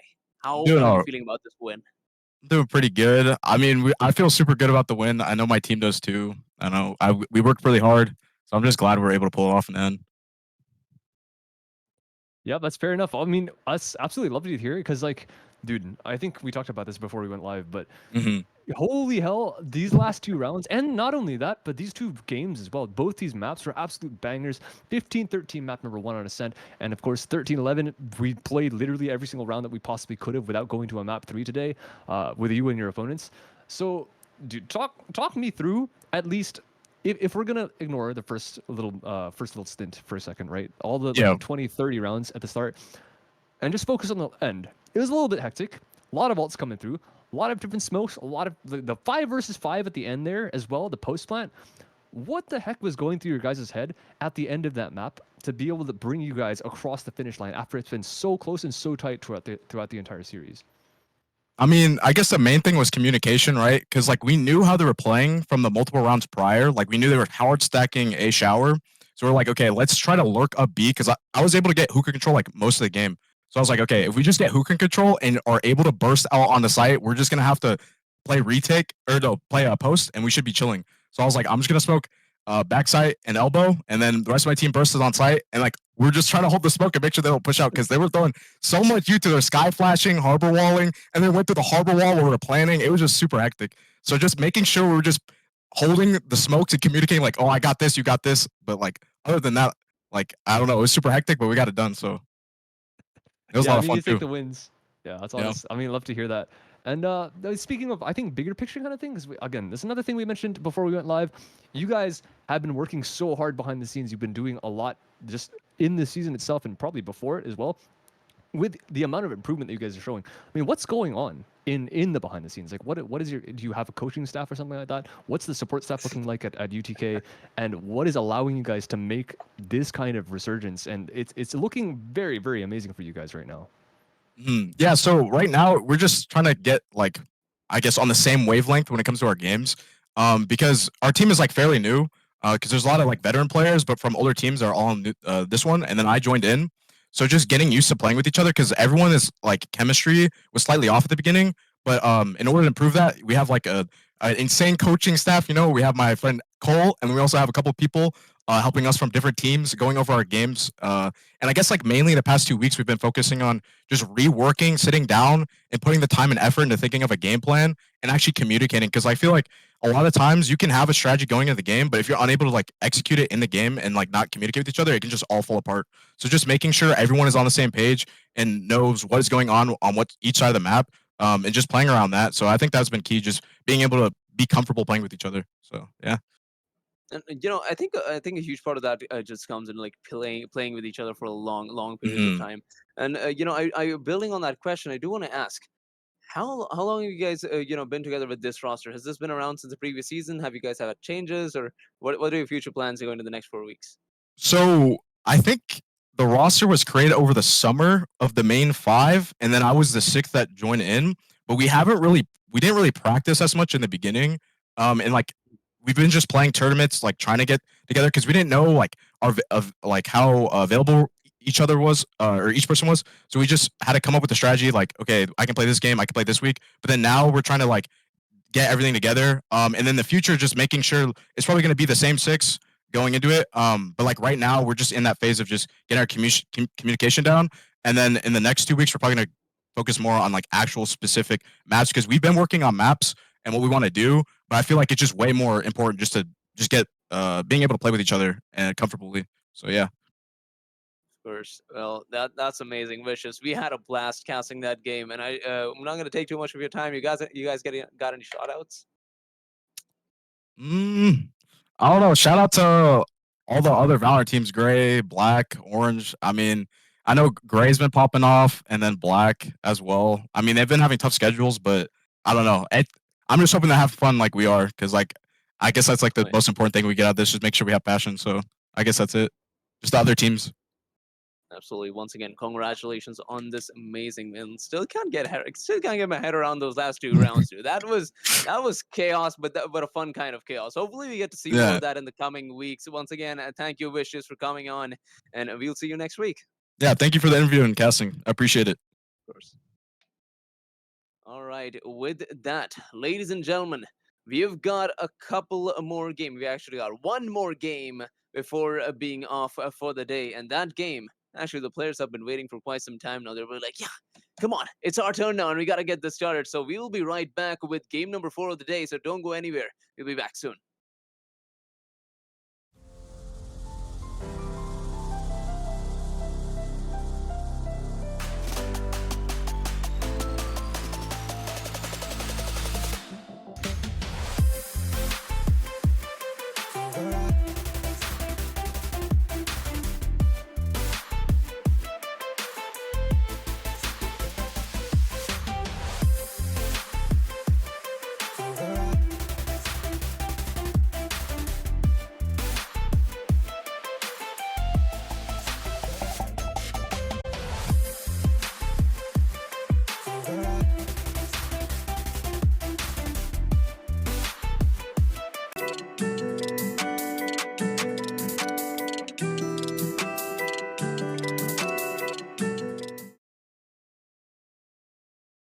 And we are back with the last series of the day. We've got University of Hawaii going up against UConn for the final best of 3. The Rainbow Warriors going up against the Huskies. And to be honest, if you've been in EGF long enough, these teams need no introduction. These guys, University of Hawaii, keeping us up at night every single week of the season. You love to see it. And hey, honestly, we love to be here. It's going to be a blast. One more best of 3 series for the day. Anton, how are we feeling about this one? I'm feeling pretty good. I say pretty good. I'm feeling good that we're gonna have a good game. I'm not feeling great about our sleep schedules because I don't think we're gonna be going to bed anytime soon. These two teams are quite close. We might not have had close games so far in terms of the scoreline, but the maps, oh my goodness, the 15-13 and 13-11 from William Mary God. against Tennessee Knoxville. Jeez, these like it doesn't matter how one-sided we can get in terms of score. These teams are going to make it close. And I think we might have the same stuff here, not only in terms of scoreline. This might be a close game anyways, but we also have the same maps, surprisingly. We're going to get to that soon. But for the time being, yeah, we will have your rosters in front of you. We're going to be trying to get to this as fast as we possibly can because we want to get this game done as fast as possible. These players can go to bed as well because it's late for them also. But for the time being, we have Hawaii with Levi, Wave to Earth, Proxy, Kaze, and Broom. Connecticut with Stan, Mike, Big, and Kaminuist, and Bows. Again, like you mentioned, if you've been around EGF, you don't really need an introduction to these teams. We know who's going to end up carrying, right? We know that we have to look out for the names of Kaze, Levi, Kami, and stuff like that. A lot of amazing players around these teams, but we're going to get to the maps, and we're going to get into the maps as soon as possible. We do have another Ascent and Bind, guaranteed. What a shocker. Ascent Bind Sunset. It seems like we pulled off the overlay from the last game again, but trust me, guys, these teams ended up deciding on the same maps as well. Who's going to be on attacking and defending? Well, we'll find out soon enough. The map number 1, Ascent, needs no introduction. We've talked about it for 30 minutes straight. What I do want to talk about is UConn and University of Hawaii. when was the last time we've seen these teams go up against each other? Because trust me, I've seen these guys individually, but I'm just not sure who would I put on top now going up against each other. I mean, let's see. Obviously, Connecticut have looked absolutely amazing, right? They have been Oh, yeah. pretty much banging out their teams week after week. I don't EGF think they Nationals have as dropped well. a game. Like this, I mean, I think they come into this as the favorites, but Hawaii have also been doing very well. They've had a massive glow up coming in from the previous season. They beat out William and Mary week number 2. Technically, their first gameplay week because there was a lot of forfeits during week number 1. So first gameplay week for them, they went out fairly convincingly. Second gameplay week, they also won out against Connecticut. So it's not like I don't think this is going to be one-sided at all. I don't think it's going to be convincingly in the favor of Connecticut, but I do think they come into this with the advantage, especially on map number 1. On a map like I said, where it's so tenured, it's just up to team versus team, which team is better on the day. Depending on if Timothy actually goes with the meta picks or not, I'm not entirely sure what's going on here with the hovers. Harbor would be Yeah, curious. I do the same thing. Choose your Harbor from agent. teams like Paper X, I think I've mentioned that time and time again, Best, because they're one of the only teams that still run a Harbor in this meta. There's no way, right? You're actually going double smokes. They're forgoing a KO. No, they're not. Okay, guys, I'm getting trolled much here. better. Jeez, And man. you know, and something else that I want to talk about and let our viewers know. You know, we were discussing about what servers we need to play on, and eventually we decided on US West. But the teams were actually considering playing on the Mumbai servers. You know, like back in my turf where I get like 20 ping. So, and Yeah, these it players would could be be playing on good. 200 plus ping, and they say it would be fair. And honestly, I'd be down. I It's don't kind of mind. tough, you know. Like, if you're playing from Hawaii, like we have to start a petition for like I don't know Amazon or AWS or something like that to start putting servers in the middle oceans.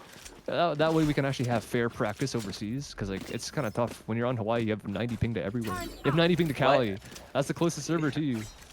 Why can't we just invite people on over to land, right? I'm gonna message Tyler about this. Yeah, we do have the. Do we have the budget for that? I don't even know. I would love to cast the land. I would be so down. I mean, we Anywhere in had the US. LAN for EGF Nationals last year, right? Maybe you could have something for Mhm. every week. Yeah, Tyler's about to kick me from the stream. Like, no. Well, I mean, without further ado, we do get into this game though. Round number 1. Connecticut is just waiting outside of the A position with a heavy mid presence. Sova being the only one defaulting towards A main. Everyone else walking down cat. Smoke towards mid. No one's going to be behind it. Only the alarm bot to watch. But a very heavy reinforcements towards the actual catwalk position. Levi's going to spot one. Bait into Kaze. Only one in return. And Ballas gets both the players that are sitting on catwalk and now leaves Broom alone on the A site to defend. Oh my god, what a shot on the first head. Looking for the other. Boss is on the 3K. And nobody summoned this man going for the 5K, am I right? He's gonna get the plant down. The smokes have been put up and the show is on for the post-plant situation. 1 minute and 10 seconds remaining. There are a few trades coming in here. The door gonna be a bit of a problem for the defense. Time is running out and they are on the pistols. Boss is looking for the 4th. He spots the last man. And big old Timothy is gonna say, you know what?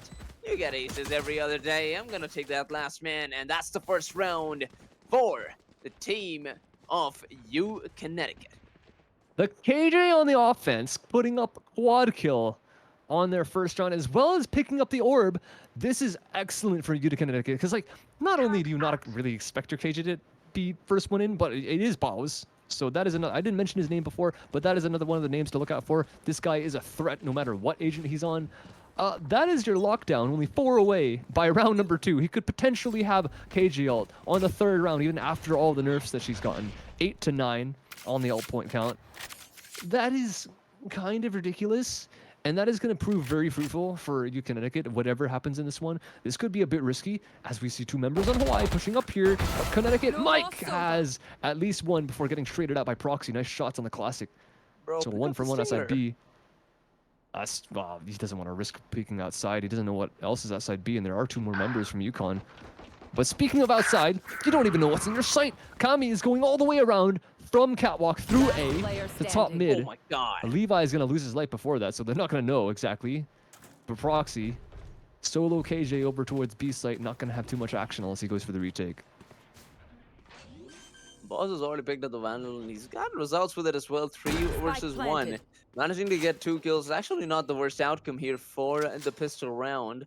Let's see if 808 Proxy can dwindle that number even further. Doesn't look like that's going to be the case because this is a classic against the Sheriff on a mile-long action. Okay, even then, Proxy finds one, and that's probably like one of the best outcomes you can expect from this pistol round. Yeah, they get 3. Keep the money honest. Connecticut aren't going to have too much of a... Oh, say that. How do they have this much money? They are actually very, very wealthy into their bonus. I guess they just... I guess I just didn't pay attention at how frugal they were on their anti-eco, but yeah, they have... They could buy up here and be fine. I'm surprised they're not. Mike has 4 grand in the pocket. Stan would be able to buy up and afford a rifle in the next round. Kami definitely. But they really just want to play it safe. They have half rifles, wave to earth, just rando spam. Poor Kami, but they were able to pick up one of the rifles, I guess, so it's fair enough. Geek in the mid, Jet gets some damage onto the KO. But no kills other than that first one through the wall. There is a counter spam, so Wave to Earth did get some damage in return, but not going to be able to take his life out, which means Hawaii stay at a man advantage in the 3rd round.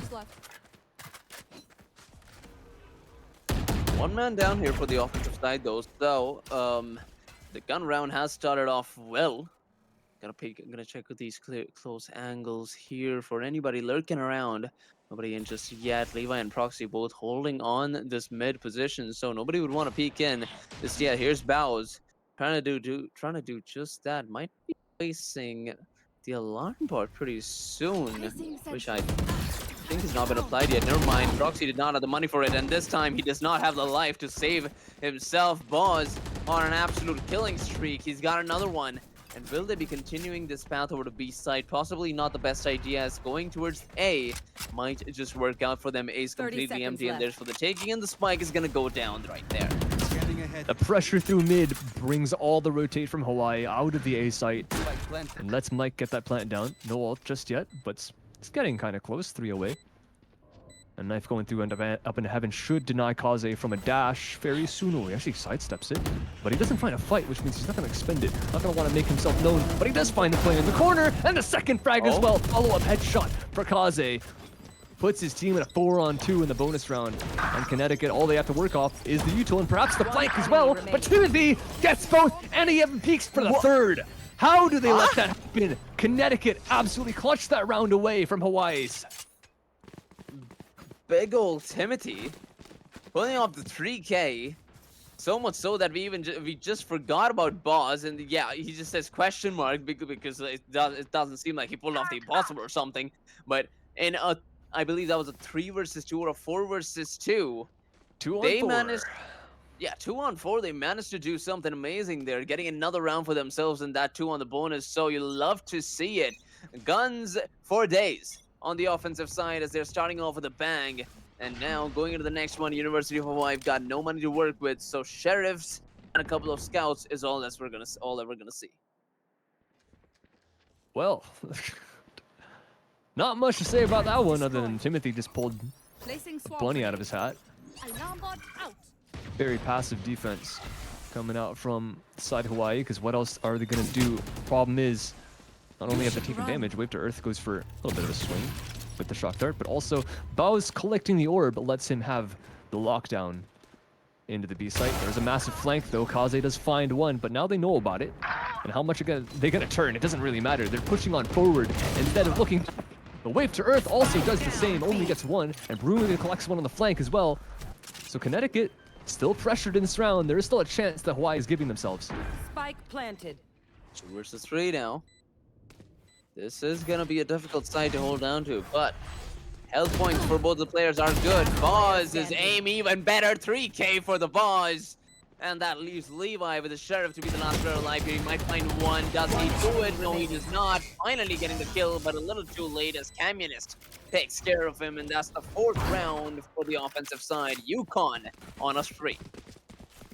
Well, they kept it honest again. At least they're getting 3 kills per round at minimum, which means Yukon's economy is not absolutely exploding like it was in the round 2. Mainly because they had really good econ management towards the 2nd and 3rd rounds. And the fact that they won the bonus, that also helps. But yeah, Hawaii not able to close, even having great ideas towards the end there with the Omen TPing across to try and bait, but the rifle, the only rifle on the round that they picked up was the one to go down first. This is so tough right now for the entire team of Hawaii. They haven't been able to find too much success. And Connecticut just snowballing this lead further and further. Levi, oh, it can't find the frag until a little bit later, and even the spray is quite labored as Bowes collects 2 in mid. And even the kill beyond that, what more can they do? Isaac spotted. Still survived though, with only a little damage taken, not too much. As we get to the calm before the storm, they're going to be pushing in towards A side where Bruce, the last player alive, who should be able to get at least one there. Now running away as quickly as he can. He's got the damage that he needs to do. And speaking of ult, I think they've got the ult on the Omen. So, see if they can do something with it. Proxy's going to get spotted, but Room's going to save the day. Look at that play from Communist.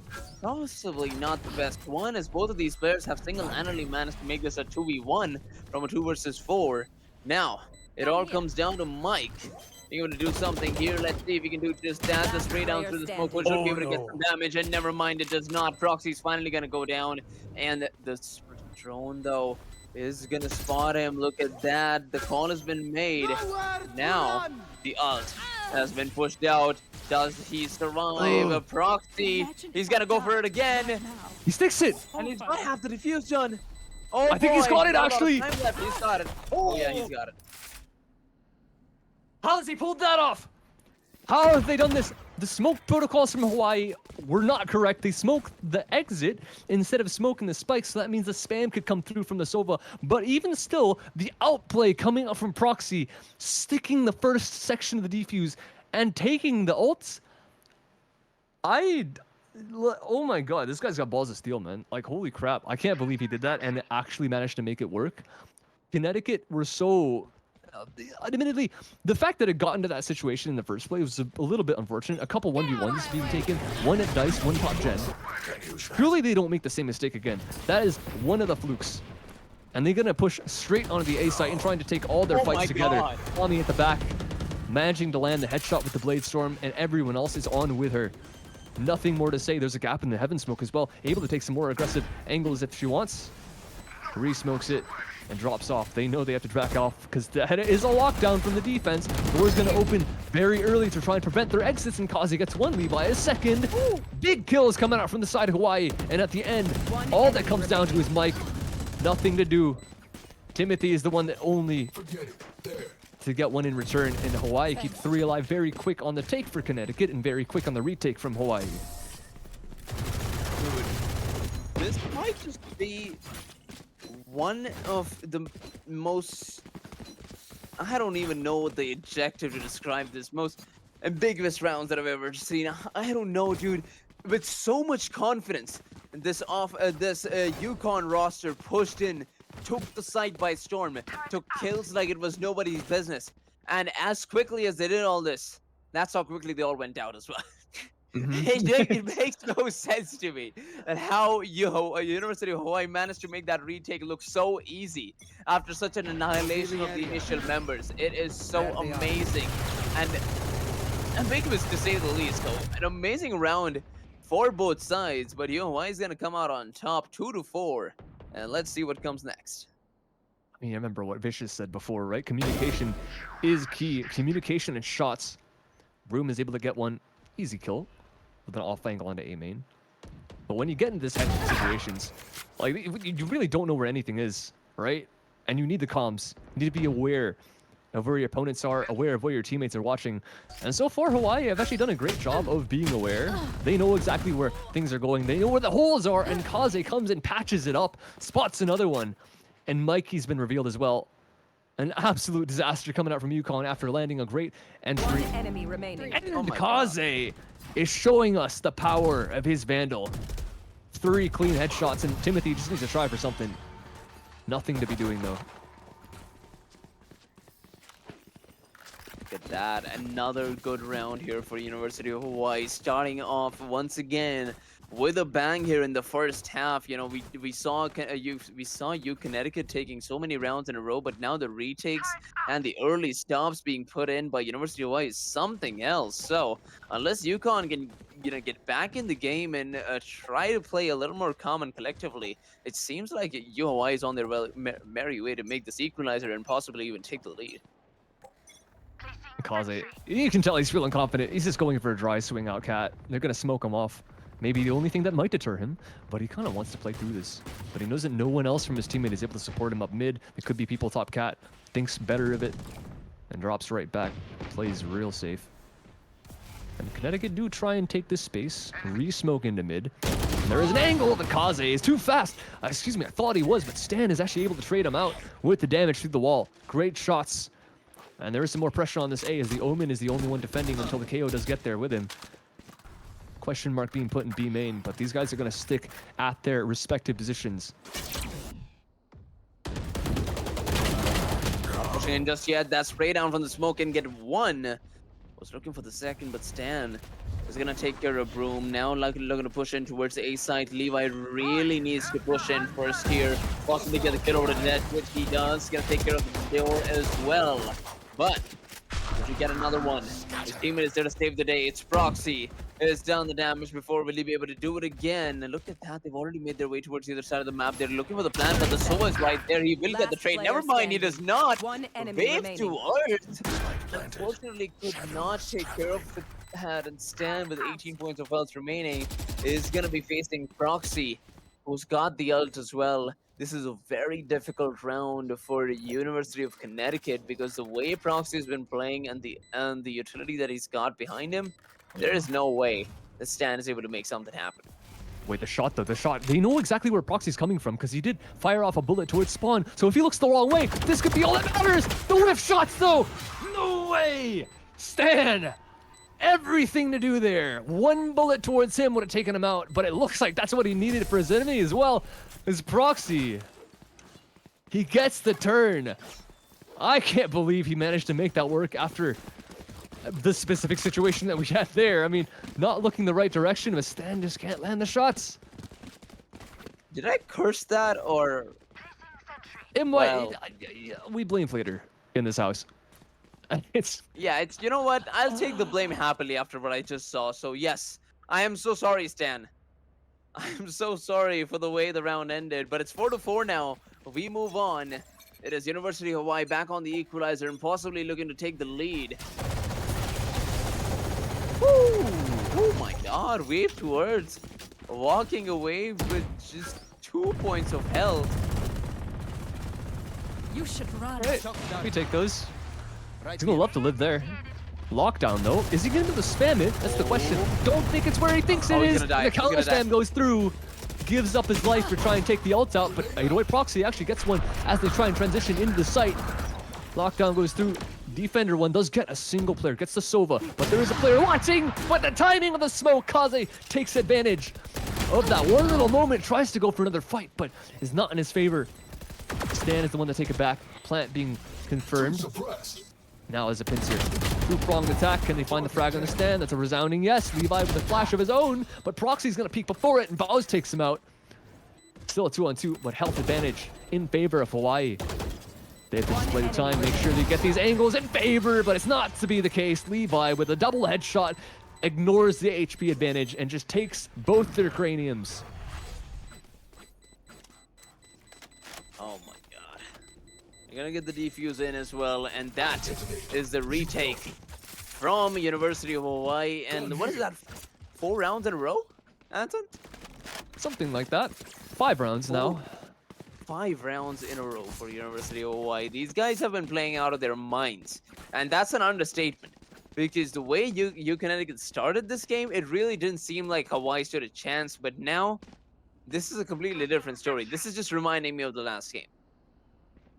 I don't think we're gonna see a one-sided game today. Like it might be just 4 overtimes or close to overtimes. As it might much be cursing as I us. know the viewers enjoy it.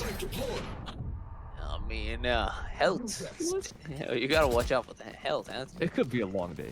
It's definitely possible. Probably the one. Oh, Spray through the smoke. Camion Find the just gets second. kill.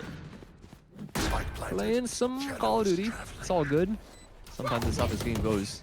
Blades coming out from Kazuya wants to do just the same. Oh, good spot from the Sova dart. Broom takes him out through the floor. And Kazuya with the op first. Spots one.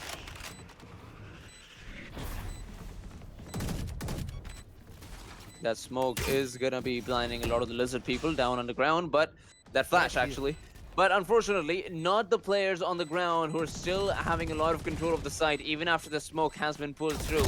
But even if Broom looks for this defuse, I'm not sure if he'll be able to make something off it. Broom actually managed to get the kill over to Stan. There's the Odin push. Boz is on the flank, and Communist is on the 4K. Yukon back in the game after another round win. After a couple of... Whoa, if anyone's part of the Slug Club here, you know you're going to be mad at that round. It's another example of how Hawaii actually don't have the protocols for when they are going for retakes and where to put their smokes, right? That's the one thing. I think that they're doing everything else well. They're actually making the entrances back onto the site extremely well. But at the end of the day, they're smoking the choke points instead of smoking the spike itself. That's the one thing that is losing them the multiple retakes they've had. They've won a bunch. They've won 4. But they haven't needed to smoke in those instances. And now, when they finally require these retakes, they can't manage to get them. This is what they need, though. When they manage to get these entries is the rounds where they win. More. Proxy goes for another. Gets one spray. Gets turned on as well by Timothy. But yet again, another plant confirmed from the attack of the Connecticut. Oh, Timothy, you gotta survive that one. Oh, he runs away with 50 points of health remaining. Broom, leader of this push, is gonna get demolished by Stan and his smoke push. The smoke criminal comes in clutch again. That's an amazing smoke. I do that every single day in my competitive lobby. But Wave 2 Wars is gonna take quick advantage of it. And now it's a 1v1 against 28 and like 17 points of health. Remaining, Stan's gonna hit the first bullet. And with the 4K, he's gonna walk again with the 1-round lead for Yukon. Last round in the half. Will admit fully that heaven kill was a little bit lucky. Second guy had no idea what went to him. But still nice job from them. Like at that point, when you're 2 vs 3, you need to make a play. Connecticut know that, so Omen decides to take it into his own hands. And it's weird that we see the Omens do this nowadays. It's because in the last matchup as well, same kind of deal. But here, Stan makes the play of the century and manages to save out that round and guarantee at least a tied half for Connecticut, even though Hawaii have been looking oh so good in the later half of these, this half. They're just gonna go fast towards this A and canceled immediately by the defensive KO ult. Beautiful reaction time coming out from Levi to make sure this fast aggression cannot get taken advantage of. You know, it really just felt like so many players are over at the A side, but that's not the case. You can have already made their way towards B, and the bomb is on its way to be planted. 2 players from the defense, Hawaii, they realize that they've got a situation to deal with on the other side of the map. Big old Timothy with a big hole headshot over to Kaze.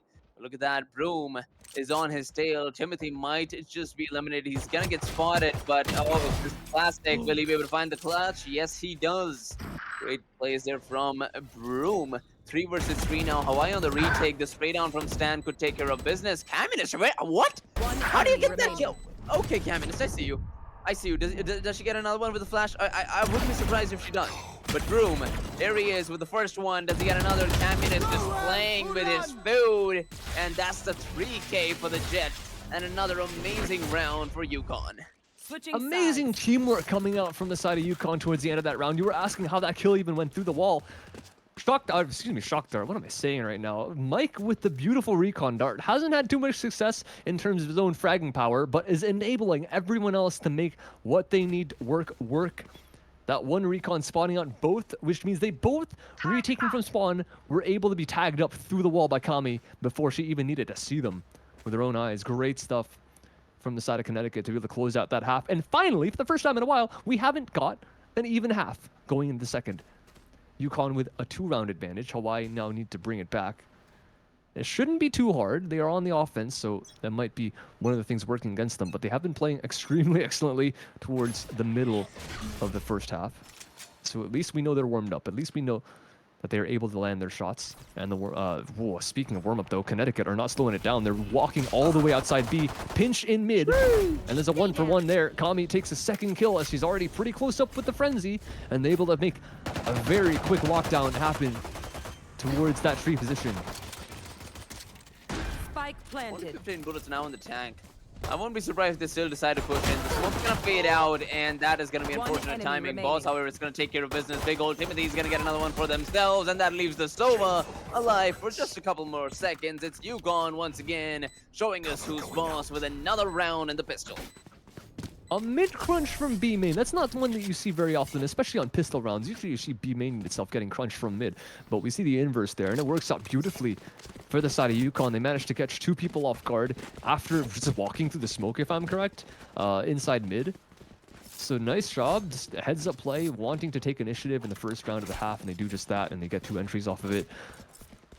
Trade happens in mid, but A site gets taken, and at that point, you can Connecticut has so many players in terms of manpower that they just walk on one by one, take the trades. Doing the same things. Now with the weapon advantage, with a rifle in the hands of Bowes, mind you, they're gonna be looking to snowball this lead even further as Bowes takes that A main angle into catwalk, looking over in the tiles. This could be a free kill on the proxy, as there's only a pistol in their hands, but they are walking away for the time being. Kaze does close the gap quite a bit. Bowes gets spotted, no damage in return just yet, and Kami gets 2. You know what? I'm not even surprised at this point. Give her any gun you want, and she's gonna get you kills. That's exactly what Communist has been doing, playing out of her mind, out of her league in this one.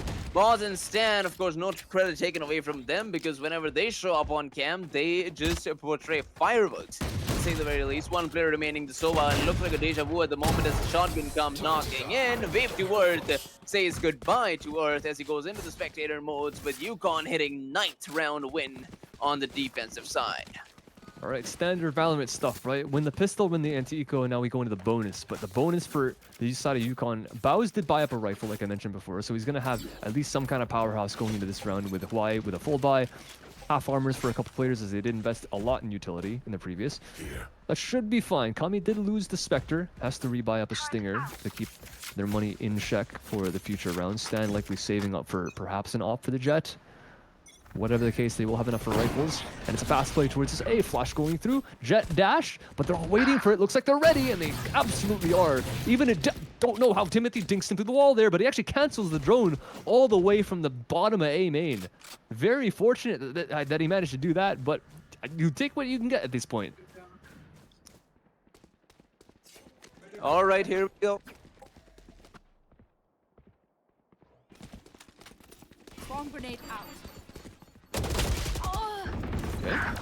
Ball is not able to hold. Proxy with the quick peek. Kaze with the second through mid. And after that amazing start from the side of Hawaii, catching the A main aggression. They managed to get on to the B side itself, get a plant down with 5 still alive. And the 2 stragglers from Connecticut are all the way on the other side of the map. Trying to retake through pizza. I mean, Anton, this is not gonna be an easy retake whatsoever. Wave towards is already on the other side of the map, and this finally looks like a round that could go Hawaii's way. And the best they can hope for is get a couple of guns off. But at this point, Wave towards is already at the back. He's gonna take care of both of them, and that is finally University of Hawaii taking a couple of rounds for themselves, 6-9, as Hawaii finally starts to crawl back into the game. Convincing win on the bonus, but it was just a bonus. So we'll see what Connecticut have to bring in their gun rounds, because that was one of the ones where they just tossed something out, tried to go for a play through A main. Hawaii just read that like a book and took every single kill one by one as it came to them. Now we have full rifles. Don't think Connecticut are going to be throwing something like that at the wall again, especially not so soon after their previous attempt failed. And Hawaii do the same. They just play default across the entire map, sit 2 at the top of mid. And they still play disciplined, right? They still kind of expect the same thing from Connecticut, just in case they do go for some really fast aggression. They're sitting very far back. Now look at a push in towards mid here. Look at that spike, though. It's on the other side of the map. So either they're all going for kills and eliminations, or they haven't decided where they want to go next. So, right now, that's another information. That's a lot more information being provided to you. 2 players have already pushed in towards mid. It's Kaze and the KO looking to get some possession for themselves, for this team, but no concrete pushes towards any particular position. And you know, you've got to ask here: how do they plan to continue this? Because as of right now, they've just picked up the spike. They're looking to go towards B, and Caminus is going to take care of another one over towards mid here. 808 Proxy. They're going to be the ones to lead the charge as they push in, jump down. Boss finds one. Brooms still finds one there. Can they get traded out though? Mike, he's surviving. There's Caminus to save the day, but gets eliminated instead. Mike, he's still alive. He's taken care of Levi, but that leaves Broom in a 1 versus 3. 68 points of health to work with. He spots everybody around him. He's been surrounded by all 3 directions, and that's another round for Yukon as they hit double digits. I cannot express how well Mike is playing at the back of the B site there. Like, it must be so annoying to fight that. You can't manage to find a shot on him. Doesn't give you a fight. Just manages to stay alive, keep the pressure on from the back, let the rest of the team flood back on in to try and help him out. Kami gets 1, trades back. And then it's just like you can never dislodge the Sova from backside. Doesn't matter if he's 4 and 11. This guy is making all the impact plays happen. And Connecticut are 4 rounds ahead because of it. Deploying drone. And 4 rounds, right? This late into the game, this can be troublesome.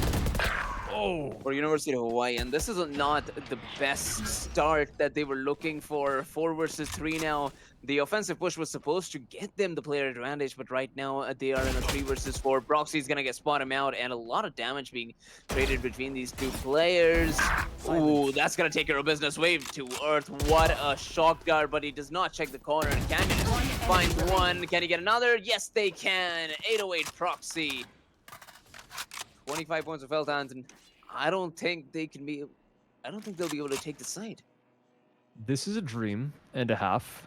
They do have a lot of map to work with, but they don't know that because you've had no presence on anywhere else. You've been. This is one of the first rounds in a while that it wasn't just a raw default across the entire map. So you can't go back. You have 40 seconds. Technically, there is time, but you have to check absolutely everything, right? And Connecticut kind of know this. They're gambling at the fact that Proxy's not gonna take their gamble and rotate all the way to B. Instead, sticking around on A site.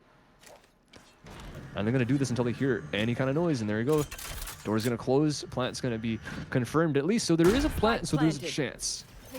Sure, it's gonna go out, and dart, so I think Proxy actually has a good idea on where these players are, but not gonna be able to dodge the dart in time. Bows catches the kill, and Connecticut now up to 11. 6 to 11. Yukon 2 rounds away from taking the game and only a single round away from actually game point. Looking at the economy on the other side, it does seem like they don't need a lot more.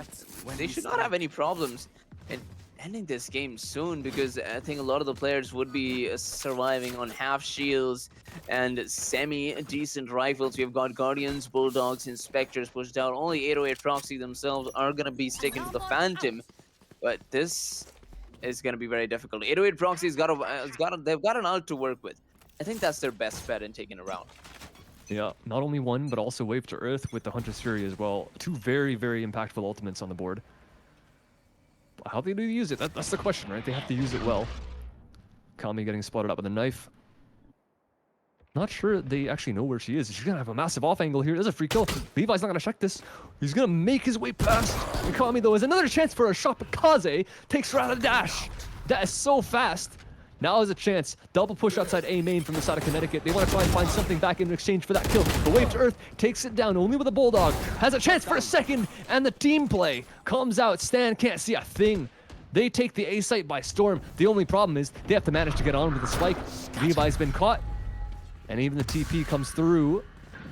Could have taken the spike with him, but Kaze's got this anyways. Doesn't even matter. Why have played this round to perfection?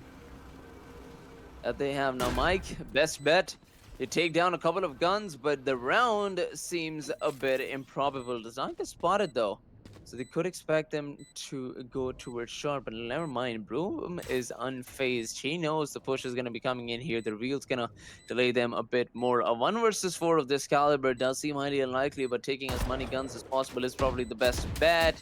Mikey, shoulder peaks, some damage already taken.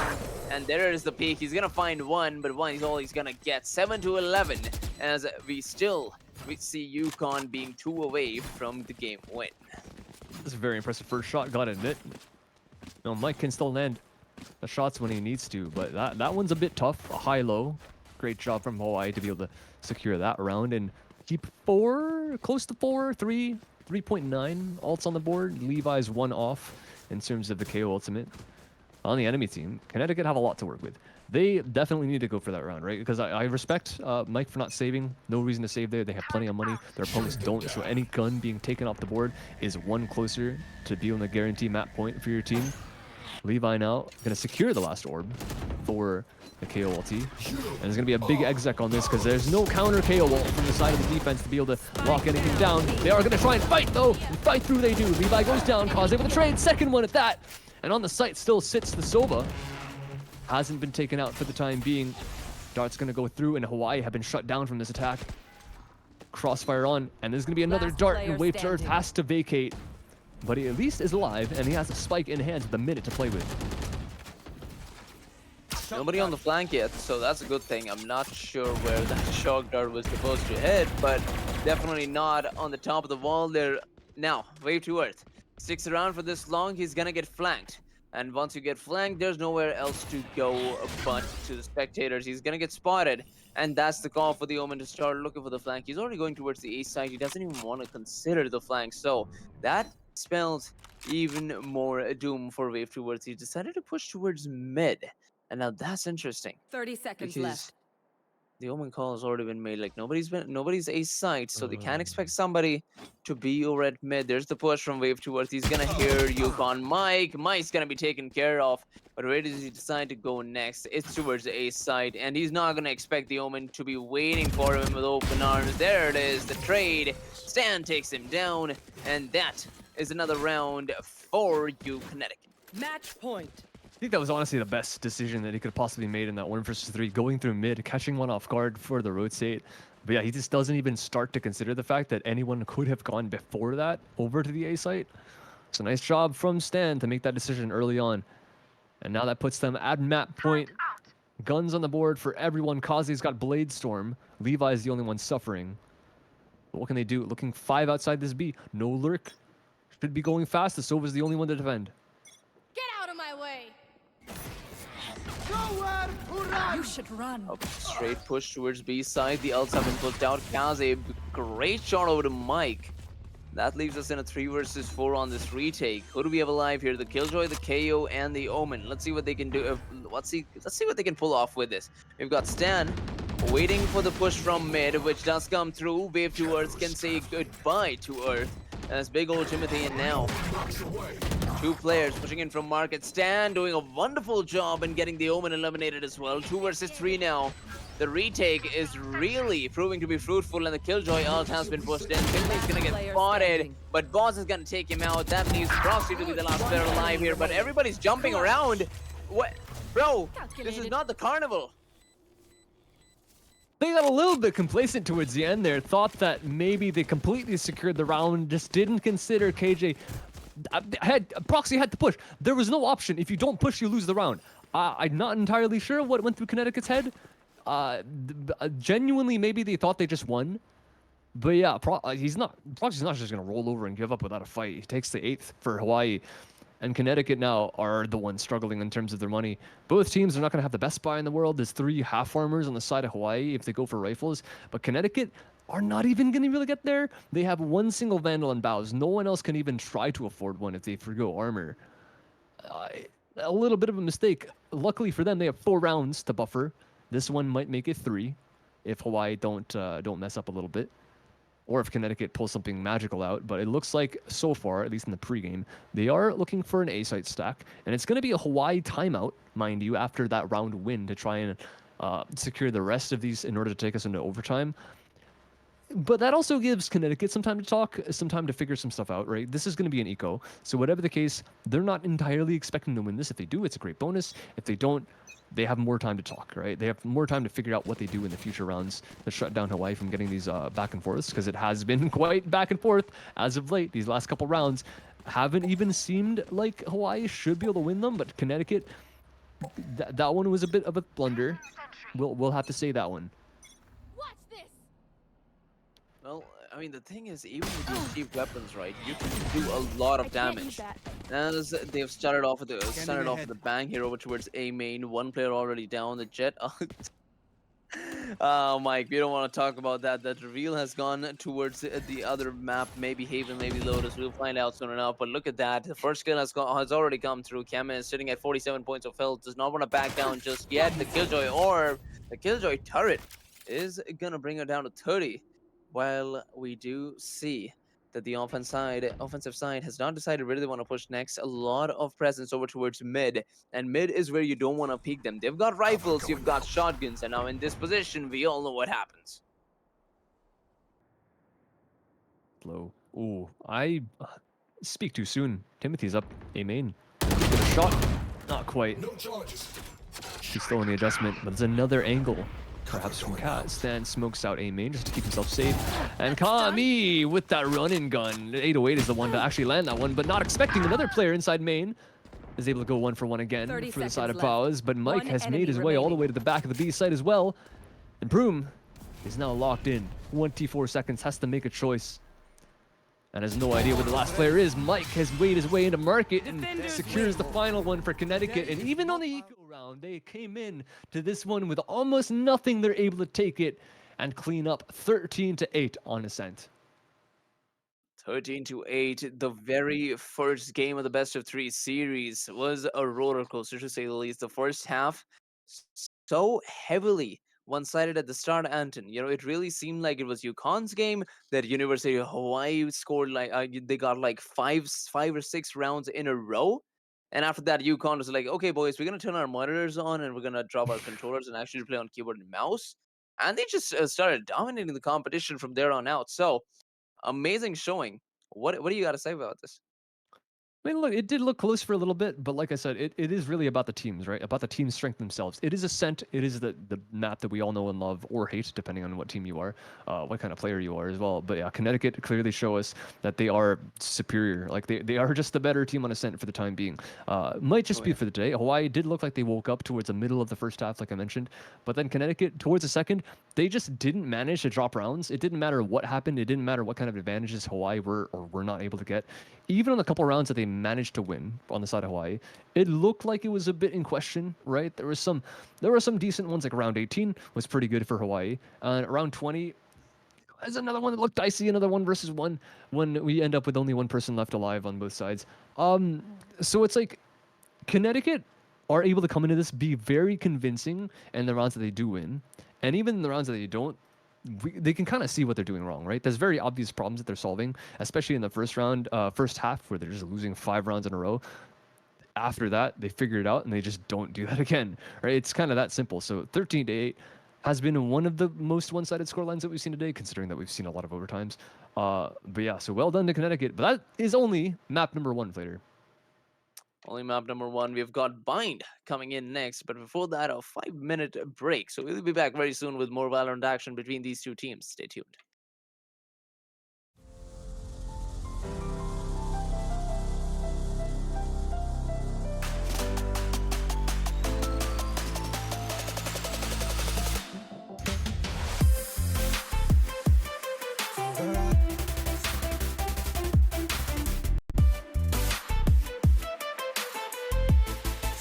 We could take this to game number 3. We will have to find out. But now, Anton, what do we think about Bind for these two teams? On Bind, honestly, I think Hawaii, their win condition for this map is going to be shutting down one of the win conditions for the side of Connecticut. Something that we didn't mention before that we went to break is that in that map number 1, we definitely saw some massive gameplay coming out from Kami, as I mentioned before. And of course, we saw her followed up by Stan and Boz right underneath in the scoreboard. But something to mention is that First Blood success, Kami went into that map and finished it with 9 First Bloods, which is literally, I think, 3/4 of the entire First Blood count for her own team. There were 12 on the whole team, 2 on Stan, 1 on Mike. She went out with 9. That is almost double the top score on their opponent team of Hawaii. 5 for Kaze. But like, that is some kind of, like, it's pretty obvious to see. Like, they are simply getting the advantage every single time and then being able to capitalize on the man advantage. And when they don't, then we see problems, right? When they get entryed on, when we see first picks come out from Hawaii, then we see them snowballing. But every time the Connecticut, basically every time they manage to get an opening pick, we see follow-ups and we don't see them making mistakes and giving up rounds completely. Like we've seen from maybe some other teams in EGF, sometimes it happens where you get the advantage and they go for some interesting peaks and then we give it up. That has not happened with Connecticut today, not very much at least. Interesting thing to note again, changes on agents. Timothy no longer on the KO. He's on the Neon. Neon is not something that we see too often on Bind. Sometimes you see some interesting stuff like Reyna, of course, we saw in the previous matchup, and in some pro games as well. You see Yoru every once in a while because it's so valuable for playing with the teleporters and being able to be pretty much anywhere with the map teleporters and your own teleports. We don't really see a Neon too much. I don't remember the last time I saw this agent on a map of Bind at all. And in fact, I think the last time we saw it was mainly on stuff like Fracture, stuff like you could play it on Pearl maybe. This one's a little bit weird. I'm curious to see what Connecticut have to bring out. I do trust them considering what we've seen in the previous matchup and in the previous play days. But this one's definitely very, very interesting. Yeah, it's this. As you mentioned, a lot of interesting picks coming in from both sides. It's been a while since I've seen a chamber, honestly, out in the wild. But there it is, Mike and Kazi on both sides. Maybe I've just been playing the game less because it seems like an activation pick on both sides. So, as you mentioned, the Neon pick on a map like Bind, rarely seen. But I think there could be some interesting stuff that Big Old Timothy could put out with the way they've been playing in the past games. That play style could really follow up with those faster rotations, early initiating plays, getting into the sides, getting up and close, and get those shotgun plays, or just try to get. It's like being the jet, right? It's a very initiating setup on the duelist. So we'll find out what they can do here. But the very first round, it does seem like the offense that is Yukon look to push towards B main. Yeah, very heavy default towards this long B right now for 4. There's a sky flash that goes out. Catch is actually nothing. The chamber is wise to wait for that. So there's going to be a very late lurk up through hookah. Flash goes through onto the players on long, but Kami just pushes straight through the smoke once again. Makes it work with a frenzy, as we've seen every single time it's in her hands. And even the fight outside hookah, it's a bit labored, but Mike gets the right click before he goes down. Wave to Earth is waving goodbye to everybody he's facing next, and that is a 3 versus 3 now. The bomb's already down, and they're looking to get this side back under control. Wave to Earth. He's got some success with that frenzy. Might be looking to push in more. He's got that adrenaline pumping. So Stan, all he's gonna do is play the patient game because that's what you gotta do, Stan. The patient game pays off. It's 2 kills for Stan. Make it 3, never mind. Broom is gonna get the kill there. Timothy's gonna take care of the final crewmate. And that is the first round for Yukon. Very fast attack, and like I mentioned, they want to get up close and personal into the faces of Hawaii. And honestly, something that you can't really ignore, especially when you're playing this team, like, they're called Hawaii for a good reason. They're physically located in Hawaii. There's nothing we can do other than to connect to the closest servers to them. So yes, it is the case that there's a lot of players on the server with a lot of high pings, right? But Connecticut are playing to their, they're using that to their advantage, and they're playing how you need to play the game when you're faced with these circumstances. They're not waiting up and playing very passively. They're actually going for fights. They're putting in the work to make their own aggressive plays happen, and they're walking into the faces of Hawaii, and they're making it function just how you need to. Because you can't wait. When you wait and you let them walk into you, the ping comes into play, they end up getting the drop onto you. But when you do exactly what Connecticut are doing right now, it's so perfect, and they're still pushing the aggression. They're not looking to slow down at all. Flawless round from Connecticut for round number 2. 10 minutes for the 3K there. They got the side under control. They got the spike down, and they just went on a bit of a killing spree there. Love to see it, but those were just the early 2 rounds. Now we have got the big guns on one of the sides of the map. Let's see how good they can make use of it, because now just rushing in is not gonna be it. Well, Connecticut are gonna ask the question themselves right now, because as soon as the barriers drop, it looks like they do want to go fast in the showers, at least with some utility. Neon's going to go first, Stun's going to go through, and a nade down short at least does get them in. So they are up pretty fast. It's been 10 seconds. They do have showers control.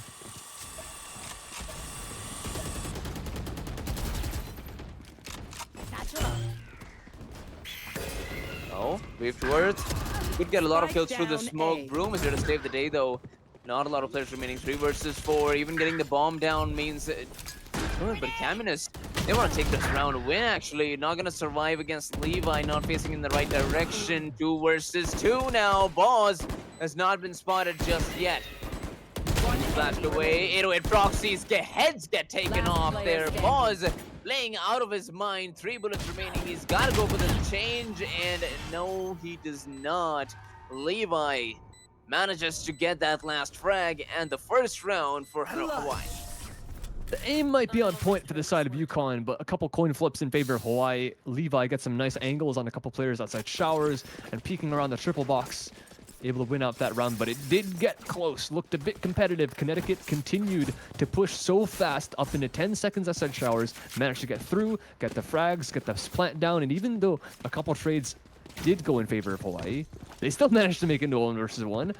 Don't know how that managed to happen, but some very quick shots coming out from the members of UConn, even on Bulldogs. And now Hawaii are the ones with a very, very light buy. Even though they won the previous round, they lost so many players that they can't go for rifles now. So UConn, with the advantage, back in the showers. Chambers gonna get the heck out of dodge, and Broom left blind, left in the dust by his teammate. And Kaze's got to make up for this.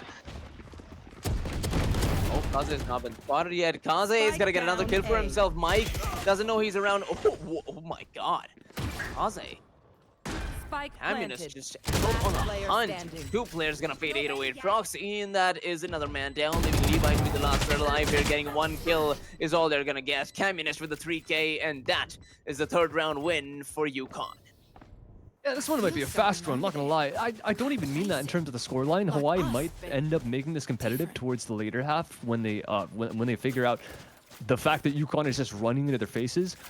But it's going to be fast no matter what, because UConn aren't going to stop. They're literally never going to stop running it down because, again, like I mentioned, you just kind of have to play like that. You can't be very slow against a team that is like Hawaii, and I say that in the nicest terms because of where they are. Like, when you play on a server with like 60, 70 ping, it's already so difficult to just end up holding angles. And especially when you're on like the side of Hawaii on the defense, you have to hold. You can't walk into them because then you're going to end up giving lives up like that. And Connecticut still being very fast in the showers. And through his spawn, Kami doesn't need to see our target. Kami's got to be the MVP here, right? For now, I definitely, Yeah, for the time being, I definitely think that's the case. 9 and 2 on the scoreboard. Got a 4 KD, and look at that. Fake the plant, and then go towards B site.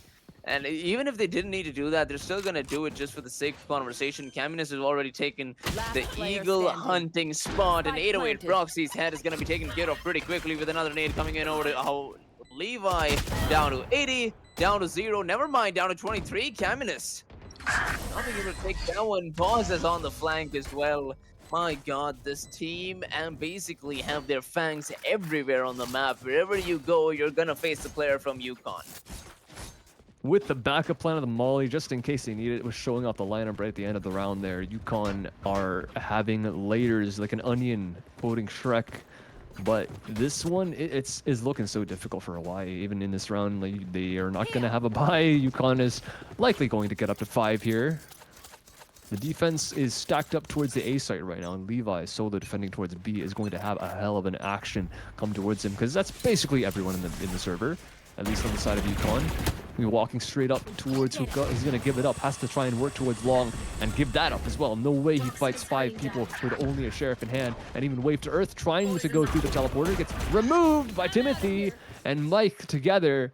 Kaze only 1 trade in between those 2 frags.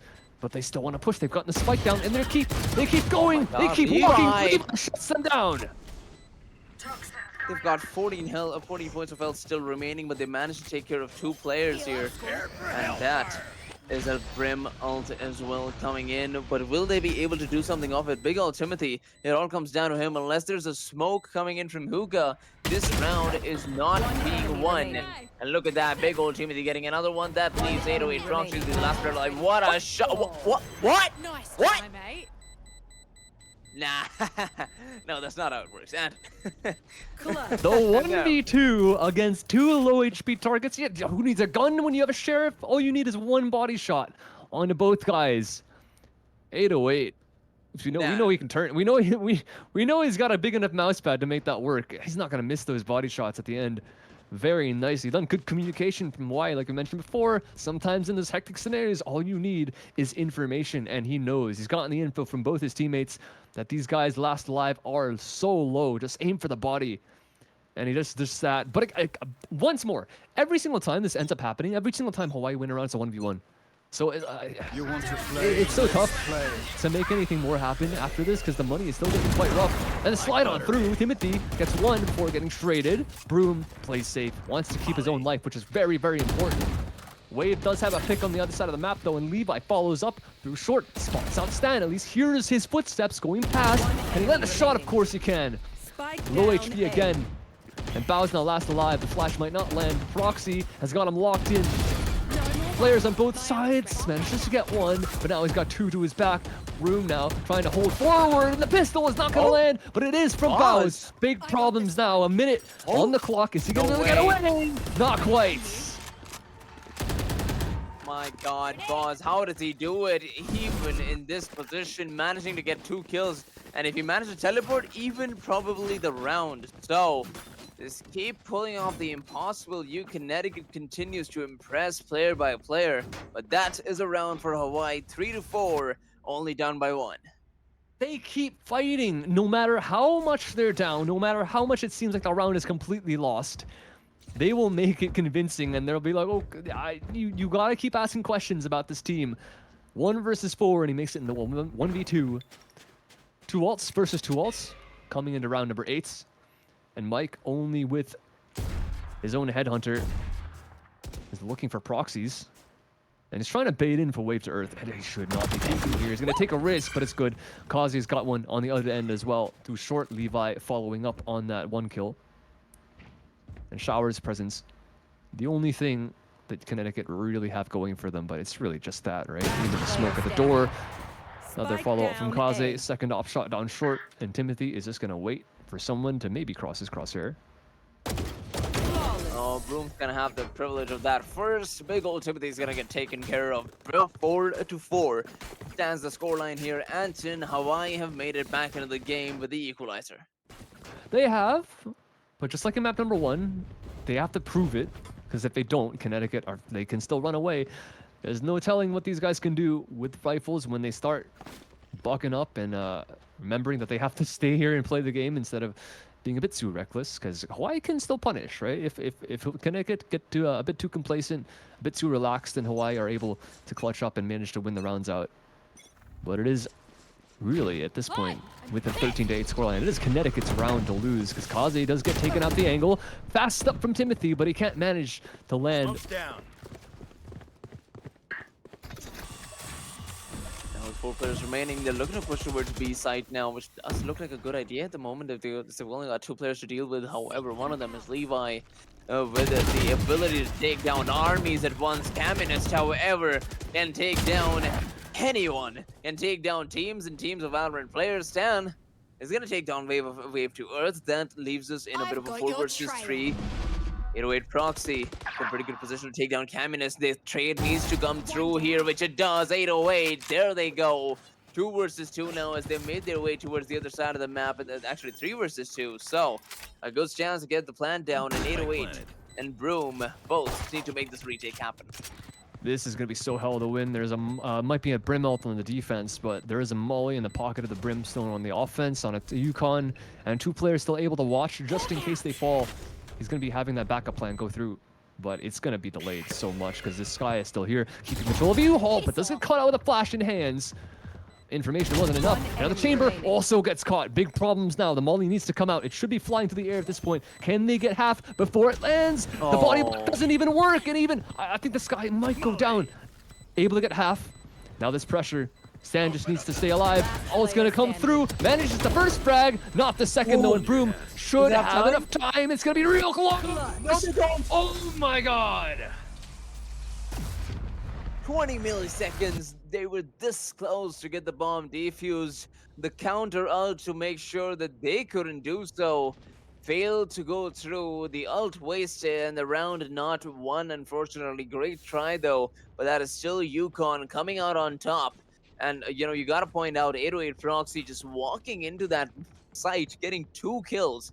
like it was nobody's business, and then almost getting the last one as well, but not closing it out with that defuse. Unfortunately, 4-5, UConn take the lead right back in their own hands. Oh, and Connecticut keep the ults in their pocket as well. All they needed to do was use the molly. And now they go in with the showstopper, running away. 2 members here, but kept cornered. Levi gets a frag though, and Broom also follows up, but it's traded right back. Kaze pulls one back in the defense's favor, and that's the only reason this round is anyone close. One enemy remaining. Better than even though. 2-man advantage now for Kaze, and a slide in from Timothy. Wants to keep trying to keep up the pace. And they don't know where he is actually. They think he's in pocket. Bit of a spam. They don't know. Yeah, they didn't hear where the slide ended up. And Kaze might get caught out here at the back triple. But it's still going to be a 1-on-3. What's the timing like? Considering his back. But he does get caught. And Timothy only has to find 2 more. But both of those players just waiting in that position. And that suppressor could really work out in favor of Timothy. Do they pull it out? They've got to. No, the raw peaks are gonna be fatal. Well, at the very least, 5-5 Hawaii continue to make the game competitive with a 5-5 scoreline now. And University of Connecticut left with little to no money to work with getting into the next few rounds of this first half. Need equipment. Somehow, I just happen to be blessed with the best games. They're all so close. Even when it looks like a team is running away with it, Connecticut 4-1 at the start. Hawaii just try and pull it right back, and Connecticut now, oh, they're actually on the back foot. Sheriffs for 3. Op shot comes out from Kaze. Easy. Down long B. No way Mike's lands that with a classic versus an op. Molly going through to open the door, and the Rays trying to get a peek out. Finds one frag. Timothy pulls one back too short. Wants to get in, but the Viper is still here though. Levi, how much can he do inside of U-Haul? They're gonna opt to not take this. Very wise, not knowing what could be inside. And just trying to get a plant down and wrap all the way around as well. Levi needs to be worried about his back at this point. Spots one, gets a kill. Plant confirmed at the back of sight.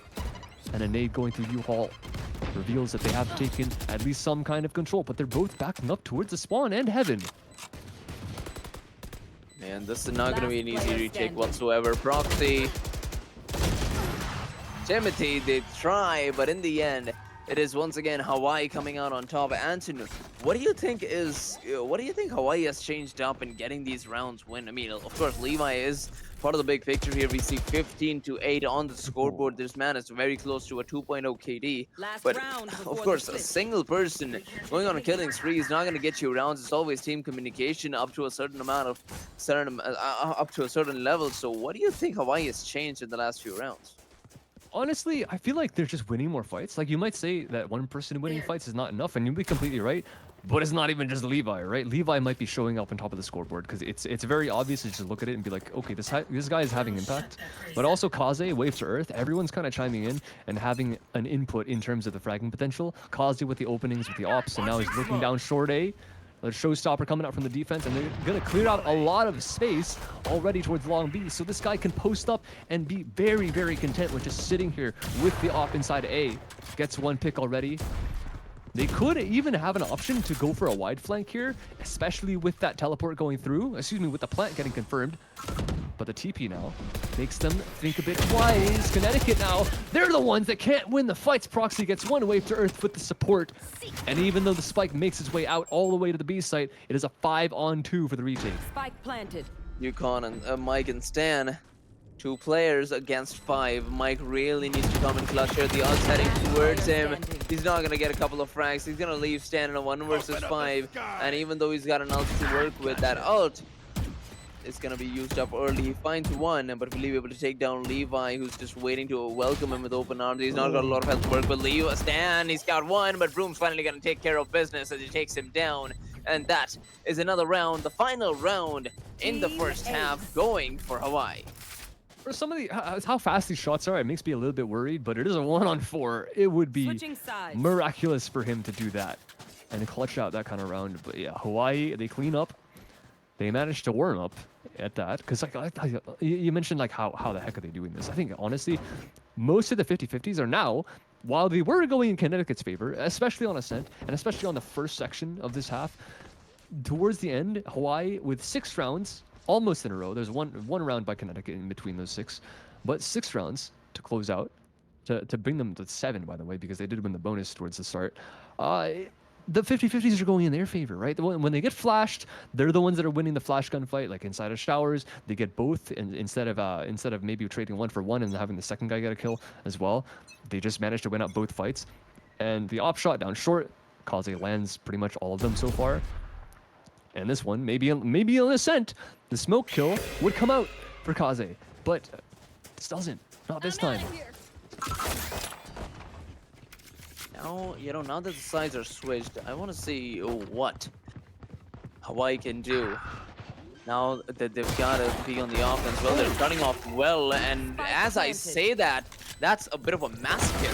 3 players down, but finally evening the odds here as 808, and 1 more player moving towards showers. Now, Broom is going to take care of Boss as well, leaving us in a 2 versus 2. Big old Timothy is going to find one for himself. There's another. What? How do you do that with a frenzy? That's a pocket vandal to me. But big old Timothy is gonna find another one, and that is the round for the defensive side. UConn take another one. Take one of the first rounds in a long time.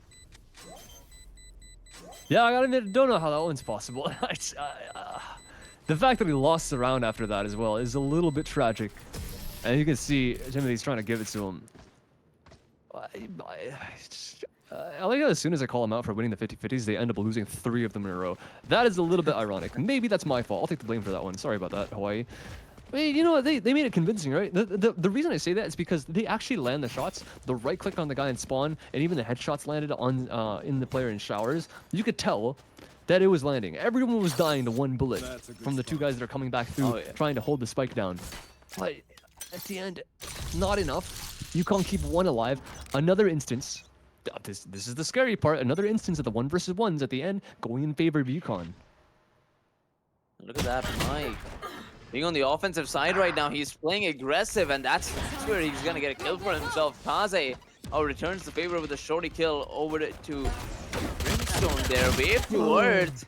Not gonna work against Caminus, not like that, but Kaze is gonna get the trade regardless. Big old Timothy is gonna find one for himself, leaving us in a 3 versus 2. Broom is already at site, but will they expect this? Look at that. So the trade comes in. Broom playing so well right now. He's got 100 points of health to work with, as well as a Spectre in the back pocket. UConn Mike is there. He's got a Sheriff in his hand. But will he be able to make something off it? Proxy's in the corner. Look at that, but big old Timothy sees it coming. Broom finds the frag. And that is 125 health going up against 100. The kills coming in from Broom is going to get the first round in the second half for Hawaii. Still great decisions by both teams. Even the micro plays coming out, right? The fast peek outside showers by the Neon, knowing that you have to make that happen if you want to get these kills. Anyone want to get and even the spike? Brimstone at the end. Broom isolating the fights. I got a little bit scared, right? But he did find a timing. He knew in his head that he had an opportunity to find the flank that came, or find the rotate technically. It wasn't a flank that came in from spawn, so he took the opportunity. And even though his teammate falls outside showers, he's confident enough in the 1 versus 1, which that one's the one that needs to be won, right? That one's the one that if it goes Connecticut's way again, we might be saying, okay, maybe this is the last map of the day, but Hawaii are at least proving that they can end up winning these 50-50s. And even in this round, Bloom decides not to invest up, even with 4.2 in the grand, or 4.2 grand in the pocket, and even makes it work for himself with the Bulldog coming into this round. Mike goes down first. And Kaze is going to get another one over to Caminus there on the other side of the map. So a lot of success over at A side. BF2 is going to take care of big old Timothy. This round has been crumbling apart for UConn, leaving Stan to be the last man alive. He's got a frenzy to work with, so not much going in terms of success. And he's going to be taken down by Kaze there, 9-6. A 3-round lead for Hawaii, the second map. Still anyone's game, though, as the guns come out from Connecticut. And we finally see the first gun round of the entire half for both these teams. 1 single ult, Neon has it. Brimstone on the side of Hawaii. But there's a lot to work with. Kaze is close to the sniper as well, so if they do end up losing this round, they will have not only a buffer in terms of their monetary economy, but also a hero sniper coming out from Kaze with the 30 force. So there's a lot of buffer in terms of how much Hawaii can give up, but I don't think they're going to want to. They're going to need to conserve as much energy as they possibly can going up into the third map, which is where they want to take us. In Connecticut, they want to end it right here now, but doesn't look like they're going to be able to do that because Timothy can't land the shots in there. Stan and Kami do pull it back, but Levi and Proxy trade right back in return, back on the A site. It's a 3-on-2 plant confirmed for triple. All the players playing inside a shower, and Broom sticking the spot right inside that plant position. 2 versus 3 now. And this looks like a 2 versus 2. Mike gonna get the first kill over to Broom. That's a huge kill. Boz still a couple of miles away from the action. Needs to get in touch with this. And that's exactly where they're looking to head next. But will they be able to make some of these long plays work? Levi's in. There's the first kill. Boss takes them out. And he knows it's on the other side, but it doesn't matter. Proxy's got the peeker's advantage. And with that, it's going to be Hawaii hitting double digits. Clean slate. The 10 and Connecticut, past the pistol, have not found any success on their own defense. Hawaii have been the ones to be able to push on. And maybe that is partially because of, once again, the attacker advantage in terms of our server situation, but also they have been looking very good in terms of their aim so far, at least in the second part of this game. It took them a while to warm up in the first map, and at the end, Connecticut actually managed to take it off with their hands. But at least in on Hawaii's efforts in this one, look at the shots landing. They're all just landing initial headshots. Timothy does the same, but he only has a Marshall. And he has to back all the way out of the site, trying to get to heaven, the only place that isn't smoked. Maybe able to find one more pick from up here. 3-4 now. The bomb's gonna go down, and Hawaii's in such a good spot at the moment. This retake looks very difficult to deal with. Big old Timothy's trying to catch somebody's in a stray position, maybe even the odds, but with just a scout in his hand, he's got to be careful with whatever peak he goes next. This is a bit of an eco. Mike's going to be facing 2 players at once, and the first kill is going to come through, but they're not going to expect the corner. Yes, they do. Okay, a 3 versus 2 now. The bomb's been planted in their favor. There's the ult. Big old Timothy will not survive the kill over Levi, but there it is. Yukon Mike now going up against Levi. The first fake does come in, but Levi's wasting time, and he knows exactly what to do to win this round. 11-6. Hawaii are on the path to victory. Ooh, stays alive as well. Keeps the gun. That's a big one. Economy now booming for Hawaii, and Levi playing that perfectly, showing us obviously why he belongs at the top of the scoreboard for this entire map. Connecticut trying their best. You can never count them out, right? As down as they are, they can always make any round look competitive, and even at the end there, I was the one round where I praise Hawaii for being able to land the shots. There are 2 very, very big whiffs there, right inside of U-Haul and elsewhere. So Connecticut, if they can rely on that kind of thing, you never know what can happen. But it is 4 rounds in a row with a defensive chamber op in the hands of Mike. That's the only one without a proper bot-up rifle. Seekers coming in from Hawaii are going to find a lot of presence towards this B site. And the smoke's going to come down, but they're not going to even gun here. Hawaii, that's a big fake. Sniper's going to miss his shot. And they are able to close the gap just a little bit. And he's going to try for a repeat. Gets Broom at least. That's the smokes down. Oh my god, what a shot from Mike there. And that's a pretty good round here for the defense, as only 2 players remain. They don't have the spike control at the moment. One over at Showers, and the other one waiting for this peak. Mike!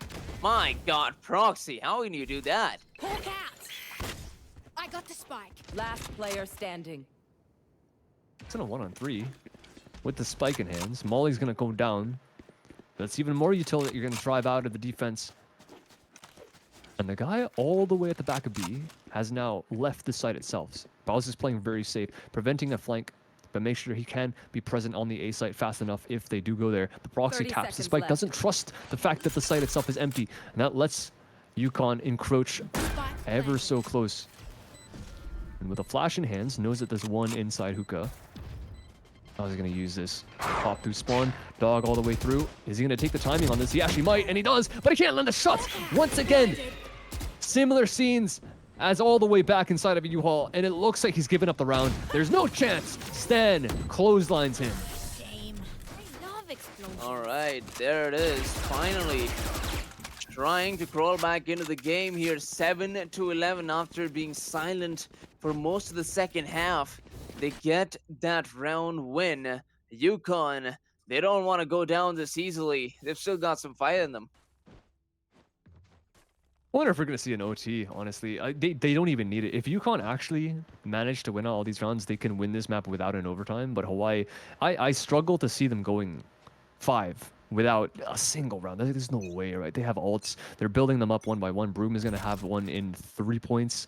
Levi and Wave to Earth both have very, very big ults of their own accord. So if they manage to get a spike down at all, this is going to be virtually unwinnable for Connecticut. So what they have to do is just prevent Hawaii from even getting on the sites. And they're playing very far forward to try and do just that. Flash going through. There's Anti. Both players are playing it outside along, and Proxy gets the first kill on Bows. Well, there it is. Bow's taken down. So great start here for the offense. Unless Stan can get another one, the man advantage remains here for Wave to Earth. Whoa! Okay, Wave. Okay, I see you. With the statue, keeps pushing in, and he's not done just yet. Nobody over there, though. But that should be the 12th round win. Ain't no way we see a 2v3 here when the players are this far away, now making their way back in from spawn. It's Caminus, as well as UConn Mike, an Op and a Phantom trying to make something happen. And look at that, everybody has been making their way towards B main now. So, the ult from Caminus could come in clutch here, but for that, Wave towards needs to be taken care of first. Will they be able to do that? No, they will not, leaving Mike to be the last player alive. He needs to go for the save, and realizing that he does exactly it. Too much money in his hands to end up risking, and not enough in his teammates' pockets to do just the same.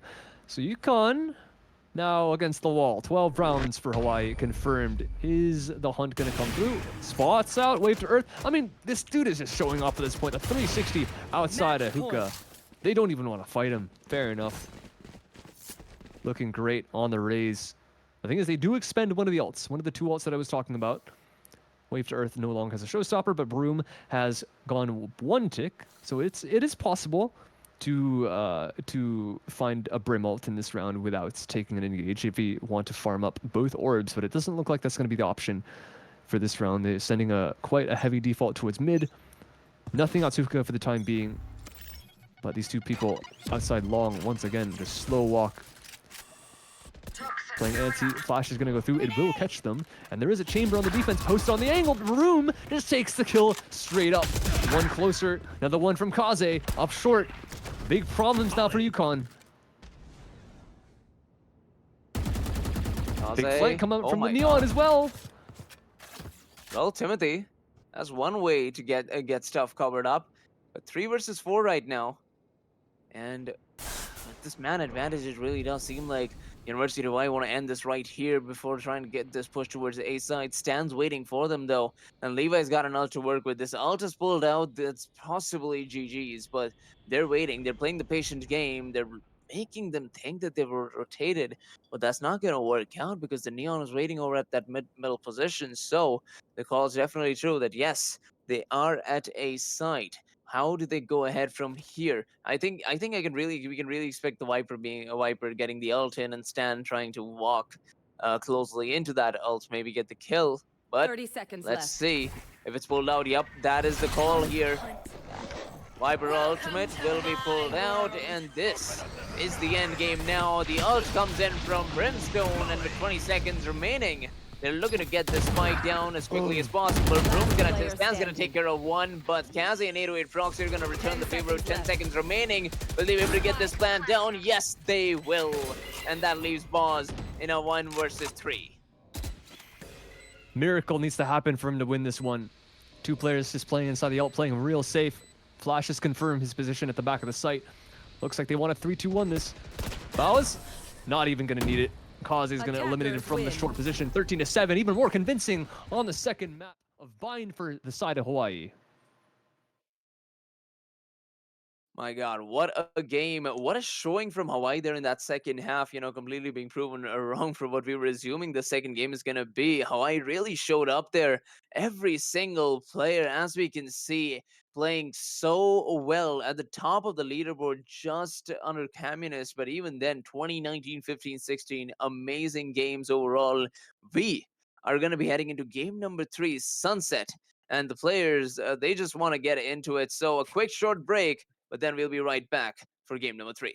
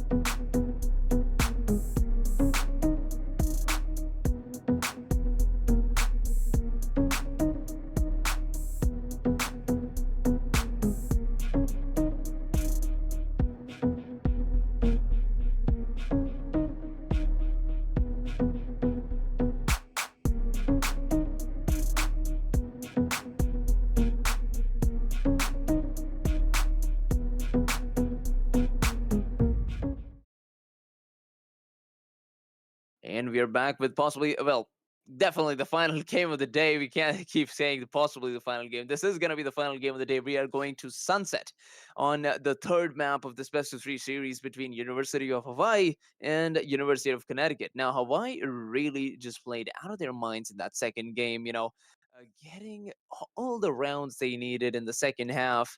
And we saw that the first half was a bit was well, very equal from both teams. But the second half, University of Hawaii just took it upon themselves to just get the game in the bag. And I believe what the scoreline was about 13-7, 13-8. Going into the next one, what are your expectations at?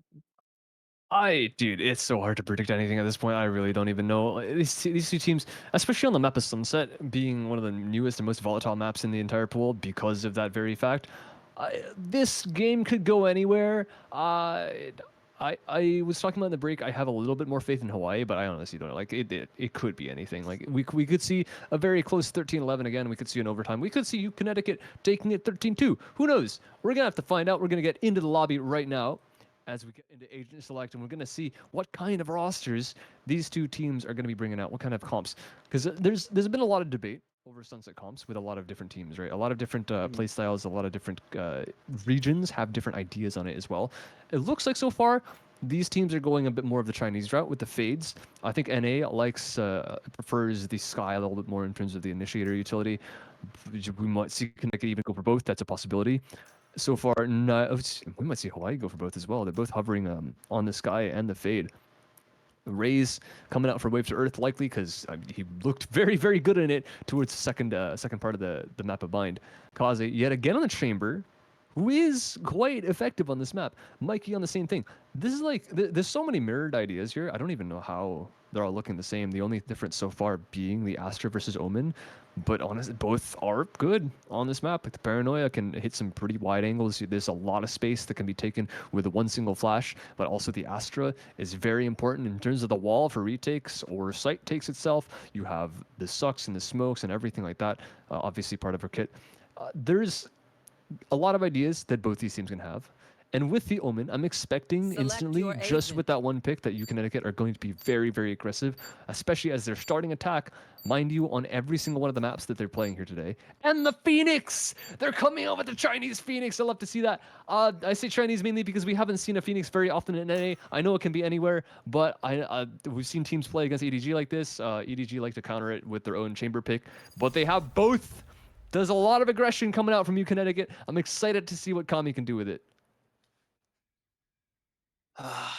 Phoenix pick on a map like Sunset. Very weird choices from the map picks, from the agent picks, honestly. But we've got it coming, and honestly, if Phoenix is not exactly a bad pick. I think Sunset has some great angles to use those flashes, but we will see if they can make use of it in the best possible way. Anton, what do we think about this roster from the defense? You know, we've got Hawaii running Levi, we've got running Fade, Raze, Kazi, Chamber, Astra, and the Sky. Now, do we think that Broom running the Astra is possibly the best pick, or could we have a Viper or a Cypher instead on a map like Sunset?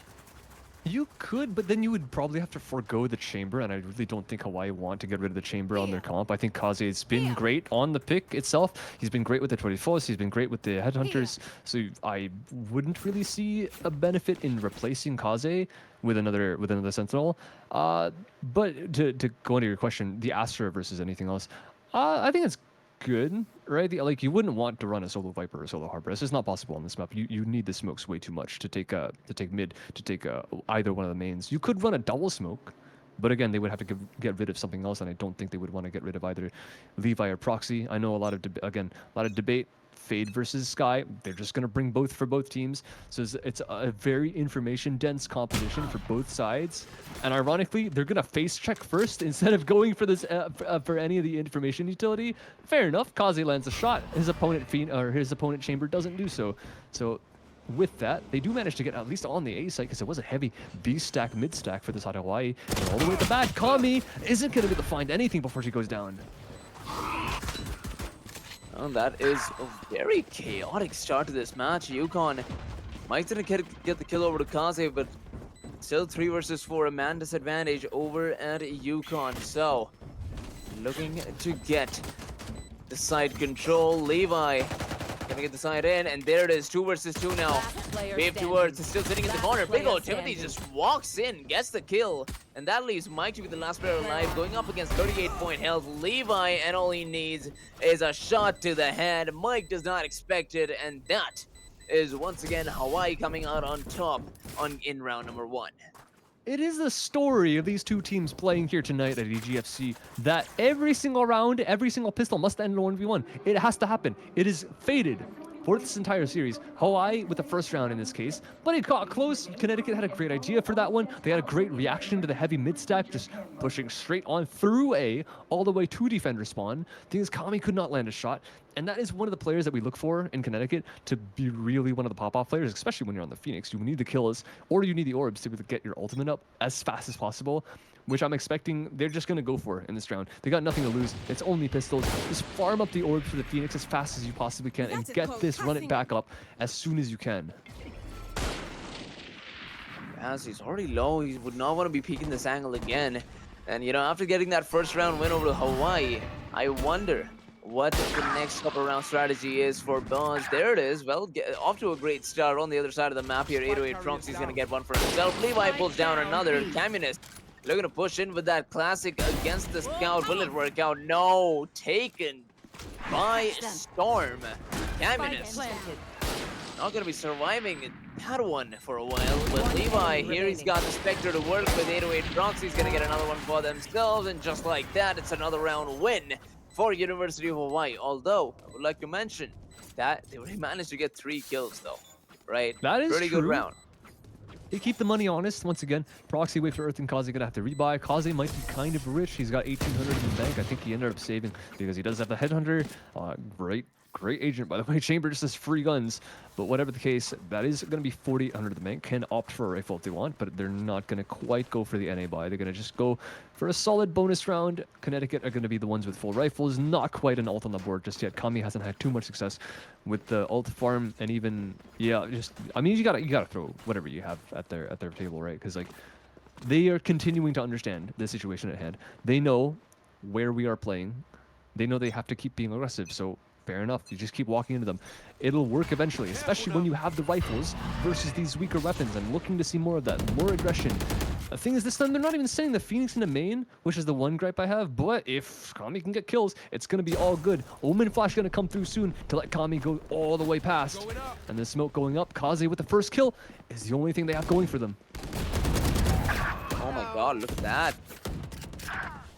Really aggressive entries here early on for the side of Connecticut.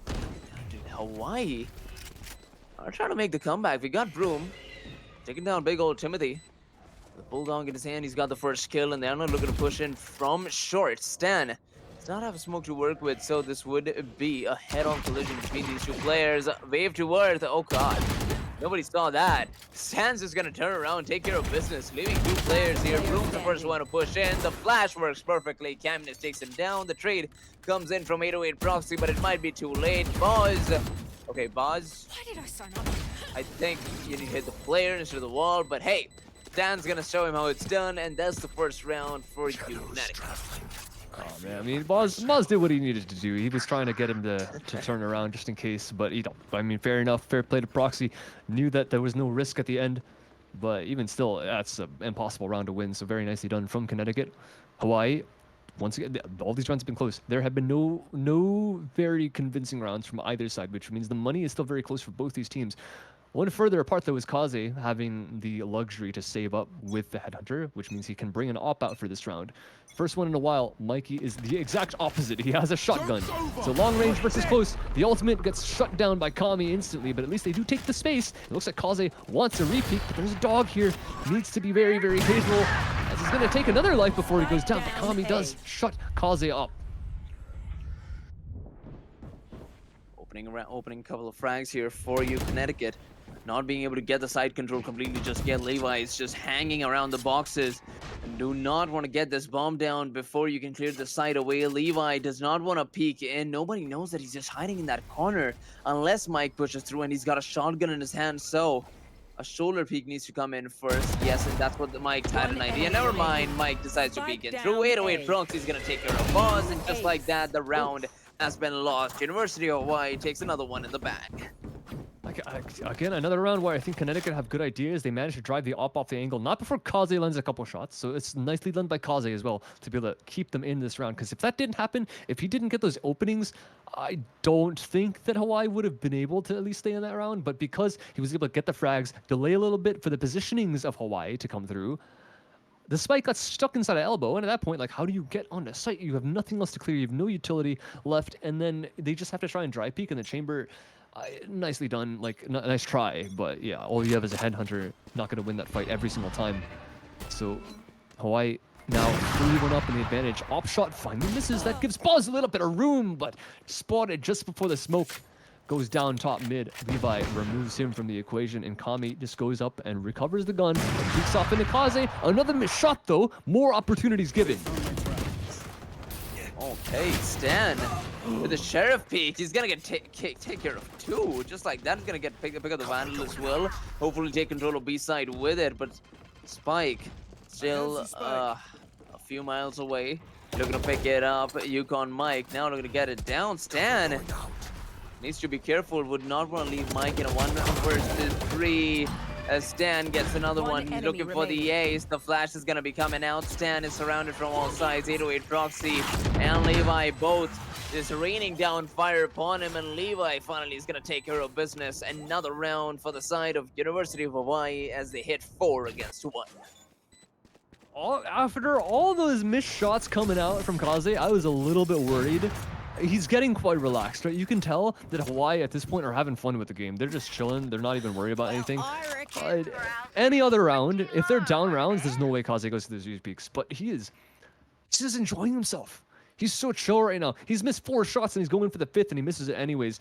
And then Hawaii's still coming on top. Connecticut cannot capitalize on those mistakes, but admittedly, there were already a lot of picks happening from Hawaii. They already had the man advantage, so fair enough. Like, I guess go for those, right? If you don't lose the round, like, you can't really say anything about it.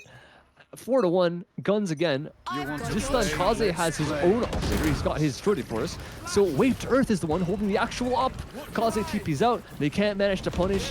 And Kami does make her way all the way up through elbow. Kaze's in a bit of trouble, but Levi saves him from the back of the site. Stan making his way through. How much pressure can they really put? A lot. Connecticut finally managed to secure the site itself. And finally, the couple of flashes early on do pay fruit. As Stan Stan and Bows actually managed to take down the 2 players. The presence over at A side completely out of the window. So that means the bomb has been the bomb's down, and all you need to do is play to hold on to the site. Something that Yukon is known to perfect in. But at this point, Last player standing. they're doing pretty good. 4 versus 1. 808 Proxy is going to be looking for the save. And this is the position where Yukon have just not had the chance to get into for such a long time. They haven't managed to get on the sites. They haven't managed to especially get on with man advantage. So nicely done for them to get all the entries. And again, Kaze with a couple misses, right? You know, I don't love to see that from the side of Hawaii if you're a Hawaii fan. But it should be all right for the time being. If he can get his confidence back up, if he doesn't get a bit nervous, I think they're just completely fine, right? Because he looks very, very good on the second half of Bind again with his own 34th, with the operator in hands. Like, this guy just didn't end up missing, and maybe the map reset kind of plays with the mental a little bit. Of course, it's a different map, so doesn't really matter what kind of player you are. You will play differently. It's very difficult to be consistent across so many different scenarios, and he's going to get the op back out, which is great to see. Don't want to see him giving it up. Don't want to see him saying, okay, I'm missing a lot of shots. Maybe I'll try a rifle. Just keep pressing it on. Unfortunately, in this case, he's not actually going to get any action because it is a 5-man towards A. Brute force for Connecticut. Oh my god, Wave to Earth. Even with that flash manages to take down Communist, and that's the duelist down, right? So that means taking A side is not going to be as easy as it was as once imagined. 4 versus 4 right now. 808 Proxy is going to back down behind the smoke. Though, taking side control will need it to be a bit more thought out. Levi and 808 both still very much alive. Levi is going to take care of Stan. Look at that. Pause. Peek out to Levi, and he's gonna find the kill, but Broom's gonna trade him out pretty quickly. 3 versus 2.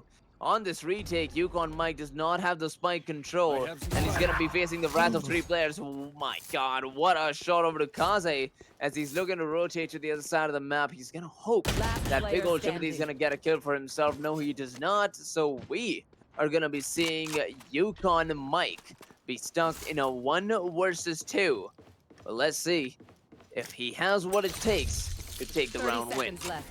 Well, this is the rawest 1v2 that you could possibly play, only on a chamber. Phantom, 3 bullets in the Headhunter as a backup, but nothing else is no util. There's nothing to think about other than your own shots and your aim. 2 guys in Hawaii going to be coming in very, very slowly, making sure they're checking every single thing that they could possibly need to worry about. Flash to hear all the close corners, and knows that Bubble Tea is fresh. Where are they going to go? Split up or play together? It looks like they're going to choose the latter. Spots him out now. Now this makes it a lot more easy for the side of Hawaii. Chambers got to play this perfectly, and Mike just backs off. Doesn't want to take any risks. But that's a bigger risk in and of itself because the Cosmic Divide comes out, and now there should be no chance. Sticks going through, and Broom just pushes straight on through the wall. Nicely done from Hawaii. Expends an ult, so Connecticut can be happy about that one. And I think that's a pretty good use of the ult at this point. Considering it on the defensive side, you're not going to be using that on that wall much anyways for post plants and stuff. So very well done here for coming in from Broom, using that ult as and when he deemed to use it. So 5-2, and they've got a 3-round lead in the first half, and it just looks like they've got the upper hand in the overall in the series. This is true. It still is. It is a defense, right? Well, it is a defense. I'm not gonna say it's a defensive-sided map. Hawaii are looking very, very strong on the defense. Connecticut so far have had very simple ideas, right? Brute force through A, try to take it, but there's a lot of teamwork coming up from Hawaii. Rocket's even gonna land. Like in another life, that would not have landed. That would have been 0 damage. But Wave to Earth is blessed in this case. Even another Fade ultimate going all the way through mid. No one can hear a thing. I think Omen the only one not caught by it, but he's gonna go down to Levi anyways. The 1v1 being won by the side of Hawaii, and this is what we're talking about, right? Hawaii literally, I didn't say it. I didn't curse them. I was about to say they aim really well. I didn't say a thing. Wave to Earth with a third. Of course. Hey, that was me. That was me, Anson. Yeah. Sorry.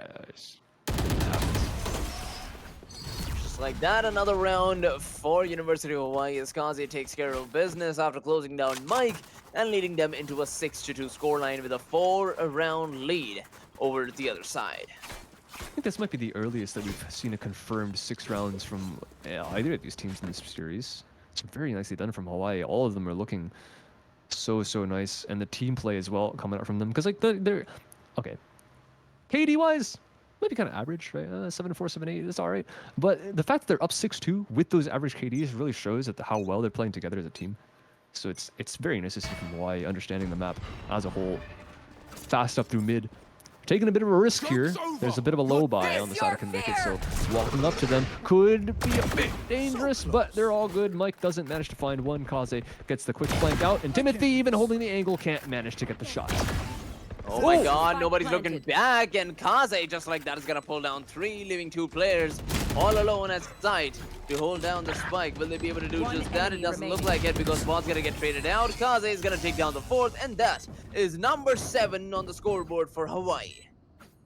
Might be like the 7th 4 kid we've seen denied of an ace as well, but at least in that one, he didn't manage to get 4 and then have one stolen away from him.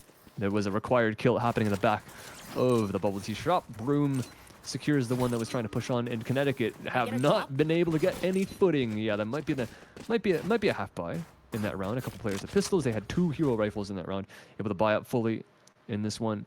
With the 1 ultimate on the board, Kami expending the run it back, not having too much success as they just got pushed in from the back, right? He's nicely done from Kaze just to land all those shots, and maybe he's given up the op for the time being. I'm not too mad at it.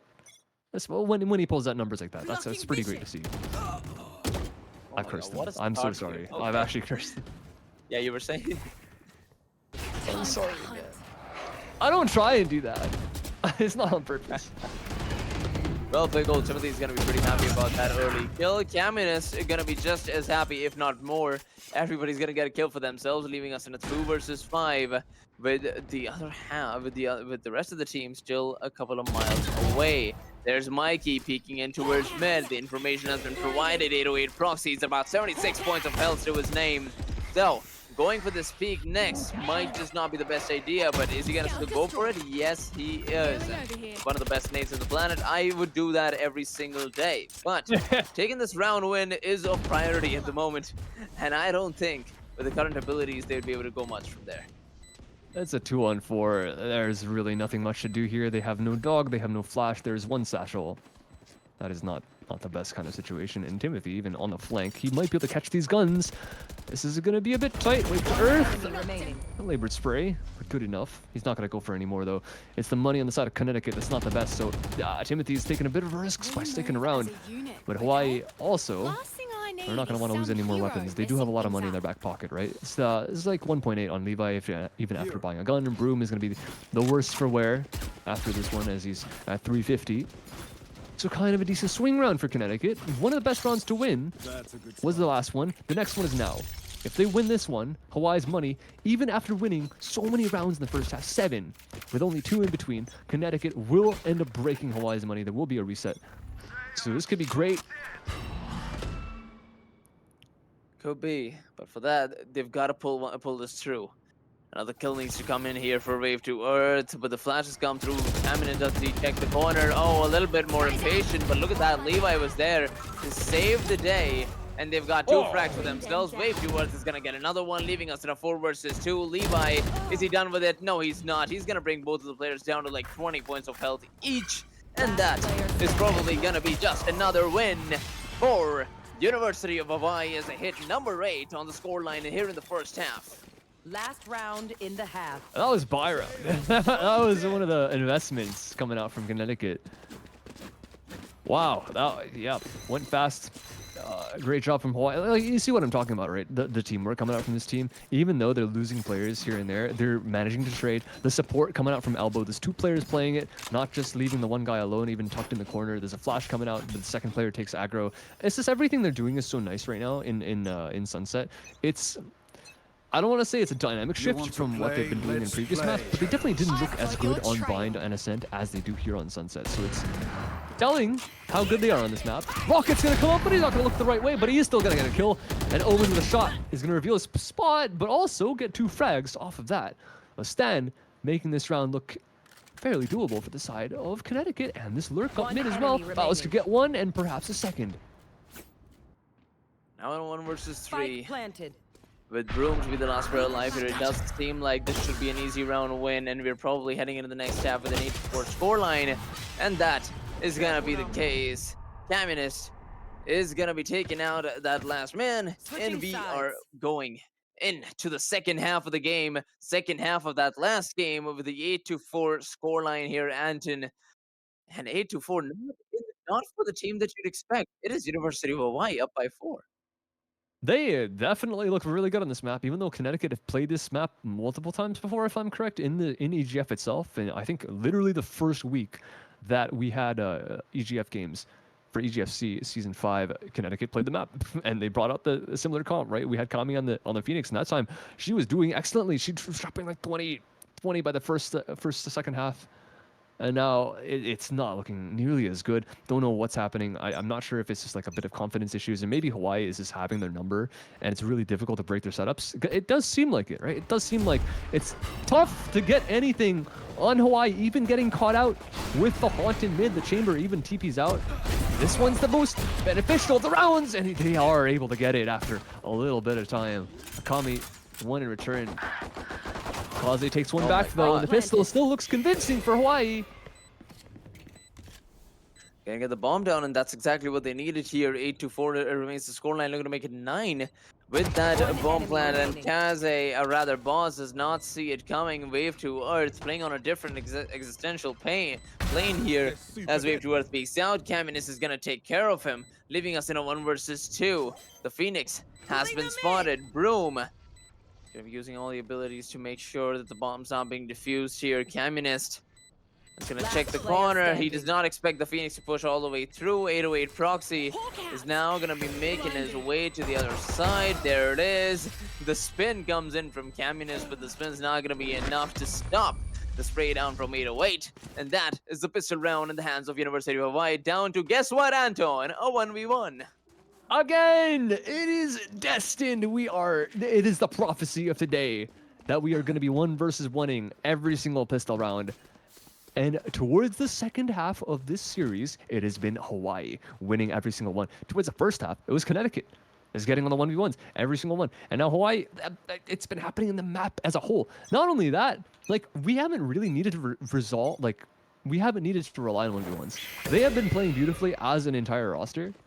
And look at this, like, Connecticut might be great. Kami lands a great shot, mind you, but it is just Kami being the one person to make something happen in this round, while Kaze pulls 2 back in mid, make that a 3rd. That Kaze 1 enemy remaining. getting another one for himself, and okay, they're not even gonna let me finish. It's Broom and Wave towards taking 2 kills for themselves very quickly, and the second round gonna go by in a jiffy, with Hawaii hitting double digits in the second half. And okay, You know, I know the audience is surprised. I know they did not expect this to go the way that it's going. And well, guys, I am just as surprised as you are. I don't know what's happening. It's University of Hawaii playing out of their minds, and I think we can all appreciate that, right, Anton? Yeah, definitely. I mean, we love to see this, especially with the newer maps. I mentioned this in weeks prior as well. Love to see teams developing how they play on newer maps, especially when it's this clean. Like, just kinetic. I think they're running out of ideas here. Going for dry peaks. And while it's better outside A main this time, they send both up, but it's only Kami going running while the Sky goes all the way back. The difference is between this, between Connecticut's defense and Hawaii, even though Hawaii is kind of going for some nasty plays, like they send 2 down mid, they send 2 up A main, or they send 2 in elbow. It's always 2, right? You never really see them playing very individually. But while Connecticut is doing kind of that, right? Chamber is solo, up B. We got a solo up A. The thing is, Kaze, he knows he's kind of won the round at this point, so he's walking up, and he's alone. Completely asleep, though. Doesn't expect Stan in the corner of Boba. Not really blaming him. That's a weird spot to sit, but Wave to Earth has that covered. 2 versus 4 now. They've got the side control. They've got the spike down as well. Big old Timothy looking to push in. He's got the Phantom, but just a whole lot of players to deal with before he can even reach the side. Well, he's gonna find the first one. Off to a great start. Here's the footsteps of the second one. Big old Timothy taking in multiple headshots in a row. But that is gonna be a 2 versus 2 as Broom looks to save the defuse. There's the peak. Broom finds one. Big old Timothy. And this is what you were saying, Anton, the Astros pick. This is where it becomes useful. You can stop the push without you can stop the defuse without even peeking. And that's exactly what you wanted to see from Broom. 11-4. 2 rounds away from victory for the University of Hawaii. Oh my god, the bonus round win for Hawaii as well. And you can even see they gave up their guns there at the end, knowing that they're holding Spectres. They don't even want to leave it to chance. They want to end it here and now. They're going to buy up the rifles in this round. And even, they haven't lost people. So it's like, it might have been a 2v1 at the end there. But they have been getting the kills. They've been getting the plants down so successfully that they have so much money going into this at post bonus that it really doesn't matter if they lose a couple rounds. Connecticut could end up winning one. Hawaii will have a bye. They could win another one. Hawaii will probably still have a bye. It's such a big problem for Connecticut right now. They have to win so many in a row with such a low bye, and they can't even get started. My god. Well, Caminus is going to get one for themselves, trying to even out the odds here. Side control seems to be the case here for University of Hawaii, and they're once again gonna have to play on the retake. Boss goes down. Caminus, there they are. Oh my god, wave towards. Somebody stop this man. Headshots after headshots, and this guy does not want to stop anytime soon. 1 player remaining, and it's big old Timothy with a big old Phantom in his hand, looking to make a 1 versus 4 miracle happen. Will he be able to do it? Doesn't seem like it, because the players have already put in the abilities. They know where he's coming from. 808 Proxy is probably going to be the first one to drop him. And yep, there it is. Proxy gets dinked, but the kill does come in from Proxy himself. Text 12 round for University of Hawaii. 1 away from taking the series home. They need to win 1 round against a team of Bulldogs, Judges, Guardian, Phantom, Glass Cannon Phantom. I don't know if you could call it a glass cannon. It might be like a, I don't know, a glass hose. It's not exactly an op on the board for Timothy. To play? Let's play. And they're throwing the kitchen sink at them. Shotgun for Mike. This might be the best chance. They have to take something, but they pre-fire him out of the corner and even bitten by a dog. Nothing to do. Oh, there it is. Wave to Earth. A couple of rocket launcher shots do not get killed, but really are going to push the players out of the side. Levi can get 2 for himself, Buzz. And the trades keep on coming in from both sides, but it ends up with a 2 versus 1 with Caminus fighting 2. Down to 5. The bomb not planted for him. That is Levi in a 1 versus 2. Okay, gonna get healed a bit. He's gonna get detected, and that is GG's. Ladies and gentlemen, University of Hawaii have managed to make the reverse sweep. If you call a best of 3, 2-1. 2-1 scoreline to be the possibility of this map here, because we would not expect it. But University of Hawaii have done exactly what everybody was not expecting. They took the games against UConn. They took it in a 2-1 fashion, and the last series ended up in a 13-4 scoreline. I'm genuinely wondering when we ask this about a lot of teams, right? A lot of teams, whatever level you're playing at, whether you're collegiate, whether you're playing literally in pro, tier 2, whatever, there's always going to be the teams that start off as underdogs. You come into this season, the league, being like, okay, we don't really expect much from them. If they get some wins, that's pretty cool.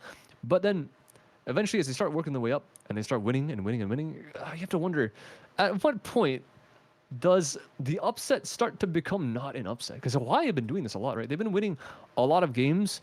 Because like previous seasons, they're not exactly the top of the entire roster, right? But they've been winning some pretty convincing games. Winning against William and Mary in the second week. Winning against, if I'm correct, if I can look at their results, Connecticut. Now this is like,